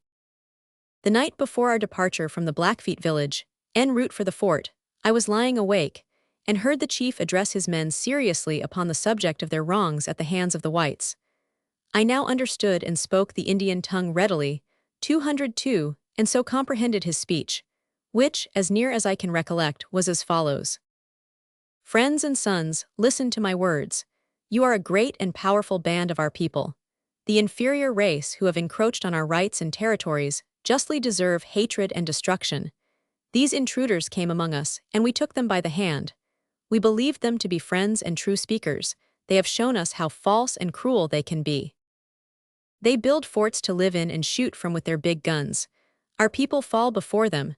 Our game is chased from the hills. Our women are taken from us, or won to forsake our lodges and wronged and deceived. It has only been 4 or 5 moons since they drove us to desperation, killed our brothers and burned our tippies. The Indian cries for vengeance. There is no truth nor friendship in the white man. Deceit and bitterness are in his words. Meet them with equal cunning. Show them no mercy. They are but few, we are many. Whet your knives and string your bows, sharpen the tomahawk and load the rifle. Let the wretches die who have stolen our lands, and we will be free to roam over the soil that was our fathers'. We will come home bravely from battle. 203 Our songs shall rise among the hills, and every tippy shall be hung with the scalplocks of our foes." This declaration of hostilities was received with grunts of approval, and silently the war preparations went on, that I might not know the evil design hidden beneath the mask of friendship. That night, as if in preparation for the work he had planned, the gracious chief beat his poor tired squaw unmercifully, because she murmured at her never-ending labor and heavy tasks. His deportment to me was as courteous as though he had been educated in civilized life. Indeed, had he not betrayed so much ignorance of the extent and power of the American nation, in his address to his band, I should have thought him an educated Indian who had traveled among the whites. Yet in his brutal treatment of his squaw, his savage nature asserted itself, and reminded me that, although better served than formerly, I was still among savages. When morning came to my sleepless night, I arose, still dreading lest some terrible intervention should come between me and the longed-for journey to the abodes of white men. The day before leaving the Blackfeet village, I gave all my Indian trinkets to a little girl who had been my constant companion, and by her gentle and affectionate interest in the captive white woman, had created within me a feeling akin to love. She was 204 half-white, and was granddaughter of a chief called Wichinkiapa, who also treated me with kindness. The morning after the chief's address to his warriors, the savages were all ready for the road, and mounting in haste, set up their farewell chant as they wound in a long column out of the village. I have frequently been asked, since my restoration to civilization, how I dressed while with the Indians, and whether I was clothed as the squaws were. A description of my appearance as I rode out of the Indian village that morning will satisfy curiosity on this point. My dress consisted of a narrow white cotton gown, composed of only 2 breadths, reaching below the knee, and fastened at the waist with a red scarf. Moccasins, embroidered with beads and porcupine quills, covered my feet, and a robe over my shoulders completed my wardrobe. While with the Oglalas, I wore on my arms great brass rings that had been forced on me, some of them fitting so tight that they lacerated my arms severely, leaving scars that I shall ever retain as mementos of my experience in Indian ornamentation. I was also painted as the squaws were, but never voluntarily applied the article. It was winter, and the ground was covered with snow, but so cold was the air that its surface bore the 205 horses, feet on its hard, glittering breast, only breaking through occasionally in the deep gullies. It was 200 miles from the Blackfeet village to Fort Sully, in the middle of winter, and the weather intensely cold, from the effects of which my ill-clad body suffered severely. I was forced to walk a great part of the way to keep from freezing, hoping for deliverance, yet dreading lest the treacherous plans of the Indians for the capture of the fort and massacre of its garrison might prove successful, and my return to captivity inevitable. I struggled on, striving to bear with patience the mental and bodily ills from which I suffered. My great fear was that my letter had not fallen into the right hands. On our journey we came in sight of a few lodges, and in among the timber we camped for the night. While in one of the lodges, to my surprise, a gentlemanly figure approached me, dressed in modern style. It astonished me to meet this gentlemanly-looking, well-mannered gentleman under such peculiar circumstances. He drew near and addressed me courteously. "This is cold weather for traveling, do you not find it so?" he inquired. "Not when I find myself going in the right direction," I replied.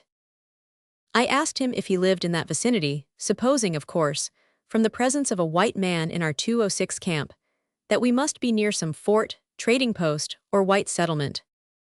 He smiled and said, "I am a dweller in the hills, and confess that civilized life has no charms for me. I find in freedom and nature all the elements requisite for happiness." Having been separated from the knowledge and interests of national affairs, just when the struggle agitating our country was at its height, I asked the question, "Has Richmond been taken?" "No, nor never will be," was the reply.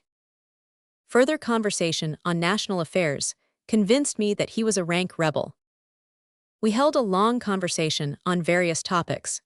He informed me he had lived with the Indians 14 years, was born in St. Louis, had an Indian wife and several children of whom he was very proud, and he seemed to be perfectly satisfied with his mode of living. I was very cautious in my words with him, lest he might prove a traitor, but in our conversation some Indian words escaped my lips, which being overheard rumor construed into mischief. What I had said was carried from lodge to lodge, increasing rather than diminishing, until it returned to the lodge where I was. The Indians, losing confidence in me, sent the young men at midnight to the camp of the white man, to 207 ascertain what had been said by me, and my feelings toward them. He assured the messengers that I was perfectly friendly, had breathed nothing but kindliness for them, and was thoroughly contented, had so expressed myself, and there was no cause to imagine evil. This man trafficked and traded with the Indians, disposing of his goods in St. Louis and in eastern cities, and was then on his way to his home, near the mouth of the Yellowstone River. Early in the forenoon of the last day's travel, my eager and anxious eyes beheld us nearing the fort. The Indians paused and dismounted to arrange their dress, and see to the condition of their arms. Their blankets and furs were adjusted, bows were strung, and the guns examined by them carefully. They then divided into squads of 50s, several of these squads remaining in ambush among the hills, for the purpose of intercepting any who might escape the anticipated massacre at the fort. The others then rode on toward the fort, bearing me with them. A painfully startling sight, the last I was destined to see, here met my gaze. One of the warriors, in passing, thrust out his hand to salute me. It was covered by one of my husband's gloves, and the sight of such a memento filled me with inexpressible dread as to his fate. Nothing in the least way connected with him had transpired to throw any light upon his 208 whereabouts, or whether living or dead, since we had been so suddenly and cruelly separated. All was darkness and doubt concerning him.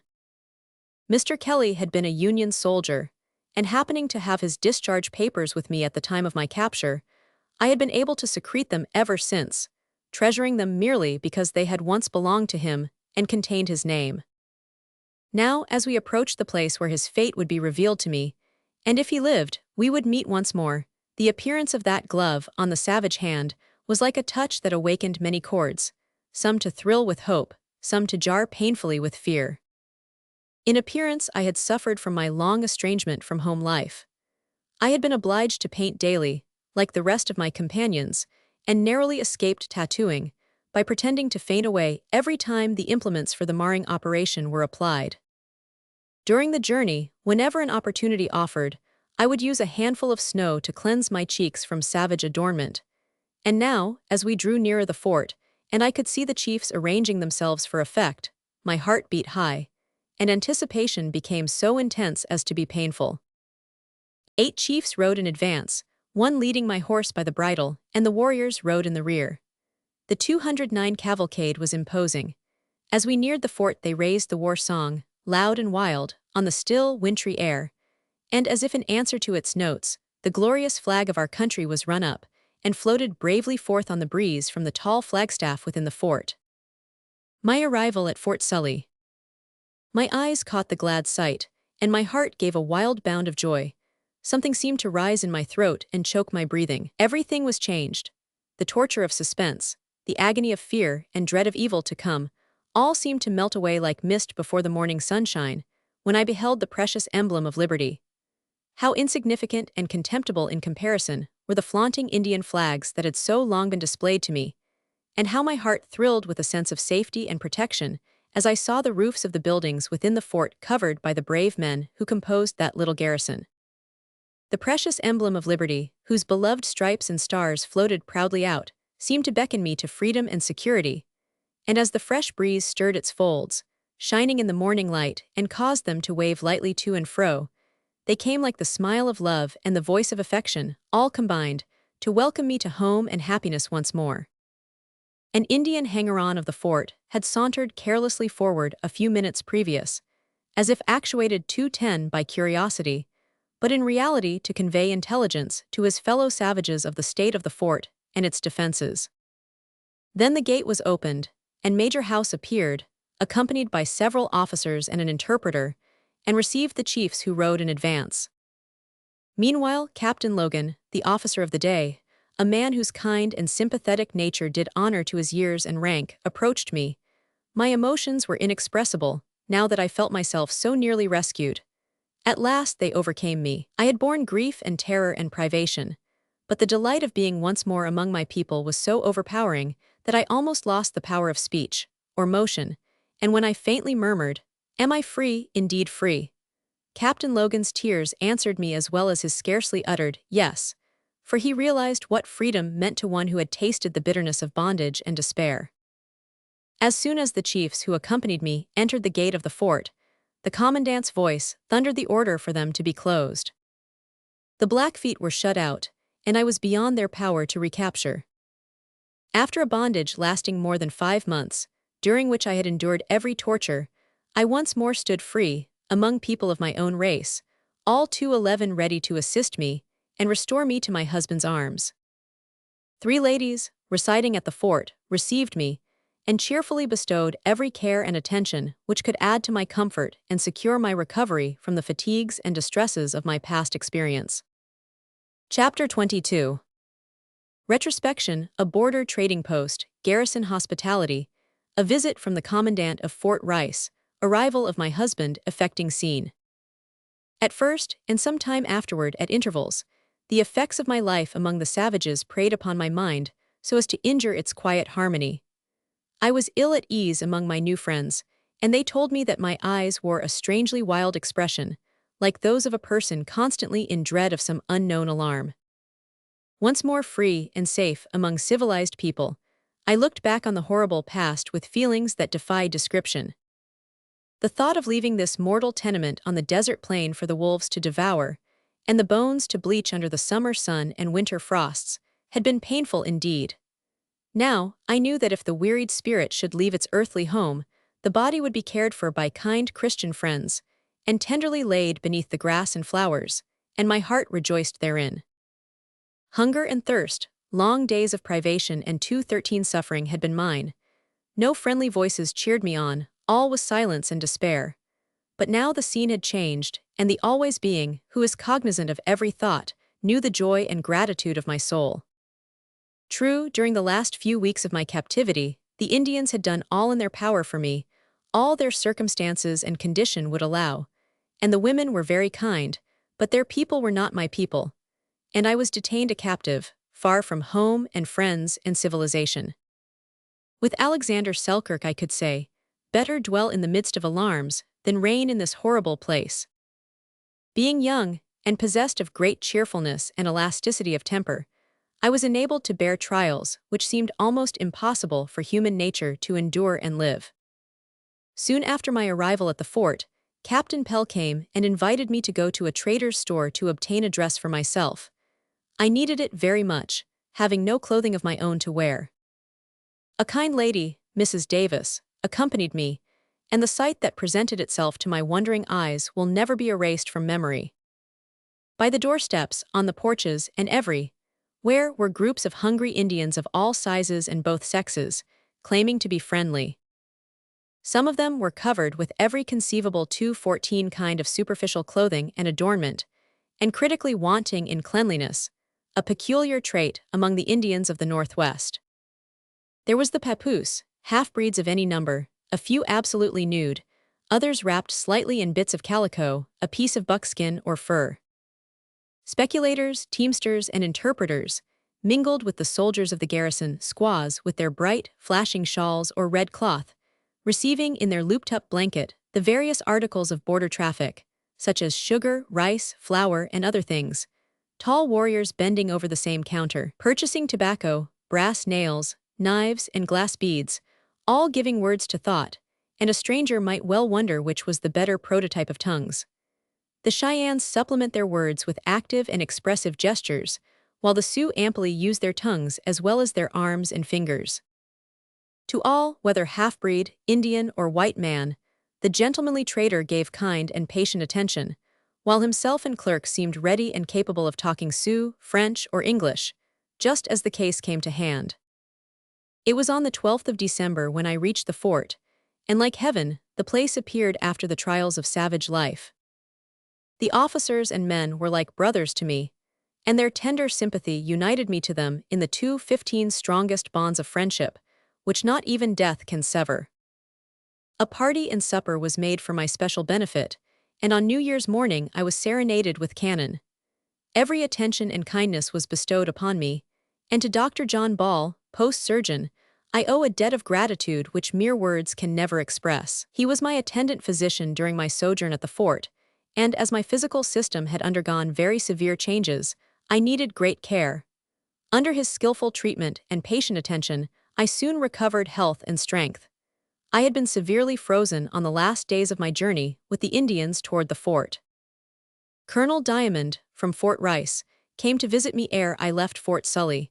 He was attended by an escort of 180 men.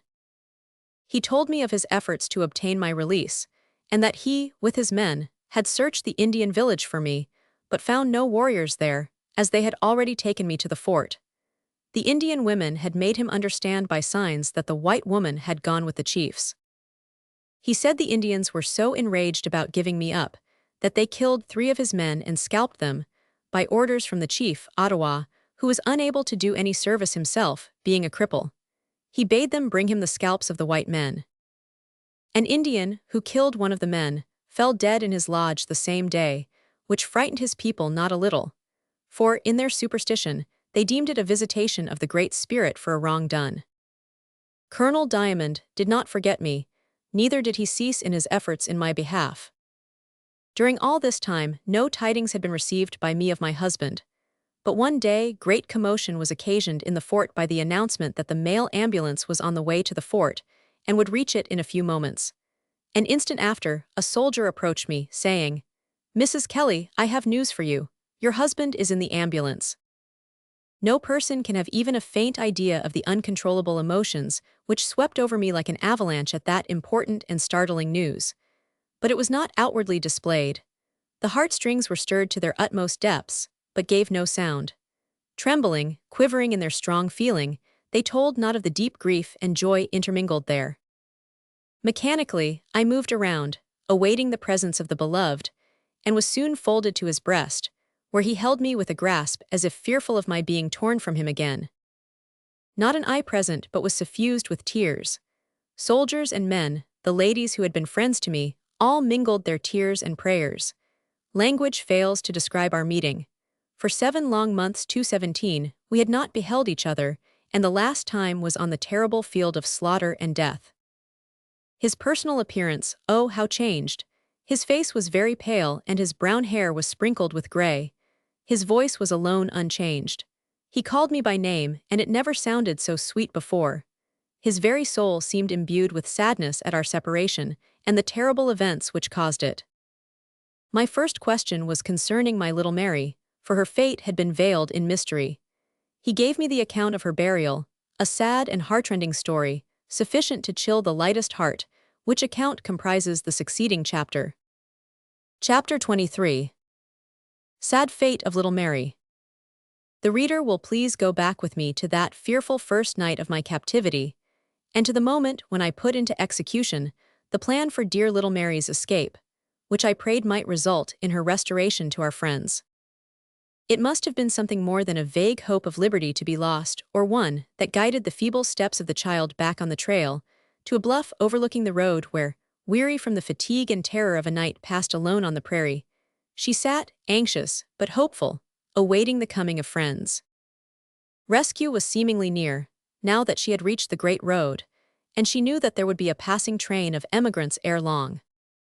It was in this situation she was seen by some passing soldiers, holding out her little trembling hands with eager joy and hope, imploring them to save her. It was a party of but 3 or 4 soldiers returning from Fort Laramie, where they had been to meet the paymaster. They had been pursued by Indians 219 the day before, had also passed the scene of the destruction of our train, and believed the country swarming with Indians. Their apprehensions were, therefore, fully aroused, and fearing the little figure upon the distant bluff might be a decoy to lead them into ambush, hesitated to approach.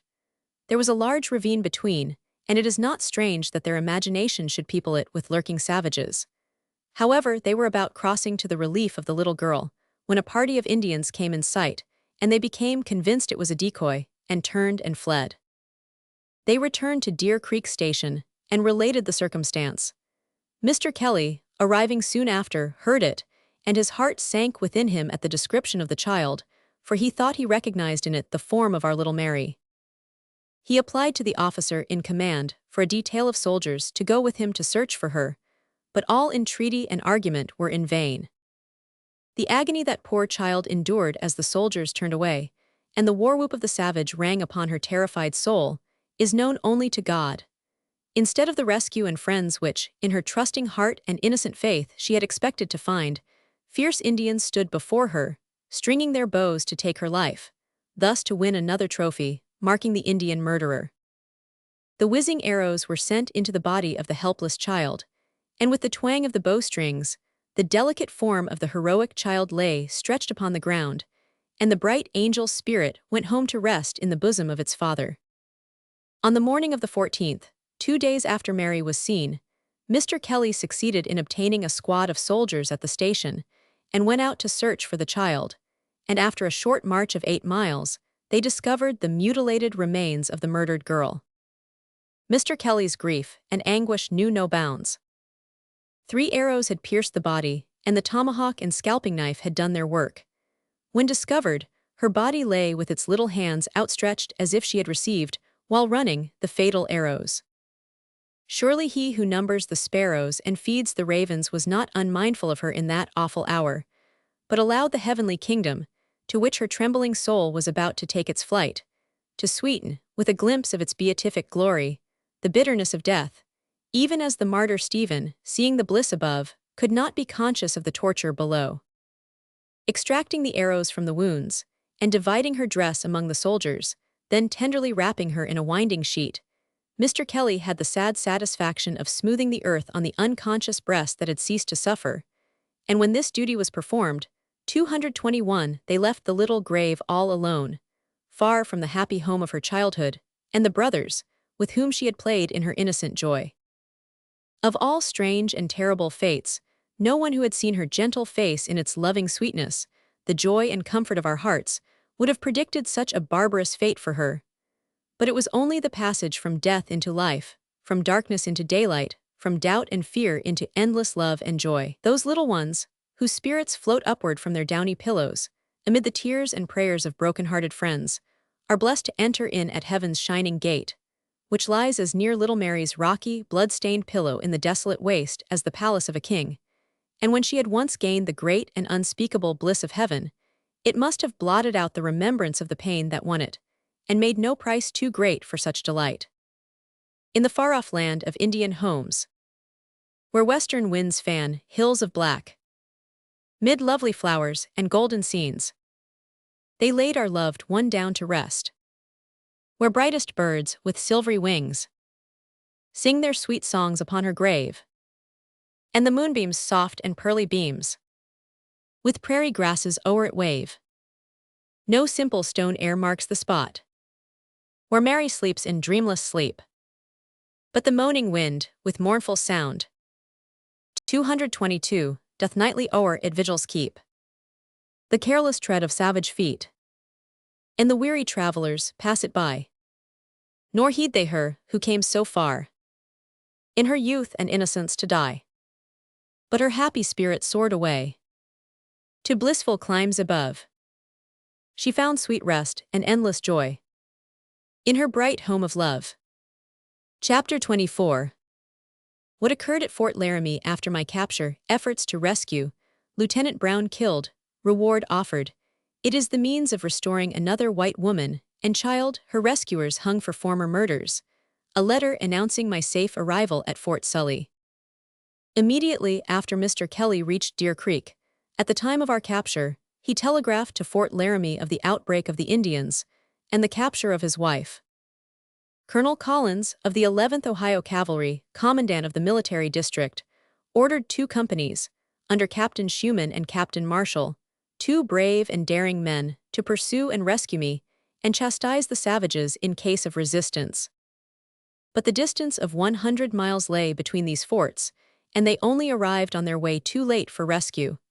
They continued their march, however, and after an absence of 3 days, returned unsuccessful. Sad to relate, a young and daring officer, Lieutenant Brown, of the 11th Ohio Volunteers, fell a victim 224 to savage cruelty in my behalf, for with a view of prospecting the neighborhood, he, with Mr. Kelly, left the main body with a small squad of men in quest of the Indians. Coming suddenly upon a band of warriors, in their encampment, the brave lieutenant indiscreetly ordered an attack, but the men, seeing the futility of opposing such numbers, fled and left Mr. Kelly and the officer. Becoming conscious of his dangerous situation, he feigned friendship, addressing them in the usual way, "How Coda," which means, "How do you do, friend?" But they were not to be deceived, and sent an arrow, causing him to fall from his horse, and the effects of which caused his death a few hours afterward. He was immediately reported dead, and with all the speed the men could command they pursued his murderers. But the fresher horses of the savages carried them off beyond their reach, and the soldiers were compelled to return in disappointment. Brave young man, the ardent friend of Mr. Kelly, and the husband and father of an affectionate wife and child, stricken down in his early manhood, we would humbly lay the wreath of immortelles upon thy lonely grave. After several expeditions in like manner which proved unsuccessful, Mr. Kelly offered a reward of 19 horses, the money value of which was deposited with the commander of Fort Laramie, and it was circulated through all the Indian villages, that upon my safe delivery the reward would be paid. Every effort possible was made by my husband and his brothers to procure my rescue or ransom. No money or efforts were spared, and the long days of agonizing suspense to them were worse than death. The reward which had been offered for my ransom was the means of rescuing another white woman, a Mrs. Eubanks, and her child, held by the Indians. The Indian Two-Face and his son, having a desire to enhance their fortunes, paid a few small sums to the other Indians who claimed her, and taking her with them, set out for Fort Laramie. When they arrived within a few miles of the fort, the prisoners were left with the son and some others, while Two-Face preceded them to arrange the terms of sale. The commander agreed to the price, and on the following day, Mrs. Eubanks and her child were brought in, the Indians thinking it made no difference which white woman it was. This was several months after my capture. Instead of paying the price, the commandant seized and confined them in the guardhouse to await trial for the murder of the ranchmen and the stealing of women and children. The testimony of Mrs. Eubanks was proof sufficient. They confessed their crimes and were executed in May following. In crossing the North Platte River, 5 miles below the fort, Mrs. Eubanks had suffered intensely, her child being bound to her back, and she holding on to a log bound by a rope fastened to the saddle of the Indian's horse. The chief passed over easily, but mother and child were nearly frozen to death by clinging and struggling among masses of broken ice, and protected only by a thin, light garment. Mr. Kelly sent deputations of Indians with horses to the Indian villages, with letters to me, which were never delivered. They were not true to their trust, but would come to see me without giving me the messages, then return with the declaration that I could not be found. He would furnish a complete outfit for an Indian, costing about $400, and send him to find me, but the Indian cared only for the money. He would never return. Having despaired of accomplishing anything further toward my rescue at Fort Laramie, he left for Leavenworth, to obtain help from citizens there, to get permission of the commander of the division to raise an independent company for my release. There he met with his brother, General Kelly, who had just returned from the South, and had received a letter from me, acquainting him with my freedom. Mr. Kelly would not at first be convinced, but after 2:27 being shown the letter, he said, "Yes, I know that is Fanny's writing, but it cannot be possible," and by daylight he was on his way to Dakota. Who can tell his varied emotions during that long and wearisome journey, when at the end, hope held out to him the cup of joy which, after the long suffering of months, he was about to drink.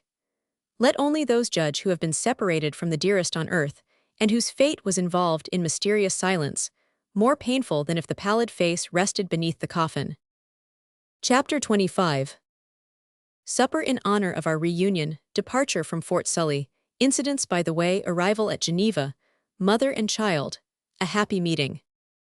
Fort Sully was garrisoned by 3 companies of the 6th Iowa Cavalry, and I should be recreant to every sense of justice, did I not more particularly express my gratitude to them all, officers and men, for the delicate, more than brotherly, kindness shown me during my stay of 2 months among them.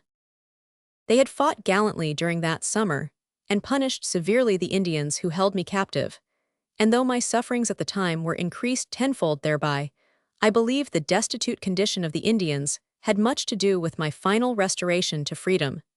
Had there been plenty of food in the Indian villages, none would have gone to Fort Sully to make a treaty. On each of the 2 evenings we remained at the fort after my husband's arrival, we were honored with a feast, in marked contrast with those I had attended while with the savages. Stewed oysters relish better than stewed dog, and the abundance of other good things, with the happy-looking, kind, sympathetic faces of my own people around the board, filled me with a feeling of almost heavenly content.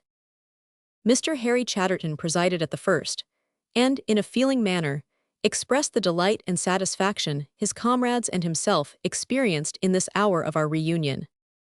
Sweet is this dream, divinely sweet.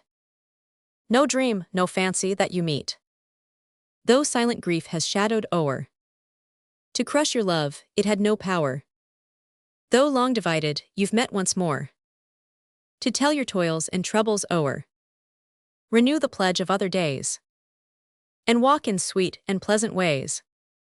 May the good Father of mercies ever protect and bless you, make the sun of happiness to brightly shine upon you, and may it never again be dimmed by stern misfortune, is the earnest and heartfelt wish of every person in this fort today. With deep emotion, these words were spoken, and we felt convinced they were from the innermost depths of the heart. How many affectionate, generous natures are among us, whom we can never appreciate until some heavy cloud drops down upon us, and they, with their cheerful words and kind acts, assist us to rise, and in hours of joy they are ready to grasp us by the hand and welcome us to happiness. Anxious for a reunion with our friends, and to be once more with my dear mother, we bade farewell to those who had shown us so much kindness and attention, and commenced our journey at daylight, to prevent the Indians, many of whom remained about the fort, knowing of my departure, as I was in constant dread of recapture. Fort Sully is on the Missouri River, 300 miles from Sioux City by land, which distance we traveled in an ambulance. At all the military posts, stations, and towns through which we passed, all military and civilians seemed to vie with each other in kindness and attention. Those living in frontier towns know what the nature of the Indian is, and could most heartily sympathize with one who had suffered from captivity among them. At Yankton I received particularly kind attention from Mrs. Ashe of the Ashe Hotel, who also gave me the information, elsewhere written, of the fate of Mrs. Dooley and Mrs. Wright. Here also I met a number of the 6th Iowa Cavalry, to which gallant regiment I was under so great obligation. Dr. Bardwell, a surgeon of that regiment, who was at Fort Sully at the time the Blackfeet came in to make a treaty, and were sent off after me, and who, I had previously been 231 informed, was active in measures tending to my release, was stationed at Yankton, and manifested the kindness of his heart in many ways. At Sioux City, Council Bluffs, and St. Joe, crowds of visitors flocked to see the white woman who had been a captive with the Indians, and I was compelled to answer many questions. From St. Joe, we made all haste for Leavenworth, Kansas, where I was received by friends and relatives as one risen from the dead. At last we reached our old home in Geneva, the home from which we had departed but a few months before, lured to new fields by the brightest hopes of future prosperity. Alas, what disappointments had fallen to our lot! But soon I was clasped in my dear mother's arms, and all my sorrows were swallowed up in the joy of that reunion. On the morning of our departure for the plains, she said, while tears of sorrow filled her eyes, that she felt as though it was our final farewell. Her fears were agonizing in my behalf. She seemed to have a presentiment of evil, a dark, portentous cloud hung over my head, she felt, that would burst upon me and scatter dismay and grief, which too well was realized in the days that followed. I endeavored to cheer her with hope, and smilingly assured her that, as soon as the Pacific Railroad was completed, I should visit my home and her. And 232 though many miles might separate us, we still would be one in heart. And the facilities for traveling were becoming so easy and rapid, we could not be separated for any great length of time. But her sad heart refused to be comforted. A mother's unchanging love, stronger than death, faithful under every circumstance, and clinging with tenacity to the child of her affection, could not part with me without a pang of anguish, which was increased tenfold when the news of my capture reached her. Gradually she sank under this heavy affliction.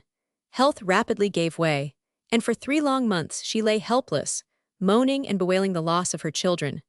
For scarcely had she aroused from the terrible stupor and grief which the news of my brother's death from poison, while a soldier in the Union Army, had plunged her, when this new and awful sorrow came like a whirlwind upon her fainting spirit. But God is good.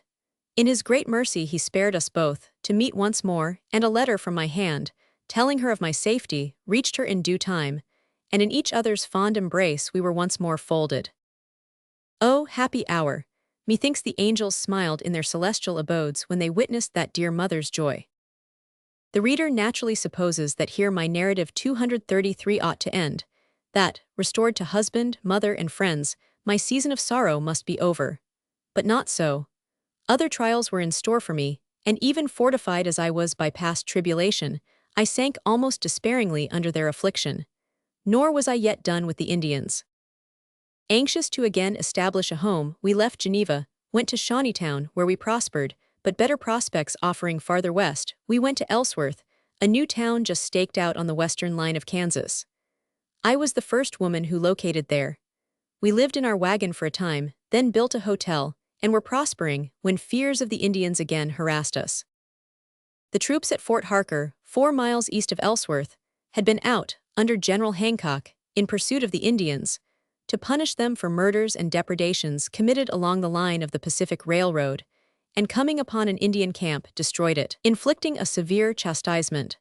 This we knew would so exasperate the Indians as to render the situation of the exposed settlements one of great danger, and after my experience, a terrible dread of again falling into their hands intensified my apprehensions for our safety. The scouts Jack Harvey and Wild Bill were constantly on the lookout, and eagerly would we look toward the hills for anyone who could give us news, 234 and gather around them, when they came from the front, with anxious faces and listening ears. Meantime, the population of Ellsworth had rapidly increased, and military companies were formed for protection. Thus we lived in a continual state of alarm, until at last one night the signal was given that the Indians were approaching, when every man flew to his post, and the women and children fled to the places of refuge that had been prepared for them, an ironclad house, and a dugout or place underground.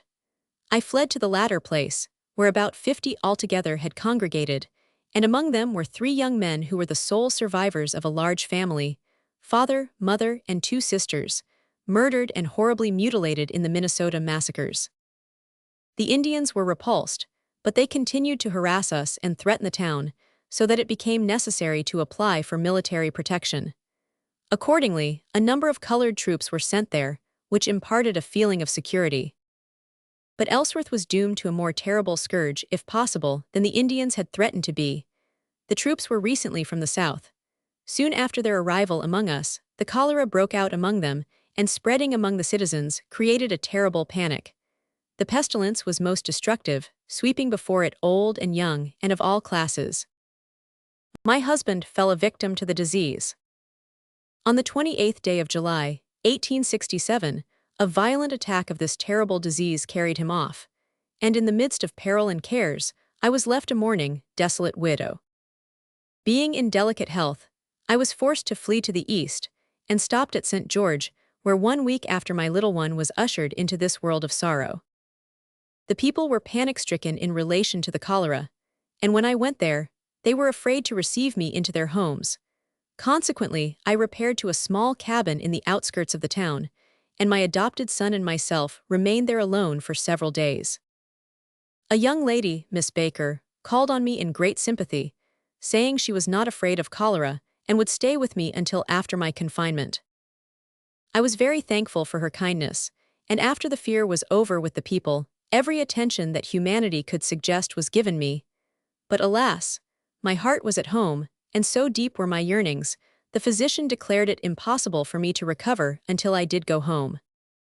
The events that had transpired seemed like a fearful dream. The physician who attended me went to Ellsworth to see if it was prudent for me to go, sending a letter immediately after, bidding me come, as the cholera had disappeared. Oh, how changed was that home! The voice that 236 had ever been as low, sweet music to my ear was hushed forever. The eye that had always met mine with smiling fondness was closed to light and me, and the hand so often grasped in tender love was palsied in death. Mr. Kelly, the noble, true, and devoted husband, my loved companion, the father of my innocent child, was gone. Oh, how sad that word! My heart was overwhelmed with grief, and that did its work, for it prostrated me on a bed of illness nigh unto death. Dr. McKinnon very faithfully attended me during my illness, and as I was recovering, he was seized by severe sickness himself, which proved fatal. He was anxious to see me before he died, and desired assistance that he might be taken downstairs for the purpose. His attendants allowed him to do so, but he fainted in the attempt, and was laid on the floor until he recovered, then raised and placed on the sofa. I was then led into the room, and seating myself beside him, he grasped my hand, exclaiming, "My friend, do not leave me. I have a brother in New York," but his lips soon stiffened in death, and he was unable to utter more. It was a severe shock to my nervous system, already prostrated by trouble and illness, and I greatly missed his attention and care. No relative or friend was near to lay his weary 237 head upon the pillow, but we laid him to rest in the burial ground of Ellsworth with sad hearts and great emotion. In the spring, I went to the end of the road further west with an excursion party to a place called Sheridan. On our return, we stopped at Fort Hayes, where I met two Indians who recognized me and I also knew them. We conversed together. I learned they had a camp in the vicinity and they were skulking around, reconnoitering. They were well treated here and very liberally dealt with. They inquired where I lived. I told them way off, near to the rising sun. The next morning, when the train left town, the band, riding on horseback, jumped the ditch and looked into the windows of the cars, hoping to see me. They told the people that I belonged to them, and they would take my papoose and me way off to their own country. We were their property and must go with them. It was supposed that if I had been in the cars, the Indians would have attempted to take the train. Chapter 26. Elizabeth Blackwell, Mormon home, a brutal father. The mother and daughters flee to the mountains. Death of the mother and sisters from exposure. Elizabeth saved by an Indian, a white woman tortured, rescued children, the Box family capture of Mrs. Blinn. Some few weeks after the events just related, I received a note from a stranger, requesting me to call on her at the dwelling of a hunter, where she was stopping. Her name was Elizabeth Blackwell, and emigrated with her parents from England, who became proselytes of the ruling prophet of Salt Lake City, where they remained until Elizabeth's father took another wife. This created trouble. Words ensued, soon followed by blows, and Elizabeth, in endeavoring to protect her mother, was struck by her brute of a father with a knife, and one of her eyes destroyed. Being discouraged and broken-hearted, the wretched mother and daughters, for Elizabeth had two sisters, resolved to escape. They wandered away among the mountains, and having no place of shelter, all perished with the cold, except Elizabeth, who was found by the 239 Indians, nearly frozen to death. They lifted her up and carried her to camp, where they gave her every attention requisite for restoration. She remained with the Indians until she was able to go east, where she underwent the severe operation of having both legs amputated above the knee. The treatment received from the Indians so attached her to them that she prefers to live a forest life, and when she gave me her narrative, she was on her way from the States to her Indian home.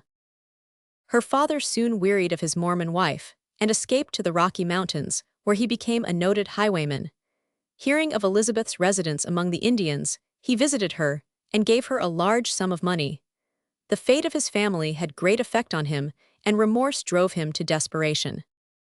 The husband of Elizabeth took his second wife, and Elizabeth's child from Salt Lake to Cincinnati, where they now live.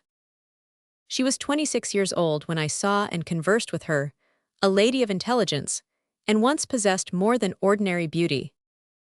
She had just received the news of her father's death. He was killed near Fort Dodge, Kansas.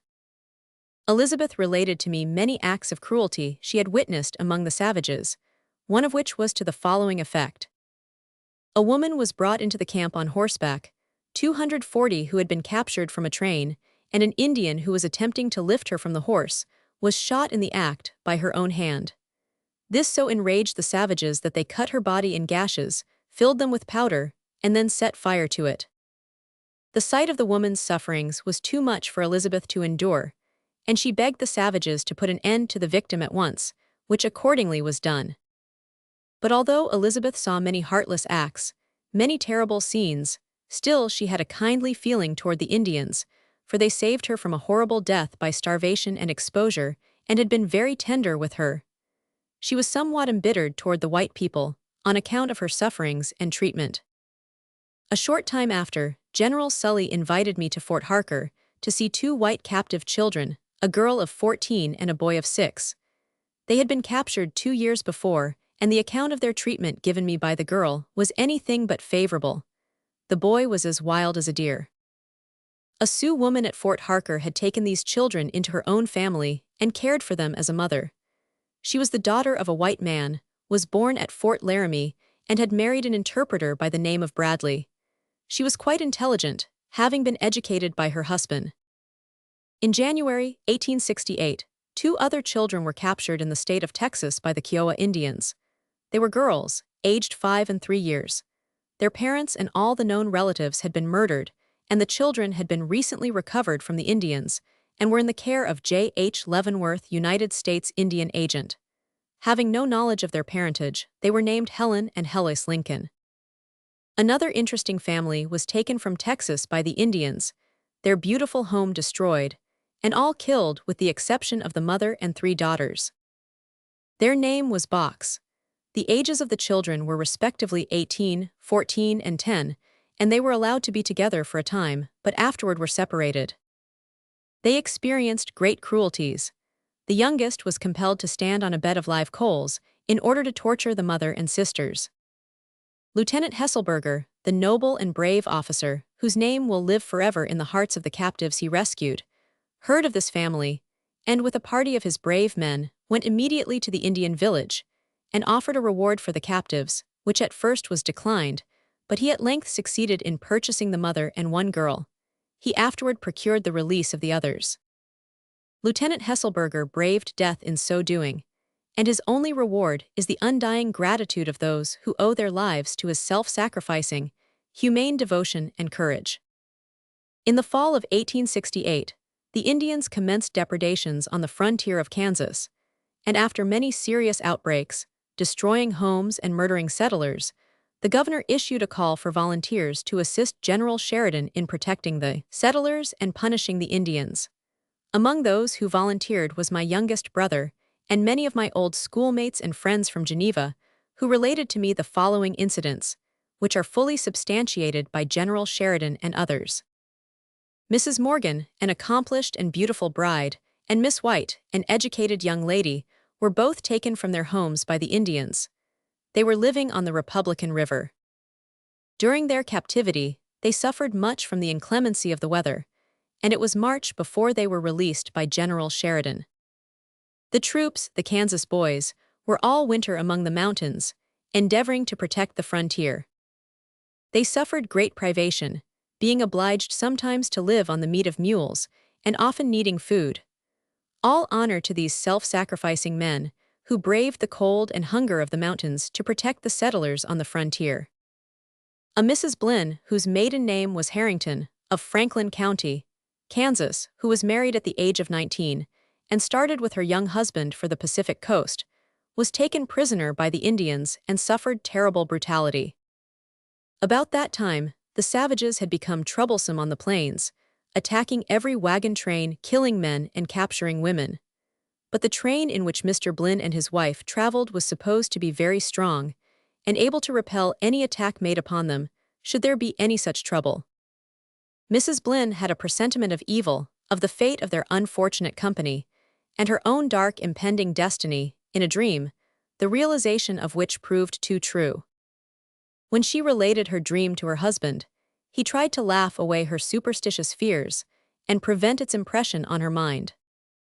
It was not many days after that a large number of warriors of the Sioux tribe were seen in the distance, and the people of the train arranged themselves in a shape for attack. The Indians, seeing this preparation and fearing a powerful resistance, fired a few shots, and with yells of rage and disappointment went off. Within the succeeding days, the travelers saw Indians, but they did not come near enough to make trouble. Confident of no disturbance or hindrance to their journey, the happy emigrants journeyed on fearless, comparatively, of the Redskins, and boasting of their power. But the evil hour at last approached. When the column had reached Sand Creek and was in the act of crossing, suddenly the wild yells of Indians fell upon their ears, and soon a band of Cheyennes charged down upon them.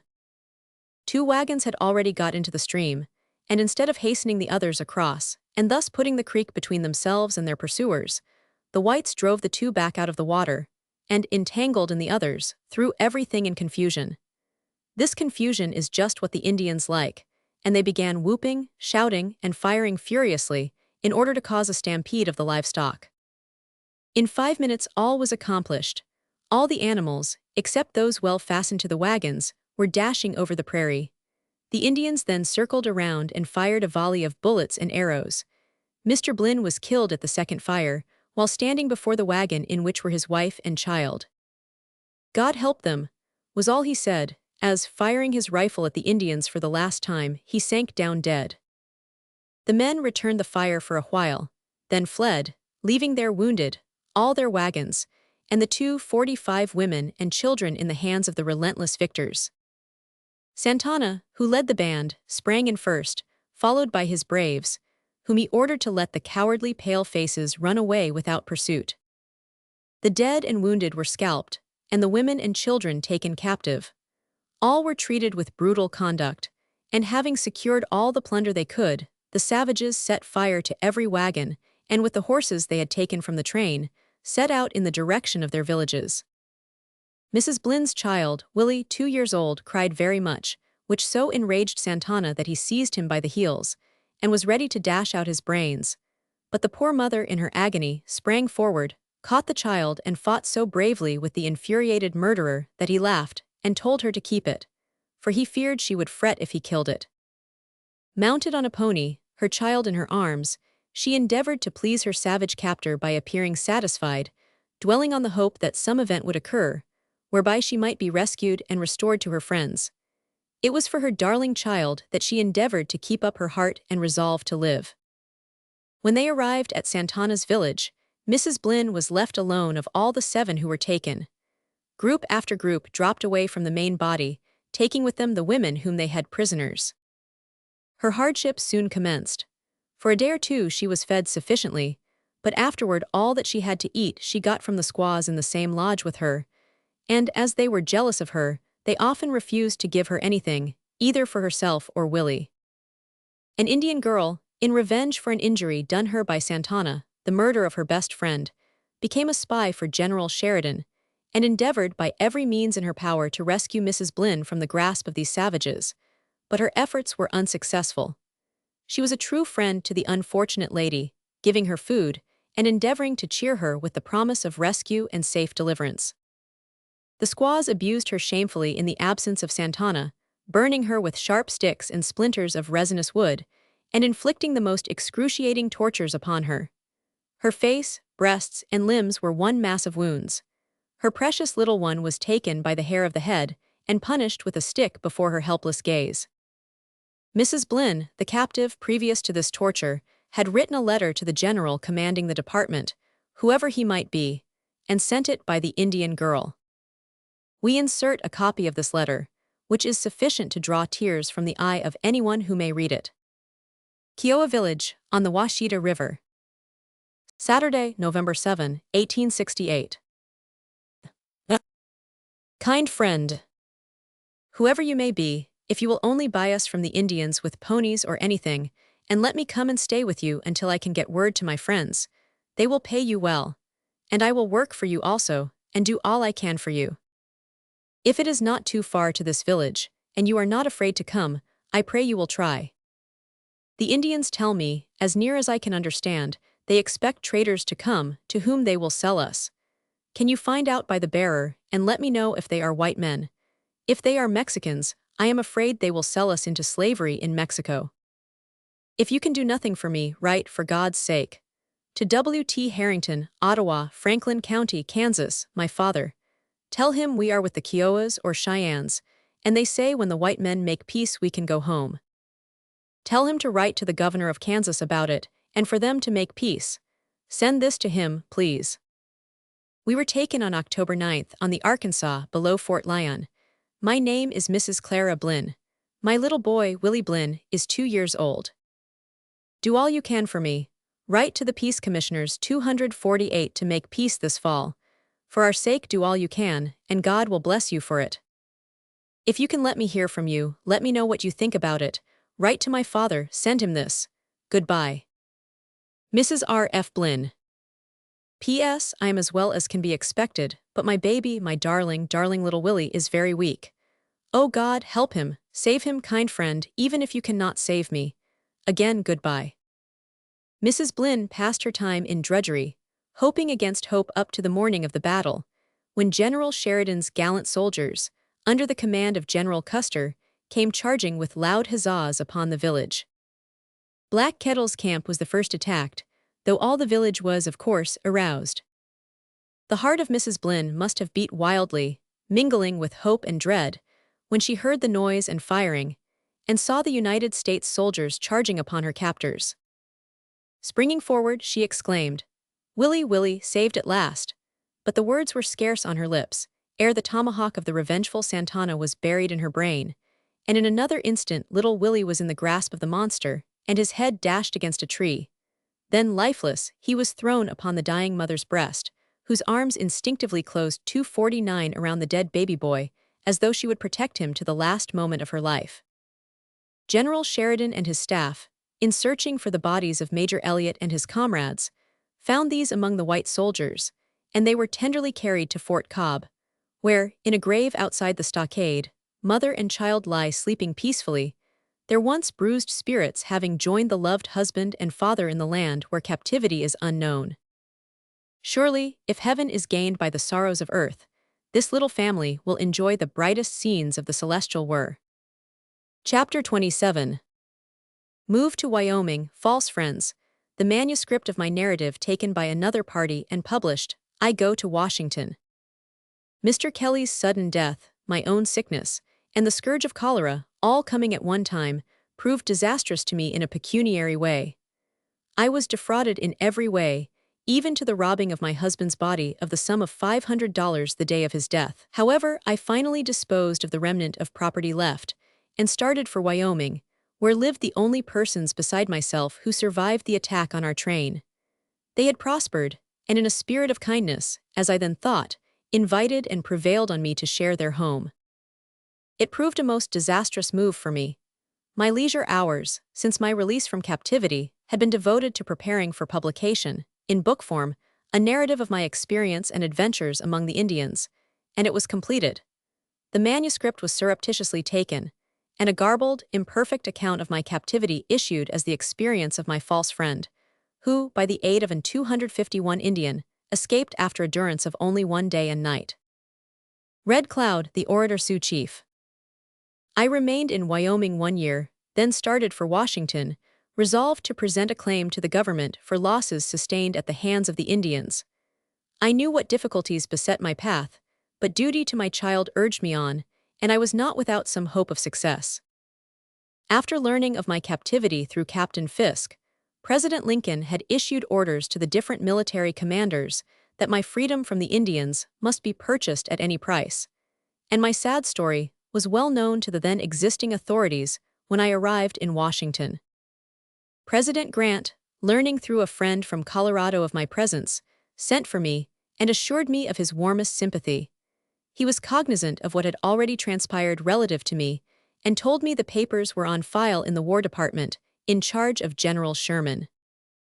In presenting my claim, many difficulties had to be encountered, but members of Congress, realizing that some compensation was due me, and understanding the delay that would result from a direct application to the Indian Bureau, introduced a bill appropriating to me $5,000 for valuable services rendered the government in saving Captain Fisk's train from destruction, and by timely warning saving Fort Sully 252 from pillage, and its garrison from being massacred. This was done without my having any knowledge of it, until after the bill had passed both houses of Congress and become a law. During my stay in Washington, Red Cloud, and a delegation of chiefs and head warriors from the different tribes of the Dakota or Sioux Nation arrived. They all recognized me as once having been with their people, and seemed quite rejoiced at the meeting. Some of the good Christian people of the city extended to the Indians, through me, an invitation to attend church one Sabbath, which I made known to Red Cloud, telling him of the great organ, the fine music they would hear, and of the desire the good people had to benefit their souls. Red Cloud replied with dignity that he did not have to go to the big house to talk to the Great Spirit. He could sit in his tipi or room, and the Great Spirit would listen. The Great Spirit was not where the big music was. No, he would not go. None of the Indians accepted the invitation, but some of the squaws went, escorted to the church in elegant carriages, but they soon left in disgust. The dazzling display of fine dresses, the beautiful church, and the big music, none of these had interest for them if unaccompanied by a feast. I attended several of the councils held with the Indians. 253, at one of them, Red Cloud addressed Secretary Cox and Commissioner Parker in a lengthy speech on the subject of his grievances, in which he referred to me as follows. Pointing me out to the Secretary and Commissioner, he said, Look at that woman, she was captured by Silverhorn's party. I wish you to pay her what her captors owe her. I am a man true to what I say and want to keep my promise. I speak for all my nation. The Indians robbed that lady there, and through your influence I want her to be paid out of the first money due us. Placing his finger first upon the breast of the secretary, and then of the commissioner, as if to add emphasis to what he was about to say, he added, "Pay her out of our money. Do not give the money into any but her own hands. Then the right one will get it." In one of my interviews with the chiefs, Red Cloud, Spotted Tail, and others desired me to get up a paper setting forth my claims against their people, and they would sign it. I accordingly made out a bill of items and presented it to them, with my affidavit, and a statement setting forth the circumstances of capture and robbery, which was fully explained to them by their interpreter. This document the chiefs representing the different bands signed readily. It is inserted elsewhere, with other documents corroborative of the truth of this narrative. 254, it is also signed by another delegation of chiefs I met in New York. With this last interview with the delegation of Indians I met in New York ends, I trust forever, my experience with Indians.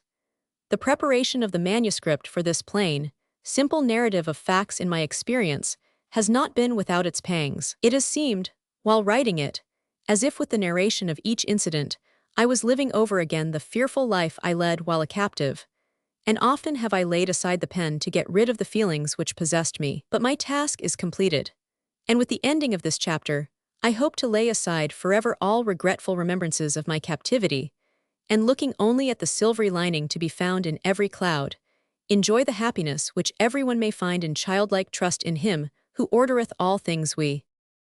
Chapter 28. General Sully's Expedition. During the summer of 1864, and while I was a prisoner with the Indians, an expedition, composed of Iowa and Minnesota volunteers, with a few independent companies of Nebraska and Dakota men, with one company of friendly Indians of various tribes, started from Fort Sully in Dakota, with the double purpose, under instructions from the War Department, of escorting a large emigrant train safely through the Indian country on their way to Idaho, and if possible, to inflict such punishment on the hostile bands they might meet as would make them willing to sue for peace. The expedition was commanded by General Alfred Sully of the United States Army, a brave, skillful officer and veteran Indian fighter, having spent the best part of 25 years' service on the frontier. He was a captain of infantry under General Harney in his memorable campaign of 1857 and was present at the Battle of Ash Hollow, where Harney surprised a large band of Indians with their families, who were 256 slaughtered indiscriminately, inflicting such punishment as made the name of General Harney a terror to the Indians, and at the same time brought upon his head the execration of thin-skinned philanthropists, who thought savages, the noble red men of their imagination, should be conquered only by a sugar plum and rosewater policy. For many interesting particulars of this expedition, and its bearing upon some of the incidents of my captivity and final ransom, I am indebted to the correspondence of one who was a member of the expedition, written to his family during its progress. The first day's march carries the command to the Cheyenne River, where the topographical engineer to whom I have referred was killed. His fate was sad indeed. An officer in the regular army, he served with distinction in the South during the rebellion, participating in over 50 battles, and passing through all without a wound. He was captured by the rebels, paroled, and sent to join General Sully's expedition to make a topographical survey of the country. Having faced danger on many a well-contested field, he held the Indian in utter contempt and roamed the country along the line of march with reckless indifference to danger. A short time before reaching the place where the command intended to go into camp, Captain Fielner started in advance, accompanied by only one man, a 257 half-breed. Reaching the river, they dismounted and were about fastening their horses to graze near a grove of wild plum trees, when two Indians stepped out, and one of them shot Captain Fielner, the ball from his rifle passing through both arms and the breast. The advance guard arriving soon after, word was sent back to General Sully, who ordered the company of Dakota cavalry to deploy and occupy so much of the country as to make it impossible for the Indians to escape. This was done, and closing toward a center, the two savages were found in a buffalo wallow, a depression in the ground made by the buffaloes, and forming a very good rifle pit. Being addressed in their own language, they refused to surrender and were shot. General Sully afterward had their heads cut off, and when the command left camp next morning, they graced two pointed stakes on the bank of the river, placed there as a warning to all straggling Indians. The feeling manifested by General Sully on the occasion of Captain Fielner's death was intense. A brave officer, a scientific scholar, and a gentleman of rare social qualities, he had won upon the kindlier feelings of his associates in rank and was respected by all. His untimely death was sincerely mourned by the whole command. Death by the hand of the enemy had seldom touched that little army, so seldom that when a companion failed to answer at roll call, his absence was felt. The 258 only other officer killed during the 3 years of General Sully's operations against the Indians was Lieutenant Thomas K. Leavitt, of Company B, 6th Iowa Cavalry. At the Battle of Whitestone Hill in September 1863, after the Indians had been utterly routed, Lieutenant Leavitt went through their deserted camp on foot, his horse having been shot under him, and approaching a buffalo robe, raised it with the point of his saber, revealing an Indian and squaw, who sprang upon him so suddenly that he had no opportunity to defend himself, and with their knives, stabbed him in several places. Darkness came on, and separated from his companions, stripped of his clothing, and wounded mortally, he was all night exposed to bitter cold. Despite his wounds, he crawled over the ground fully a half-mile, was found next morning, and conveyed to camp where he died soon after. A young man of superior education, of a wealthy family, he relinquished a lucrative position in a bank, and enlisted as a private, but was soon promoted to a lieutenancy, and at the time of his death was acting adjutant general on General Sully's staff.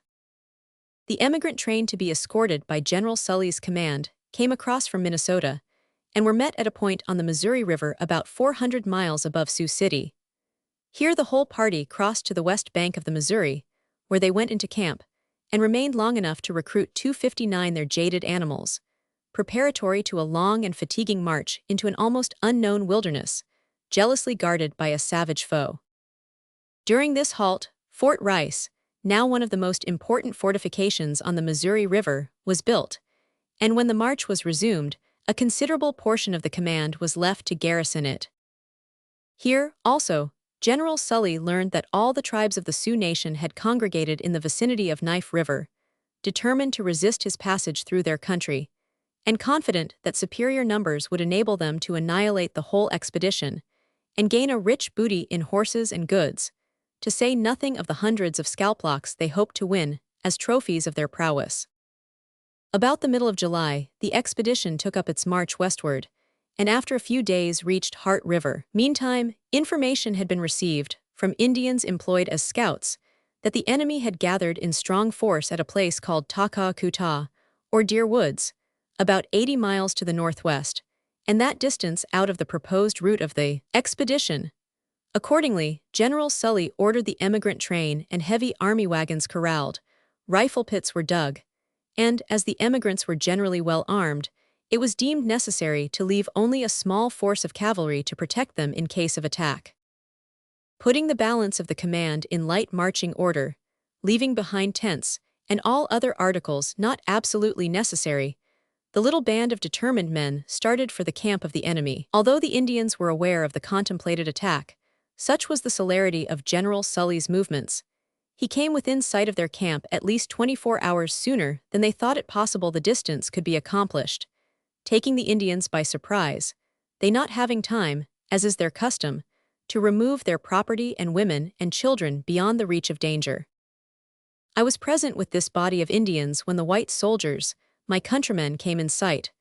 Alternating between hope and fear, my feelings can be better imagined than described. I hoped for deliverance, yet feared disaster and death to that little army. At 1 o'clock in the afternoon, the fight commenced, and raged with great fury until night closed on the scene of conflict, leaving the whites masters of the field and in possession of the Indian camp. Early in the day, I, with the women and children and old men, and such property as could be gathered in our hasty flight, was sent off so as to be out of the way, not to impede the flight of the Indians in case of defeat. This was a terrible blow to the Indians. About 8,000 of them were gathered there, and their 261 village, with all their property except their horses and dogs, including all the stores of provisions they had gathered for the winter, were lost. Without shelter, without food, driven into a barren, desolate region, devoid of game, death from starvation seemed inevitable. Early next morning pursuit was commenced, but after a march of about 5 miles was abandoned, as the country beyond was impassable for cavalry. Returning to the scene of the previous day's battle, General Sully spent several hours in destroying the property abandoned by the Indians in their flight. Lodge poles were piled together and fired, and into the flames was cast furs, robes, tents, provisions, and everything that fell into the hands of the soldiers. That night the command camped about 6 miles from, but within sight of the battleground, going into camp early in the afternoon. Picket guards were stationed on the hills, 3 at a post, and soon after the camp was thrown into commotion by the appearance of one of the guard dashing toward camp, at the full speed of his horse, with Indians in pursuit. His companions, worn out with the arduous service of the preceding 3 days, had laid down to sleep, and before the one remaining on guard could give the alarm, a body of Indians was close upon them. Discharging his rifle to arouse his companions, he had barely time to reach his horse and escape. The bodies 262 of the other 2 were found next day horribly mutilated, and that night, being within sight of the battleground, the firelight revealed the forms of a large body of savages dancing around the burning ruins of their own homes. Returning to Heart River, General Sully took the emigrants again in charge and resumed the march toward Idaho. Traversing a country diversified and beautiful as the sun ever shone upon, presenting at every turn pictures of natural beauty, such as no artist ever represented on canvas, the expedition at last struck the Mauvaise Terre, or Bad Lands, a region of the most wildly desolate country conceivable. No pen of writer, nor brush of painter, can give the faintest idea of its awful desolation. As the command halted upon the confines of this desert, the mind naturally reverted to political descriptions of the infernal regions reached in other days. The Bad Lands of Dakota extend from the confluence of the Yellowstone and Missouri rivers toward the southwest, a distance of about 100 miles, and are from 25 to 40 miles in width. The foot of white man had never trod these wilds before. The first day's march into this desert carried the expedition 10 miles only, consuming 10 hours of time, and leaving the forces 4 miles from, and 263 within sight of, the camp they left in the morning. On the 7th of August, the advance guard were attacked in the afternoon by a large party of Indians. After a toilsome march of many days, a valley in the wilderness was reached, presenting an opportunity for rest, and here the first vegetation was found for the famished horses. In this valley the troops camped, the advance guard were brought back, having suffered some from the attack of the ambushed savages. Next day commenced one of the most memorable battles ever fought with Indians in the whole experience of the government. The whole Dakota nation, including the supposed friendly tribes, was concentrated there, and numbered fully 8,000 warriors. Opposed to them was a mere handful, comparatively, of white men, but they were led by one skilled in war, and who knew the foe he had to contend against. For 3 days the fight raged, and finally, on the night of the 3rd day, and after a toilsome march of 10 days through the Bad Lands, the command reached a broad, open country, where the savages made a final, desperate stand to drive the invaders back. They were the wild Dacotians, who had seen but little of the white settlements and had a contemptuous opinion. But a new lesson was to be learned, and it cost them dearly. They had seen guns large and small, but the little mountain howitzers, from which shells were sent among them, they could not comprehend, and 264 asked the Indian scouts accompanying the expedition if all the wagons shot twice. Terrible punishment was inflicted upon the Indians in that 3 days' fight. At the close of the 2nd day, the brigade wagon master reported that he had discovered the tracks of a white woman, and believed the Indians held one captive. This was the first intimation General Sully received of my captivity, and not having received from the western posts any report of captures by Indians, thought it must be some half-breed woman who wore the footgear of civilization. But the sympathetic nature of that brave, noble general was stirred to its depths, when his Indian scouts brought in the report that they had talked with the hostile foe, and they had tauntingly said, "We have a white woman captive." The Indians were badly whipped, and having accomplished that portion of his mission, General Sully went on with his emigrant train to the Yellowstone River, and beyond that there were long, toilsome marches, but no battles. Early in October the command arrived opposite Fort Rice, and went into camp. The tents of the little band of white warriors were hardly pitched before word came that Captain Fisk, with a large party of emigrants and a small escort of soldiers, had been attacked by a large party of Indians, had corralled their train, and could not move, but were on the 265 defensive, and were confident of holding out until relief should come. They were distant about 180 miles, and the sympathetic nature of the veteran, while it condemned the action of his junior officer, thrilled with an earnest desire to save the women and children of that apparently doomed train. A detail of men from each company of the command was made, and Captain Fisk and his train of emigrants rescued from their perilous situation. Here was received proof positive of the fact that a white woman was held captive by the Indians, and while every man would have been willing to risk his life for her rescue, and many applications were made to the general for permission to go out on expeditions for that purpose, he had already adopted such measures as must secure her release. Friendly Indians who had accompanied the expedition were sent out to visit the various tribes, to assure them of an earnest desire on the part of the whites for peace, and invite them to meet at Fort Sully to make a treaty. The result was that about the latter part of October the vicinity of the fort presented an unusual appearance of animation. Several bands had come in anticipation of the big feast that had hitherto preceded all talks. Their disappointment may be imagined when they were told that no talk would be had, nor any feast given, until they brought in the white woman. 266 their protestations that she was not their captive, and that they could not get her from the band who held her, were of no avail, and at length tall soldier, who was thought to be friendly, called for volunteers to go with him for the white woman. About 100 Indians responded, and the assurance was given that they would get the captive, if even at the expense of a fight with those they went to take her from. Weeks of painful suspense passed, and then came a letter from the captive woman, brought by an Indian, in which warning was given of an intent to capture the fort and murder the garrison. The warning was acted upon, and when, on the 12th day of December, a large body of Indians appeared on the bluffs overlooking the fort, that little band of not more than 200 men was prepared to give them a warm reception should they come with hostile intent. Not only were arms in prime condition, but every heart beat with high resolve. When the cavalcade drew up in front of the fort, and the captive woman, with about 12 of her immediate savage attendants, had passed through the gates, they were ordered closed, shutting out the main body, and leaving them exposed to a raking fire from the guns in the bastions. But no attack was made. The Indians seemed to know that the little band of soldiers were prepared, and went quietly into camp, on an island opposite the 267 fort. Next day a council was held, and the terms of the captive's surrender agreed upon. 3 unserviceable horses, to replace ponies left with the Ogalallas by the Blackfeet, as a pledge for the captive's return. Also, $50 worth of presents, some provisions, and a promise of a treaty when General Sully should return. The Indians remained about the fort nearly 2 weeks, and during that time, efforts were made to induce the captive woman to leave the fort and visit them at their lodges, doubtless with the design of recapturing her. After making the captive some presents, they bade adieu.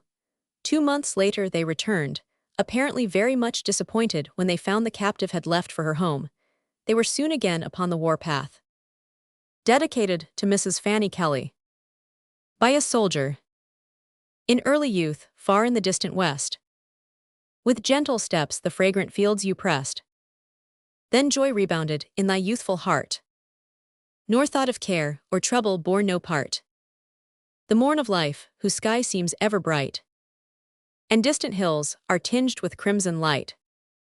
When hope, bright hope, by glowing fancies driven, filled thy young heart with raptured thoughts of heaven. 'Twas there, 'neath yonder glorious western sky, where noble forests wave their heads on high, and gentle zephyrs, filled with rich perfume, swept o'er vast prairies in undying bloom. And there were silvery lakes and rippling streams, go murmuring through the hills and valleys green, and birds sing gaily as they soar along, in gentle notes their ever-welcome song. 'Twas there was passed thy youthful life away, and all became a dread reality. Then wooed and wedded to the one you loved, as partner of thy life all else above, to share thy brightest hopes or gloomy fears, or mingle in thy smiles or gushing tears, to be to thee a constant bosom friend, faithful and true till life's last hours should end. Those days and years so pleasantly passed by. No tears of grief, thy bosom knew no sigh. But ah, those days, those halcyon days are past. Those sunny hours, they were too sweet to last. For far out o'er the broadest prairie plain, onward you pressed a distant home to gain. 269 days, even weeks, so pleasantly passed o'er, that memory brought back those sweet days of yore. Those days of thy youth for which you did sigh. But ne'er did ye think that some soon should die. For days of sadness, those days that come to all, from the humblest cot to the palace hall, when gathering darkness cloud the clear, blue sky, our brightest prospects all in ruin lie, while gathering round the camp at close of day, as the sun shed forth her last but lingering ray, the war whoop of the Sioux Indian band was heard. They come and all surrounded stand. A moment more, and then around thee lay, as the dark smoke had cleared itself away, the lifeless forms of those in horror slain. And thou, alas, the only one remain. No bosom friend, no counselor is near, to soothe thy troubled breast, or quell thy fear. Those dearest by all earthly ties are fled, and you, a captive, stand among the dead, for months in bondage to this savage band, with none to rescue from his cruel hand, to rove with them o'er prairies far and wild, far from thy husband and thy murdered child. No star of hope, nor sun's resplendent light, sends down one gleam upon this fearful night. No power to pierce the dark and hidden gloom that veils the heart while in this earthly tomb. But lo, a change, a wondrous change to thee. Once held a captive, but now from bondage free. The great Jehovah reigns, his arm is strong. He sets the captive free, though waiteth long, and turns the darkest hours of midnight gloom into the effulgent brightness of noon. WSVH